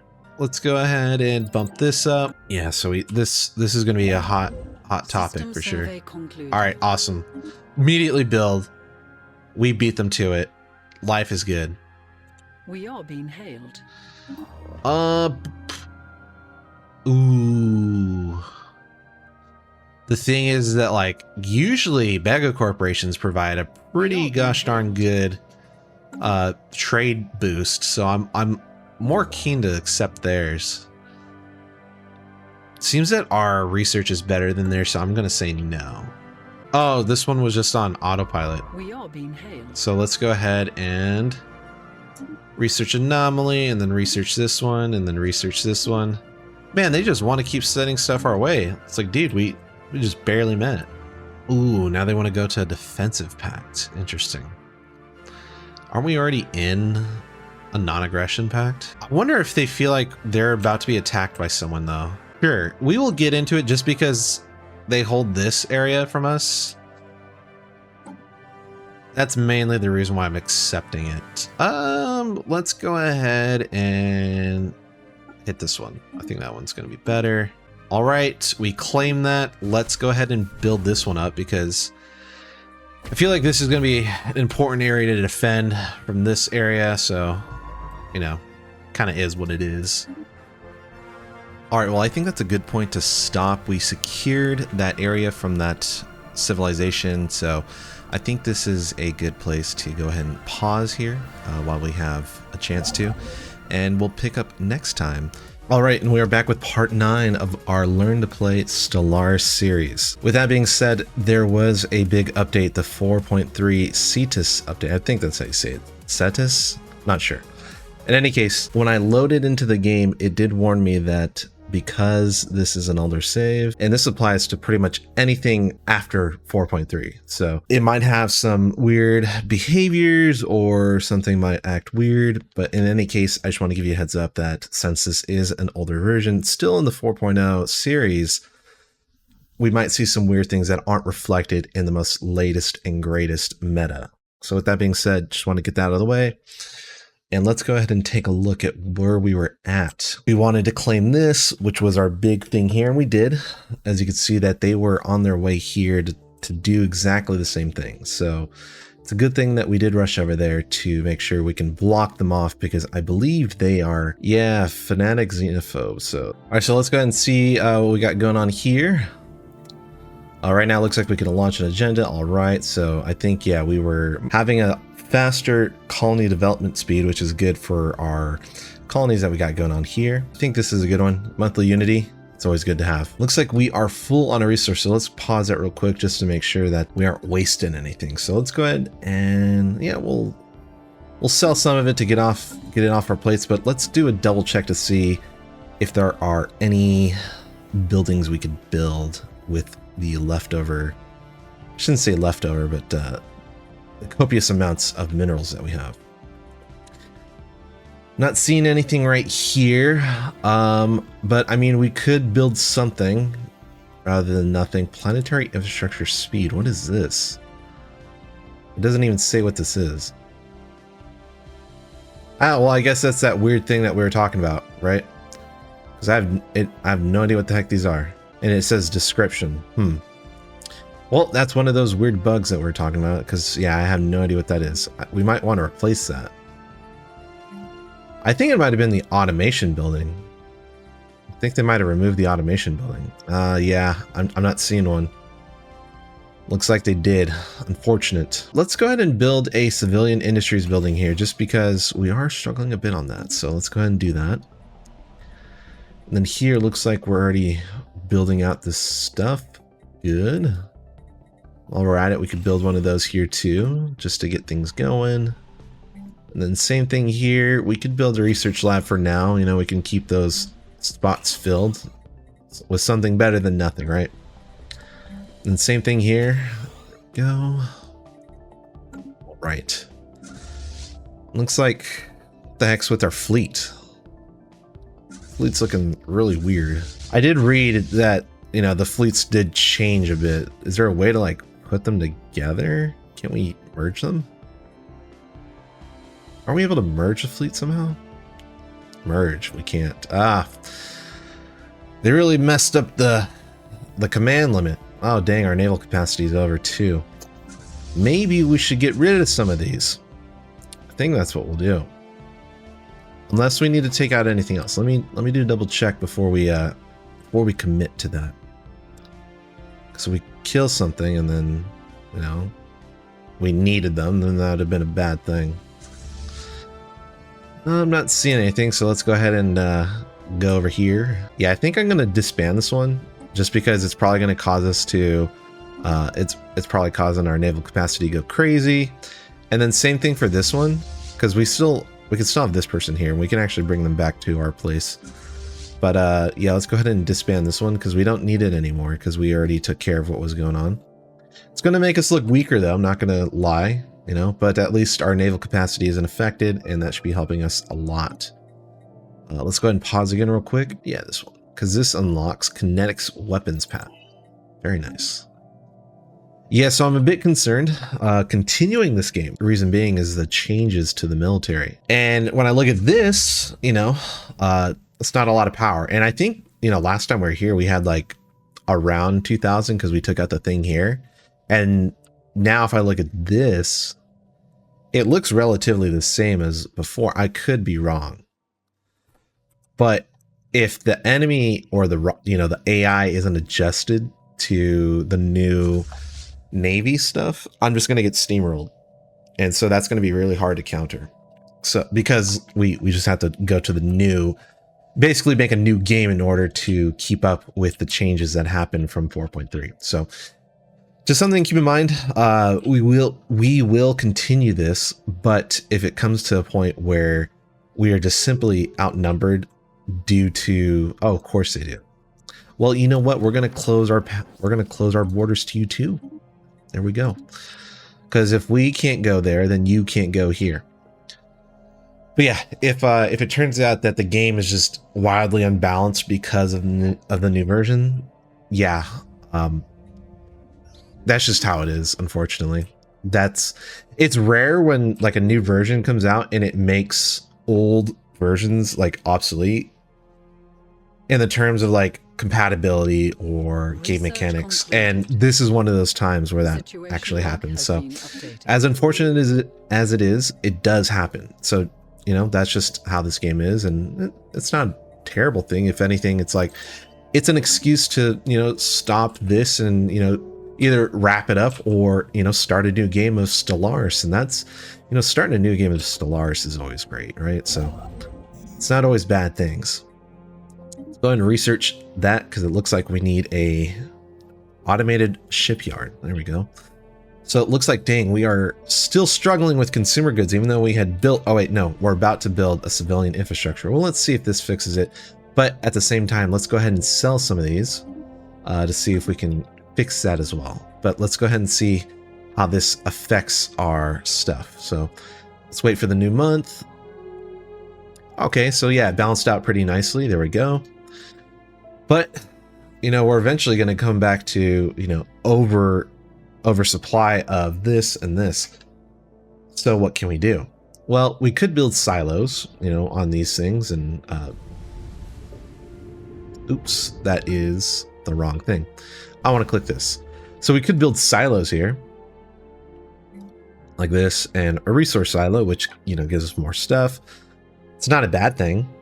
Let's go ahead and build that here, because we want more renowned leaders to contact us. I mean, we saw how strong, where is she? Leaders. Yeah, this one. So this is a renowned leader. And she's got like crazy amounts of, you know, levels and experience and traits. So that's really good. We want more of those. We still have our poor little colony ship. We just got those people just chilling there. We got a new ship. We got a frigate, the Dark Wanderer. What an ominous name. Let's Let's go ahead and build that. And then we're probably going to want to add some, yeah, we're probably going to want to add some defenses here. And then also a little bit of this as well to kind of bolster things up a bit, because I'm not too happy with these people over here, just given that they, and these people have also closed off their borders to us too. So we got to be wary of all these people now. But we can keep the Dark Wanderer over here and kind of keep him between these two. Actually, it's probably better to keep him here now that I think about it. Construction completed. Ooh, let's get this one so we can start harvesting that strategic resource. There we go. And then let's build here to gather that one. Awesome. So yeah, I don't even know if we could try to sneak past this one. I don't even know what the range of aggro is on this, but I guess we'll find out. Let's go ahead and get a cold fusion reactor. Man, that'd be crazy to get a cold fusion reactor in real life. Be fantastic. Let's do this because I want to start excavating things here pretty darn soon. Actually, where are you? Let me find you. Oh, you're over there. Okay, perfect. Because yeah, you're gonna start working on these things here pretty soon. We got this one and that one, got that one, and we have one over here too. Look at that. We are being hailed. What? Oh, all right. Well, so Federation. Okay. Militant and fanatic spiritualist will form a federation with us. My concern is that, are they okay with these people? I'm very concerned because this could be it's a really good offer, but it's also could be bad because then it can turn people against us. You know what I mean? So it's tough. I'm not sure which one I'd want to do. I think for now, let's go ahead and do it, because why not?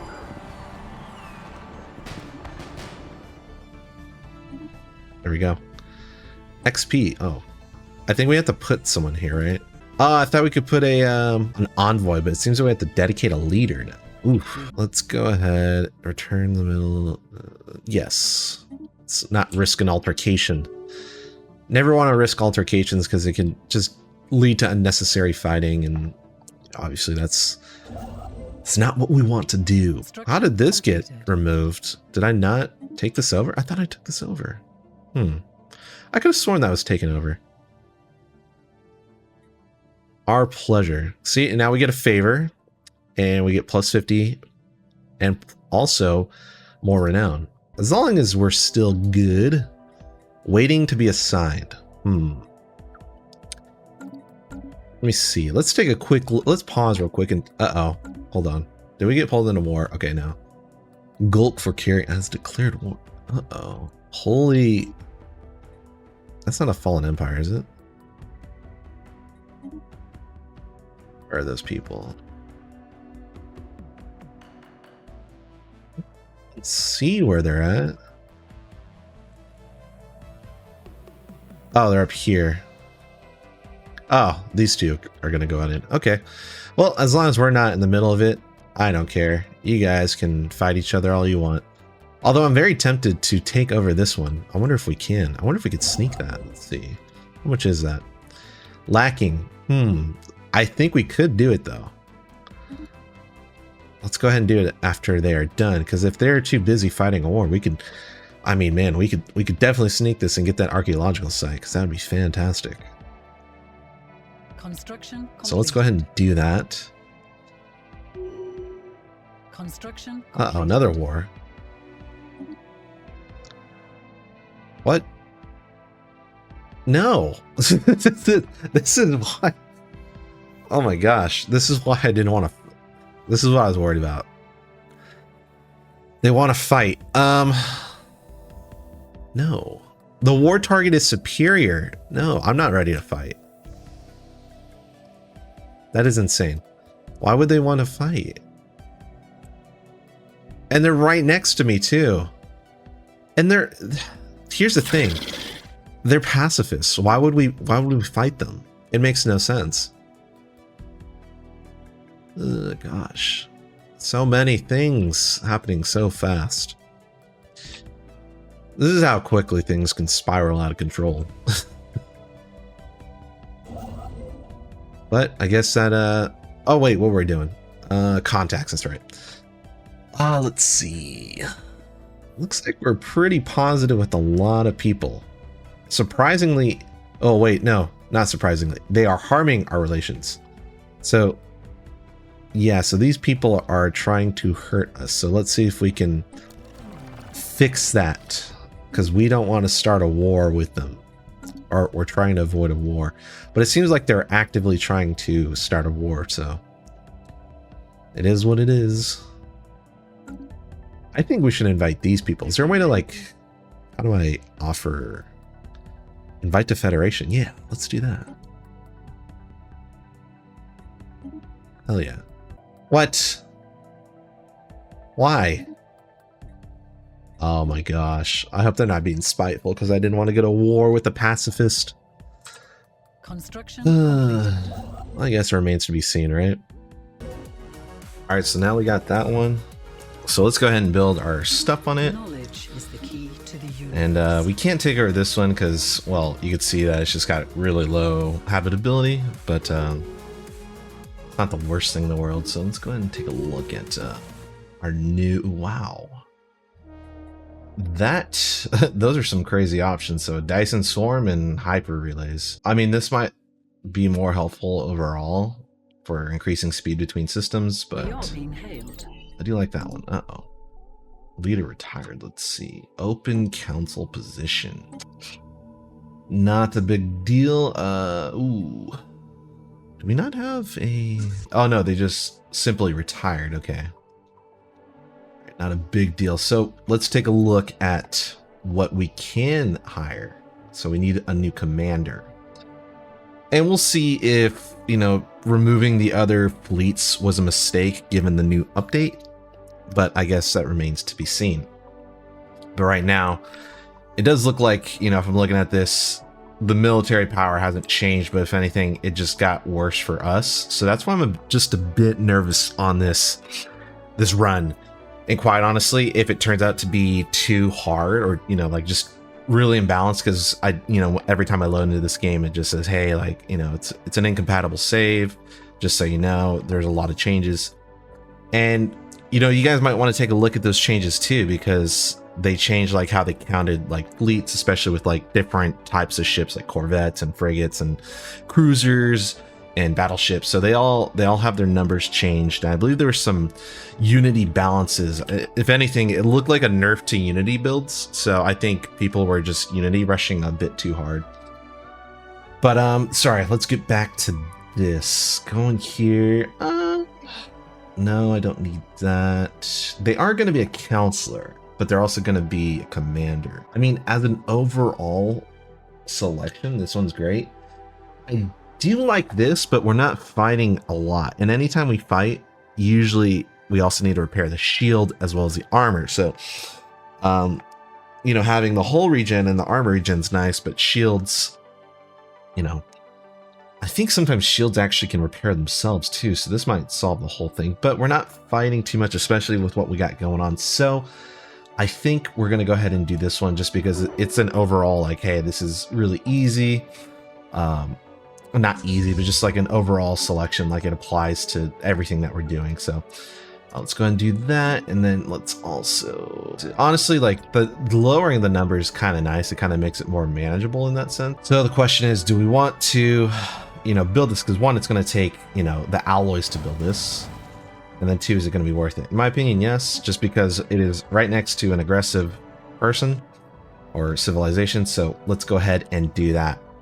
So we typically want to build up star bases, you know, like this or this, that are like right in front of, man, we just did a lot of conquest focused stuff. Whoa, they changed it. Oh, so you can gain research. For some reason, this is a new screen to me. I don't know if they changed it, but I remember seeing it looking a little different. They might have revamped it in the 4.3. Looks all right. So now we have two negatives. We have a negative in the and electrical, negative in food, but not crazy negative. We are at a pretty good surplus of minerals, a good surplus of alloys. So what we could do is kind of take a look to see, is there anything we could be doing? So maybe we need to get the specialization, this food processing going. So let's go ahead and go, nope, that's not what I want. I want technology. Yeah, well, this screen looks a bit different too. This one. Let's see. If we change research, do we have that currently available? We do not. Okay. So we'll just keep that writing. Oh, what? Did it not like that I hit change? Did I just stop it? Oh no, it's right here. There we go. Let's continue that. There we go. All these are kind of chilling. Let me see. Where are you? Oh wait, no, you're one person we want to keep here. Okay, so let's have you.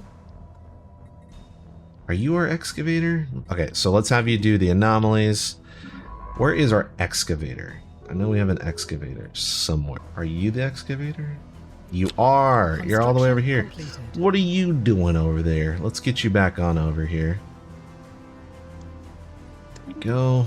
And then let's have you guys need to be doing Knowledge something is else. the key to the universe. Let's have you guys reach for the stars. There we go. All right, so now we got that going. Sweet, we got the gas, a frigate. Nice, let's go ahead and do that. All right, so yeah, so see, like things just balance out over time. It's kind of weird. I mean, we could build one right here, actually. It's not a bad idea since we are kind of, yeah, see, it's going up and down. Let's go ahead and build one there. Can we hire another official? I don't care about that. Yeah, you know what? It looks like this planet is missing an official. So let's go ahead and do just that. I don't like that screen. So let's go ahead and go here, leaders, officials. And you are going to be ruling a planet, my friend. So let's go ahead and see what we can do about that. You're not going to be a counselor. Alien Experience nation gain. is hailing us. Yes, I know. They want to have agreements with us, but I don't necessarily agree. Get it? Anyways. You know, it's between this one and this one. Leader lifespan, not bad. A xenophile, and then a materialist. But that's if they're a counselor. Oh, planet governor. So if they're a planet governor, they'd get that. Okay. You know what? Maybe this one is the correct one then, because materialist is not a bad thing to have. You know, they don't get the leadership gain as much, but they live longer. So yeah, I think that's a good call. Let's go and do that one. There we go. And then boom. Awesome.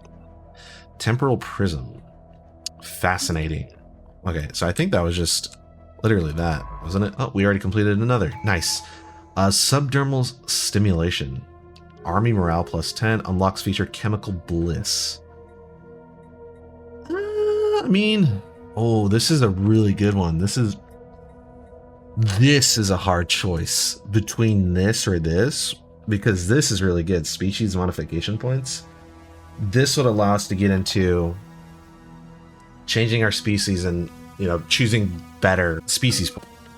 Yeah, here.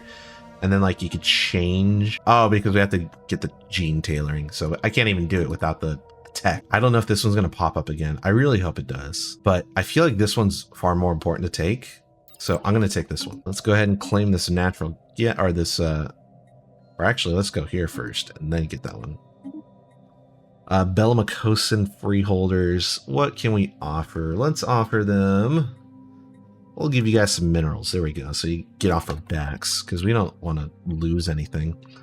So it's usually better to pay off the raiders and the marauders, so that way, you know, they don't take out a system and, you know, say they take out this one and then this guy can come in and sweep in and take it. It's like, ugh, gosh. We want to avoid it in general. Wow, we got another one, a wormhole. Okay, so let's go for that one. It's pretty sweet to me. Okay, hold on, because turn hostile, we gain a science ship. Am I going to lose her if I say the safety of human people hinges on their destruction?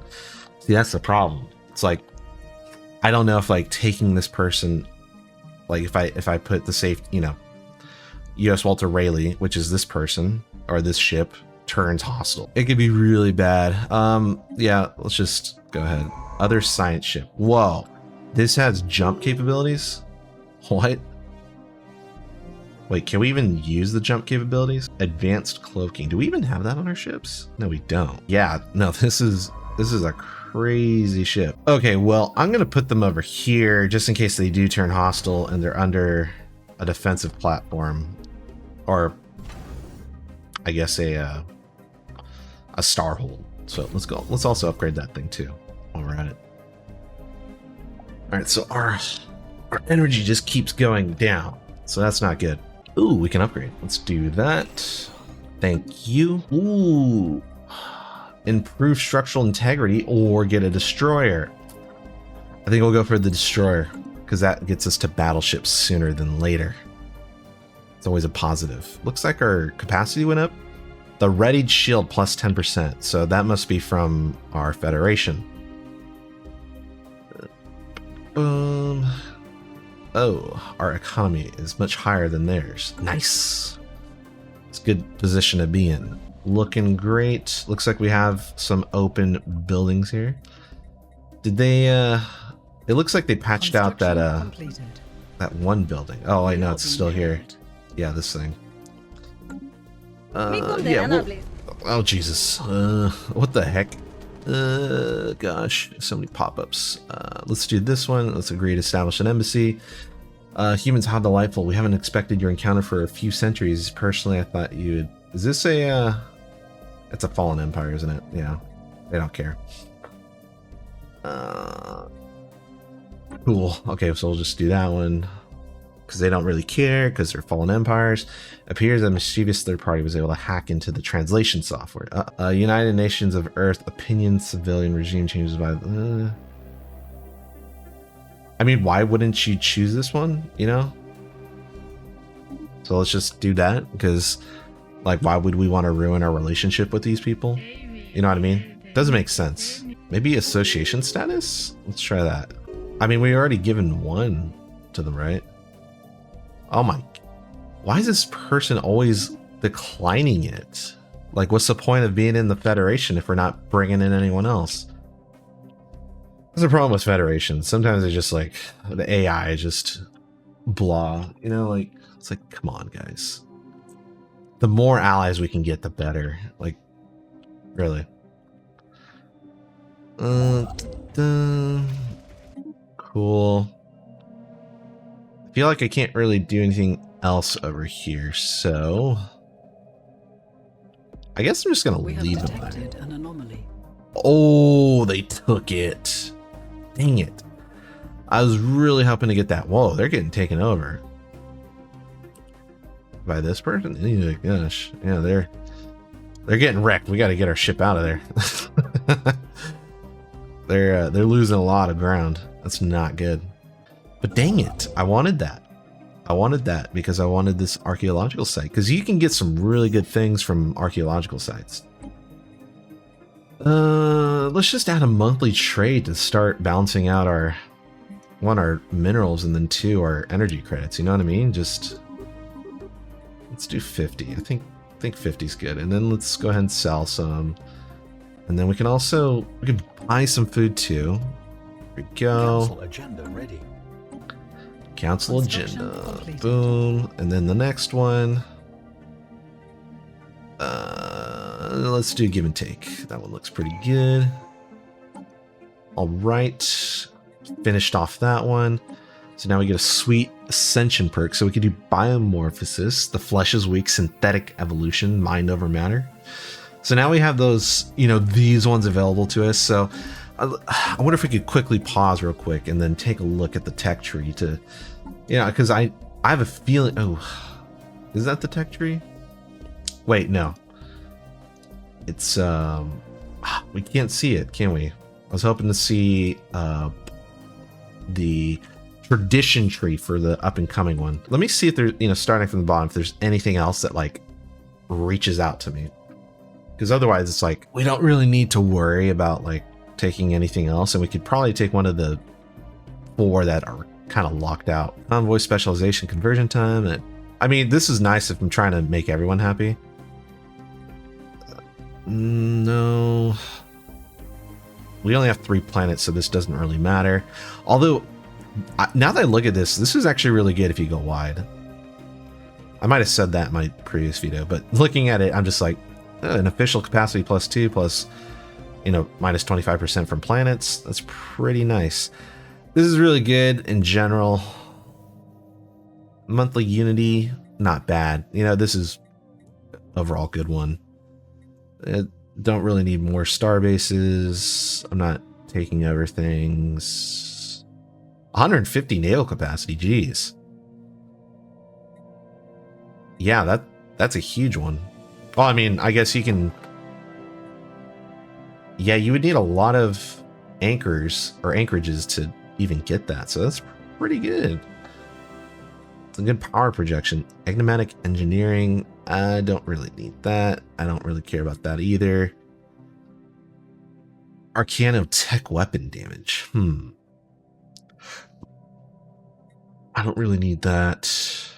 This allows us to do psionics, but yeah, I'm not really leaning into like one way or the other for these. I kind of want to do this one though, because I usually go psionics just because I find it to be overall really good. Yeah, why not? Let's do this one. All right. So where were we? Yeah, we got a good buildup of stuff. So let's go ahead and start building bases, because why not?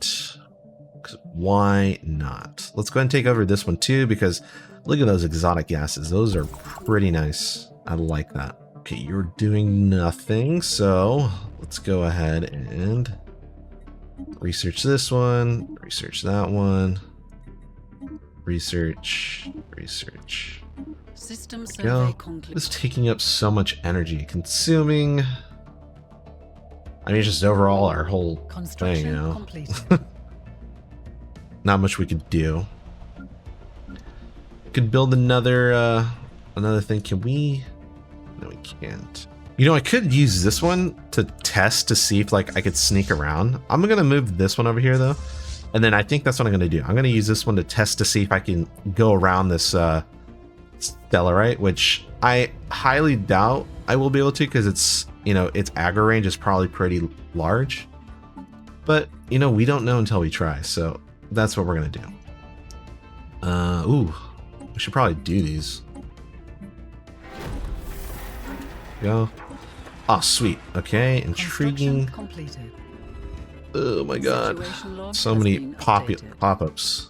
Okay, so now we got a little bit of minor artifacts. Let's go ahead and let's do this one.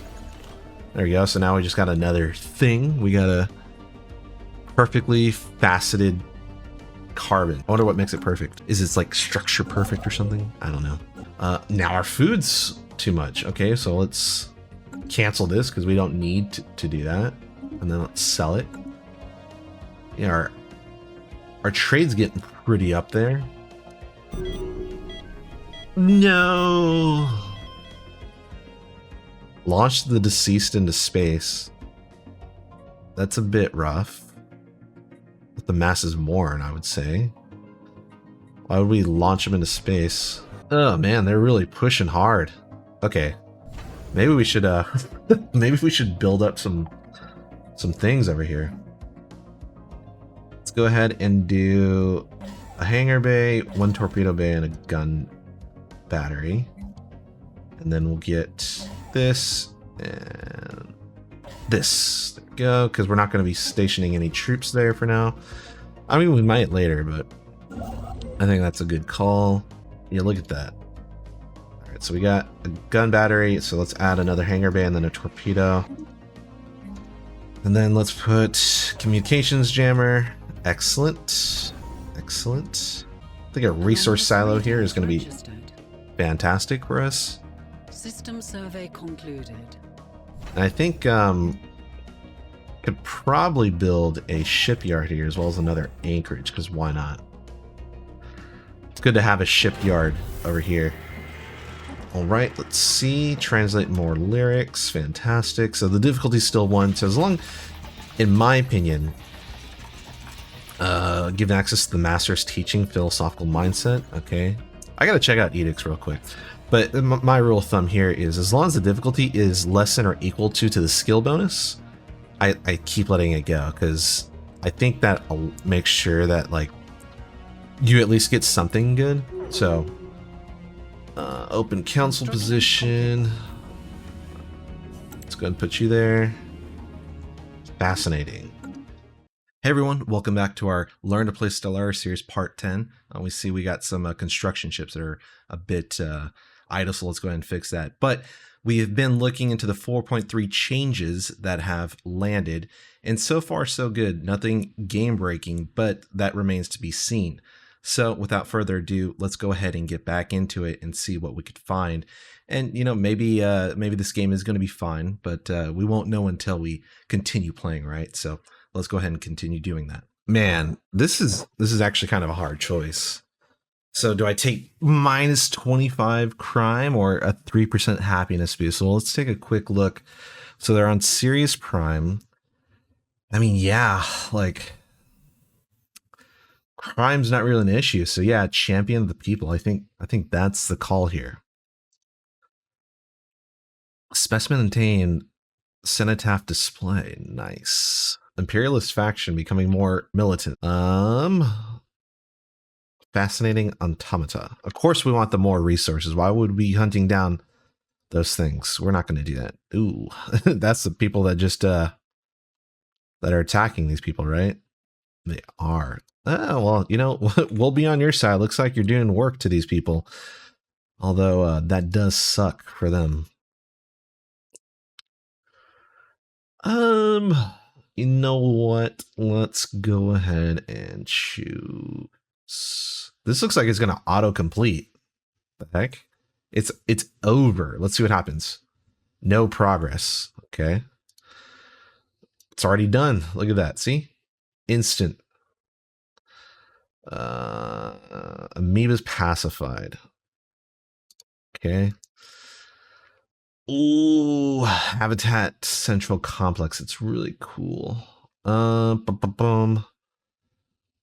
I do want cruisers, so let's do that. Peace offering. Okay, cool. So they did make up. It looks like they lost some stuff here, but it's not the worst thing in the world. So they're still alive. All right, let's see. Translate more lyrics. Let's go. No orders. Well, let's go ahead and fix that, shall we? Wormhole travel. Nice. Oh, this is going to instantly complete. There we go. All right, let's pause this again. Isn't that needed for... Yeah, it is. Let's do that. Go. Awesome. So that should help also with our energy credit issue too. All right, cool. So now that popped up. So let's go ahead and pause it for a sec. What do I want? Let's go ahead and do... And let's do this one. That one seems pretty good.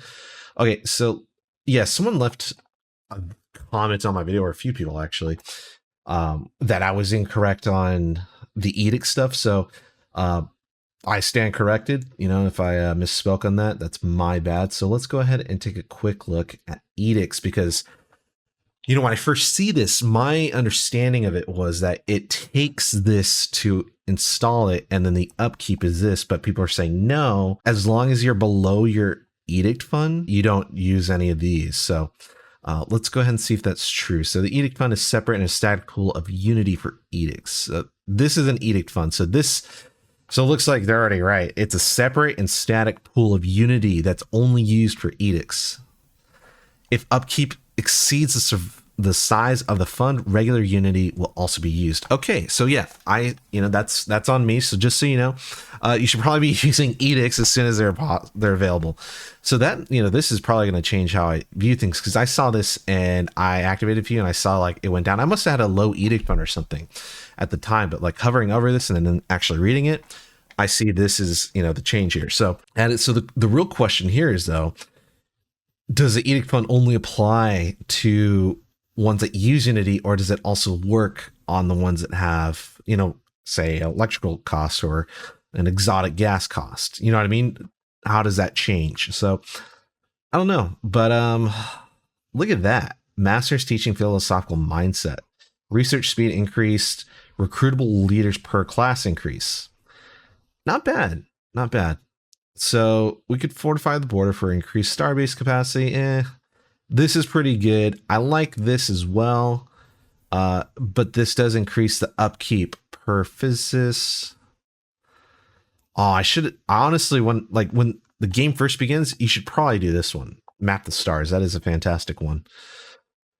So for now, I think we'll do research subsidies. And it shouldn't affect our Unity vastly. It should only decrease it by 12. So let's go ahead and do that. There we go, because we are over. So there we go. Boom. And then we should see this go down to what's the math? 158? Yeah. So let's go ahead and see 159. Awesome. All right. So now that's working. So now we know that is proper. Looks like we can upgrade this. Interesting. It looks like we have unspent trait points for our empire. So human 2 unspent trait points. So let's go ahead and take a look at this because this is a new thing for us. So I love doing this because you can kind of make your species like really dialed in. So let's go ahead and create a template. So we have 2 traits, so we can add in another trait or we can remove this and it'll reduce it by 1, but we can also add in one of these. So what do we want to add in? So I think either rapid breeders or intelligent are the way to go here. Oh, I was really confused for a second because I normally make custom civilizations. So until we can remove a trait, we can't really redo things. So I think I'm gonna choose intelligent. So now we have an increase to our research job. So let's go ahead and apply that. And then select all and research project. And this is, I know it shows like a pretty like grotesque looking thing, but this is how you change or modify your civilization. Let's go ahead and research that. Use a construction ship to build a grand archive around a planet with 2.5k or more pops. Okay, well, let's see if we even have that ability to do so. So what planet has 2.5k or more? So really any one of them. All right, well, let's put it on Alpha Centauri. Grand Archive. There we go. And let's put it there. Yeah. Here. Cancel Jenna is no longer on cooldown. Okay. Fantastic. So let's go ahead and pause. Resolution has been passed. Oh yeah, they're voting on things.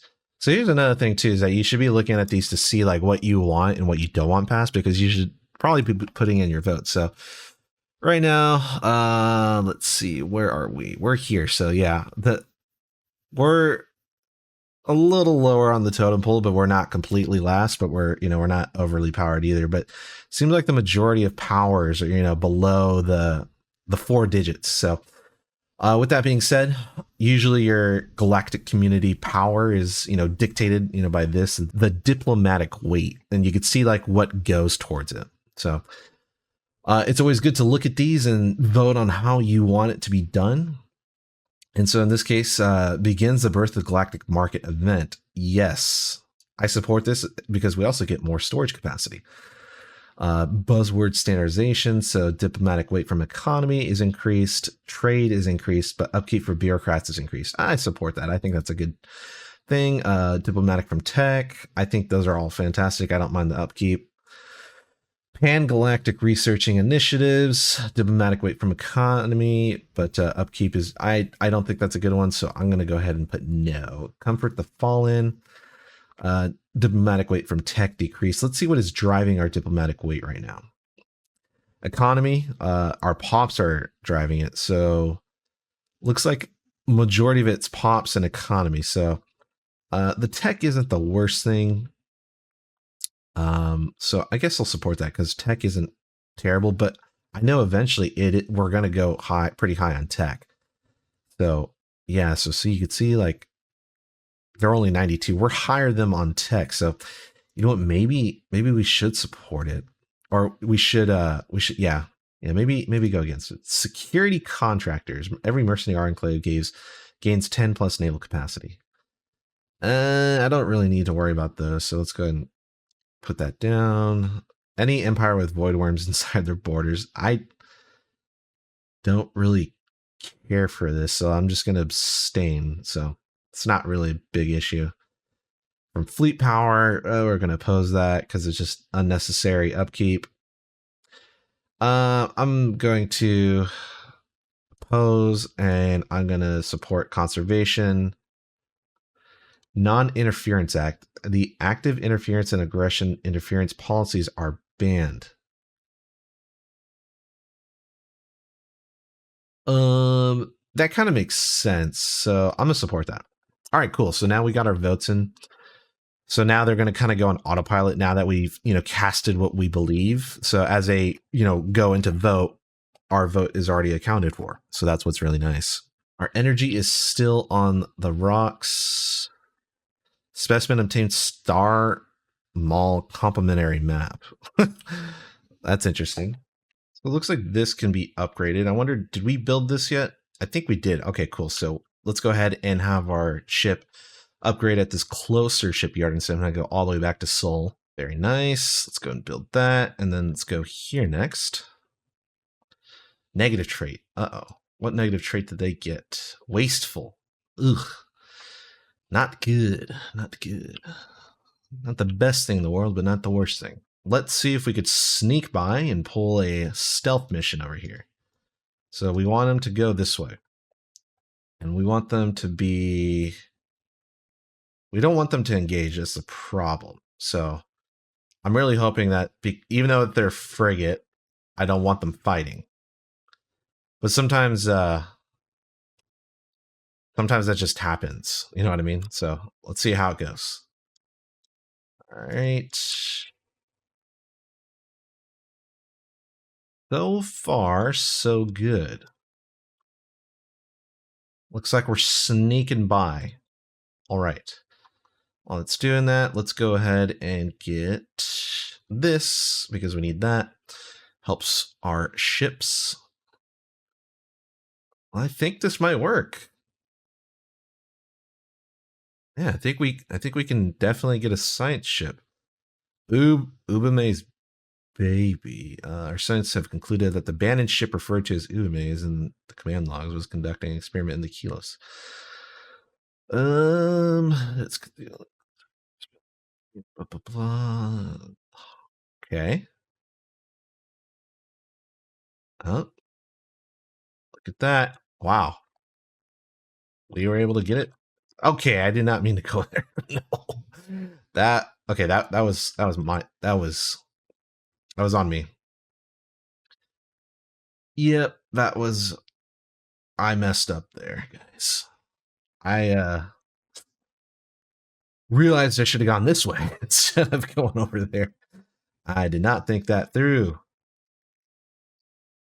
All right. I was able to get them to retreat, so... But yeah, look at that. That was, jeez. Seems like they're getting stronger. Looks like their military power went up. That's crazy. Anyways, okay. We got a renowned paragon. Nice. I'm just going to click through these because I obviously want them. So there we go. Do I put them on the weird ship? I guess so, right? Ooh, they can jump. So you usually need a person to jump or a person in there so they can jump. Oh my gosh. Let's pause for a second. Let's think this through. You know what? I think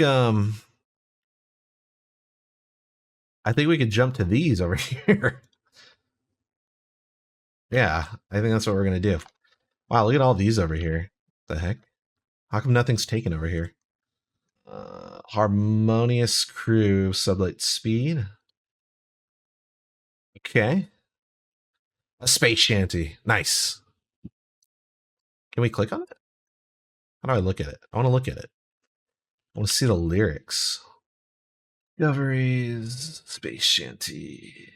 So many references to storms and weather, you can guess that the species who wrote this music comes from a deep-set nautical tradition on their home planet. It remains unclear as to why this song is designed to repeat in its entirety for intervals for almost 10 hours. Oh my god. That sounds horrible.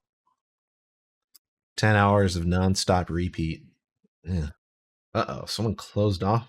Who closed off their... Let's see. Oh, well, why do we even care? You're all the way... Why do you even care? We're all the way over here. But you know what? We're going to close our borders to you just because. Okay, we could jump from here. So let's do that. I hope this isn't a mistake. I really hope there's no enemies over here. Oh, look at that. Nice. All right, let's go ahead and automate. Survey. There we go.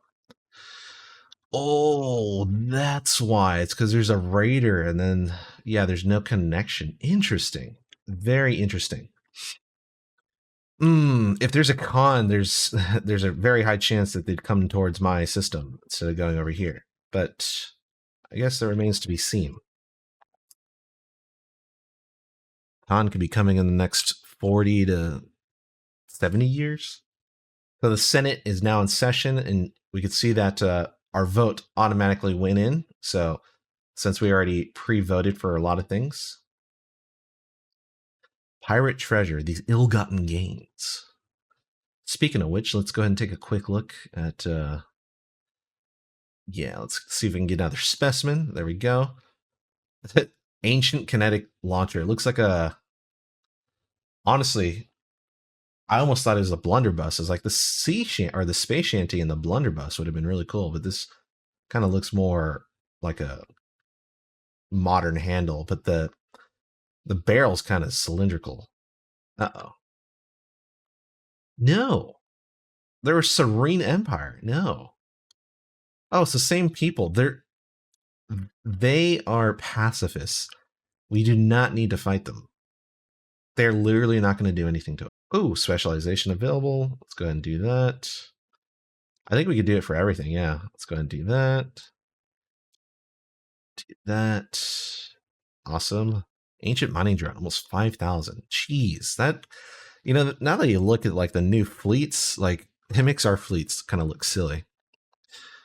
But, let's go ahead and go here. Could we build a mech structure? I mean, is there a point to the Dyson Swarm? I don't know. Why don't we put them inside our... Oh, they're really hissing at us. Yeah, they don't... Ooh. They're harming our relationship. Why? Oh, I think I remember like not caring about it because they literally can't attack us. That's probably why they're wanting to declare war on them, is because they know that they're like harming our relations. So it kind of makes more sense now that I think about it. Sweet. So our species modification has worked. Nice. All right. So this is what I wanted to get to because, I mean, now we can go to genetics, but I wanted to look at the others that we had, but you can't. So let's go ahead and do genetics just because we're in a good spot to do so. Intriguing. Organic computer. That thing looks intense. Do we upgrade this? But it takes gas. How much gas are we getting right now? Let's see. Is it this one? Yeah. So we're getting 5 gas right now. So if we... I mean, it is the Earth, so... Yeah, let's go ahead. I think that's a good one to have. On the capital, you know, I think that's worth the investment.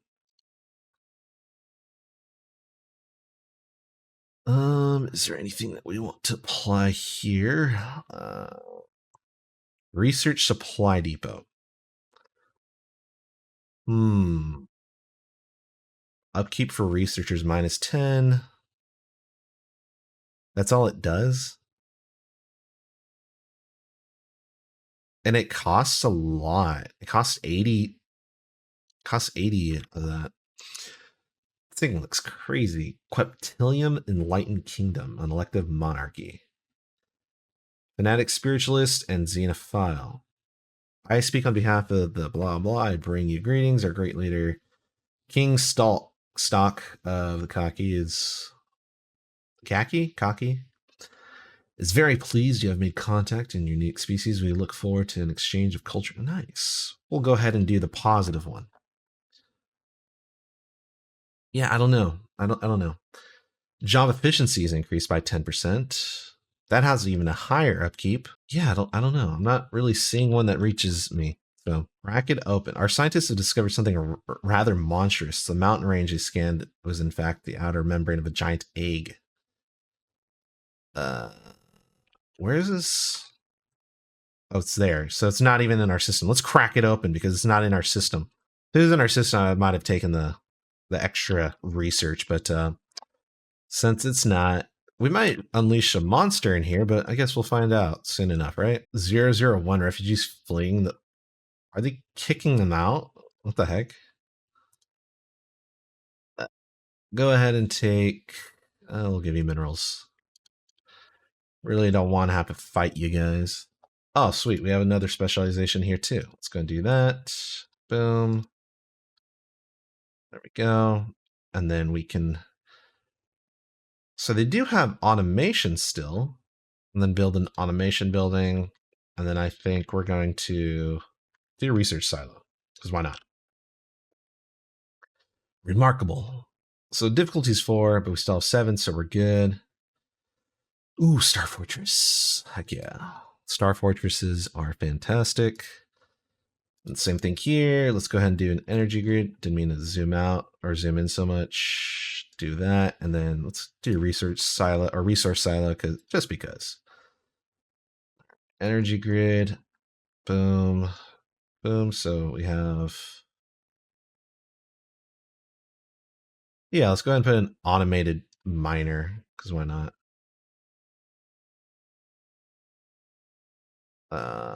Let's replace this with automation building.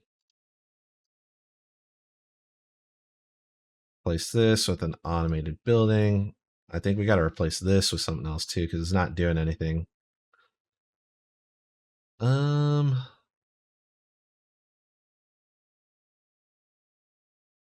don't even know what we replace it with. Admin? Sure, let's do that.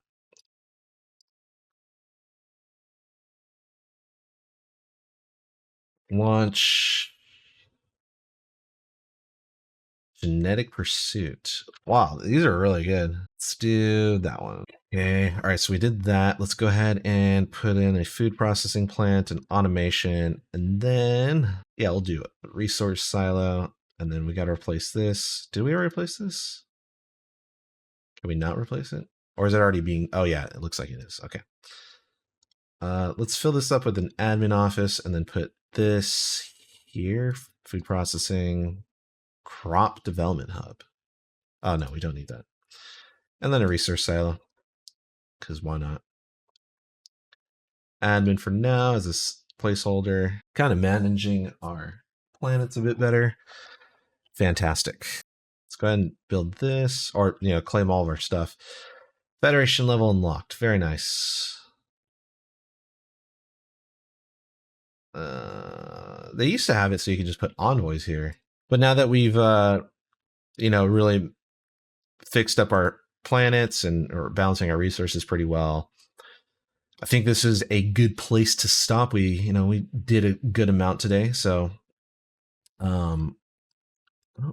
looks like something just this. Yeah, where is this? Oh, it's all the way back over there. Okay. So yeah, I guess we're gonna find out what happens from us digging up this archaeological site.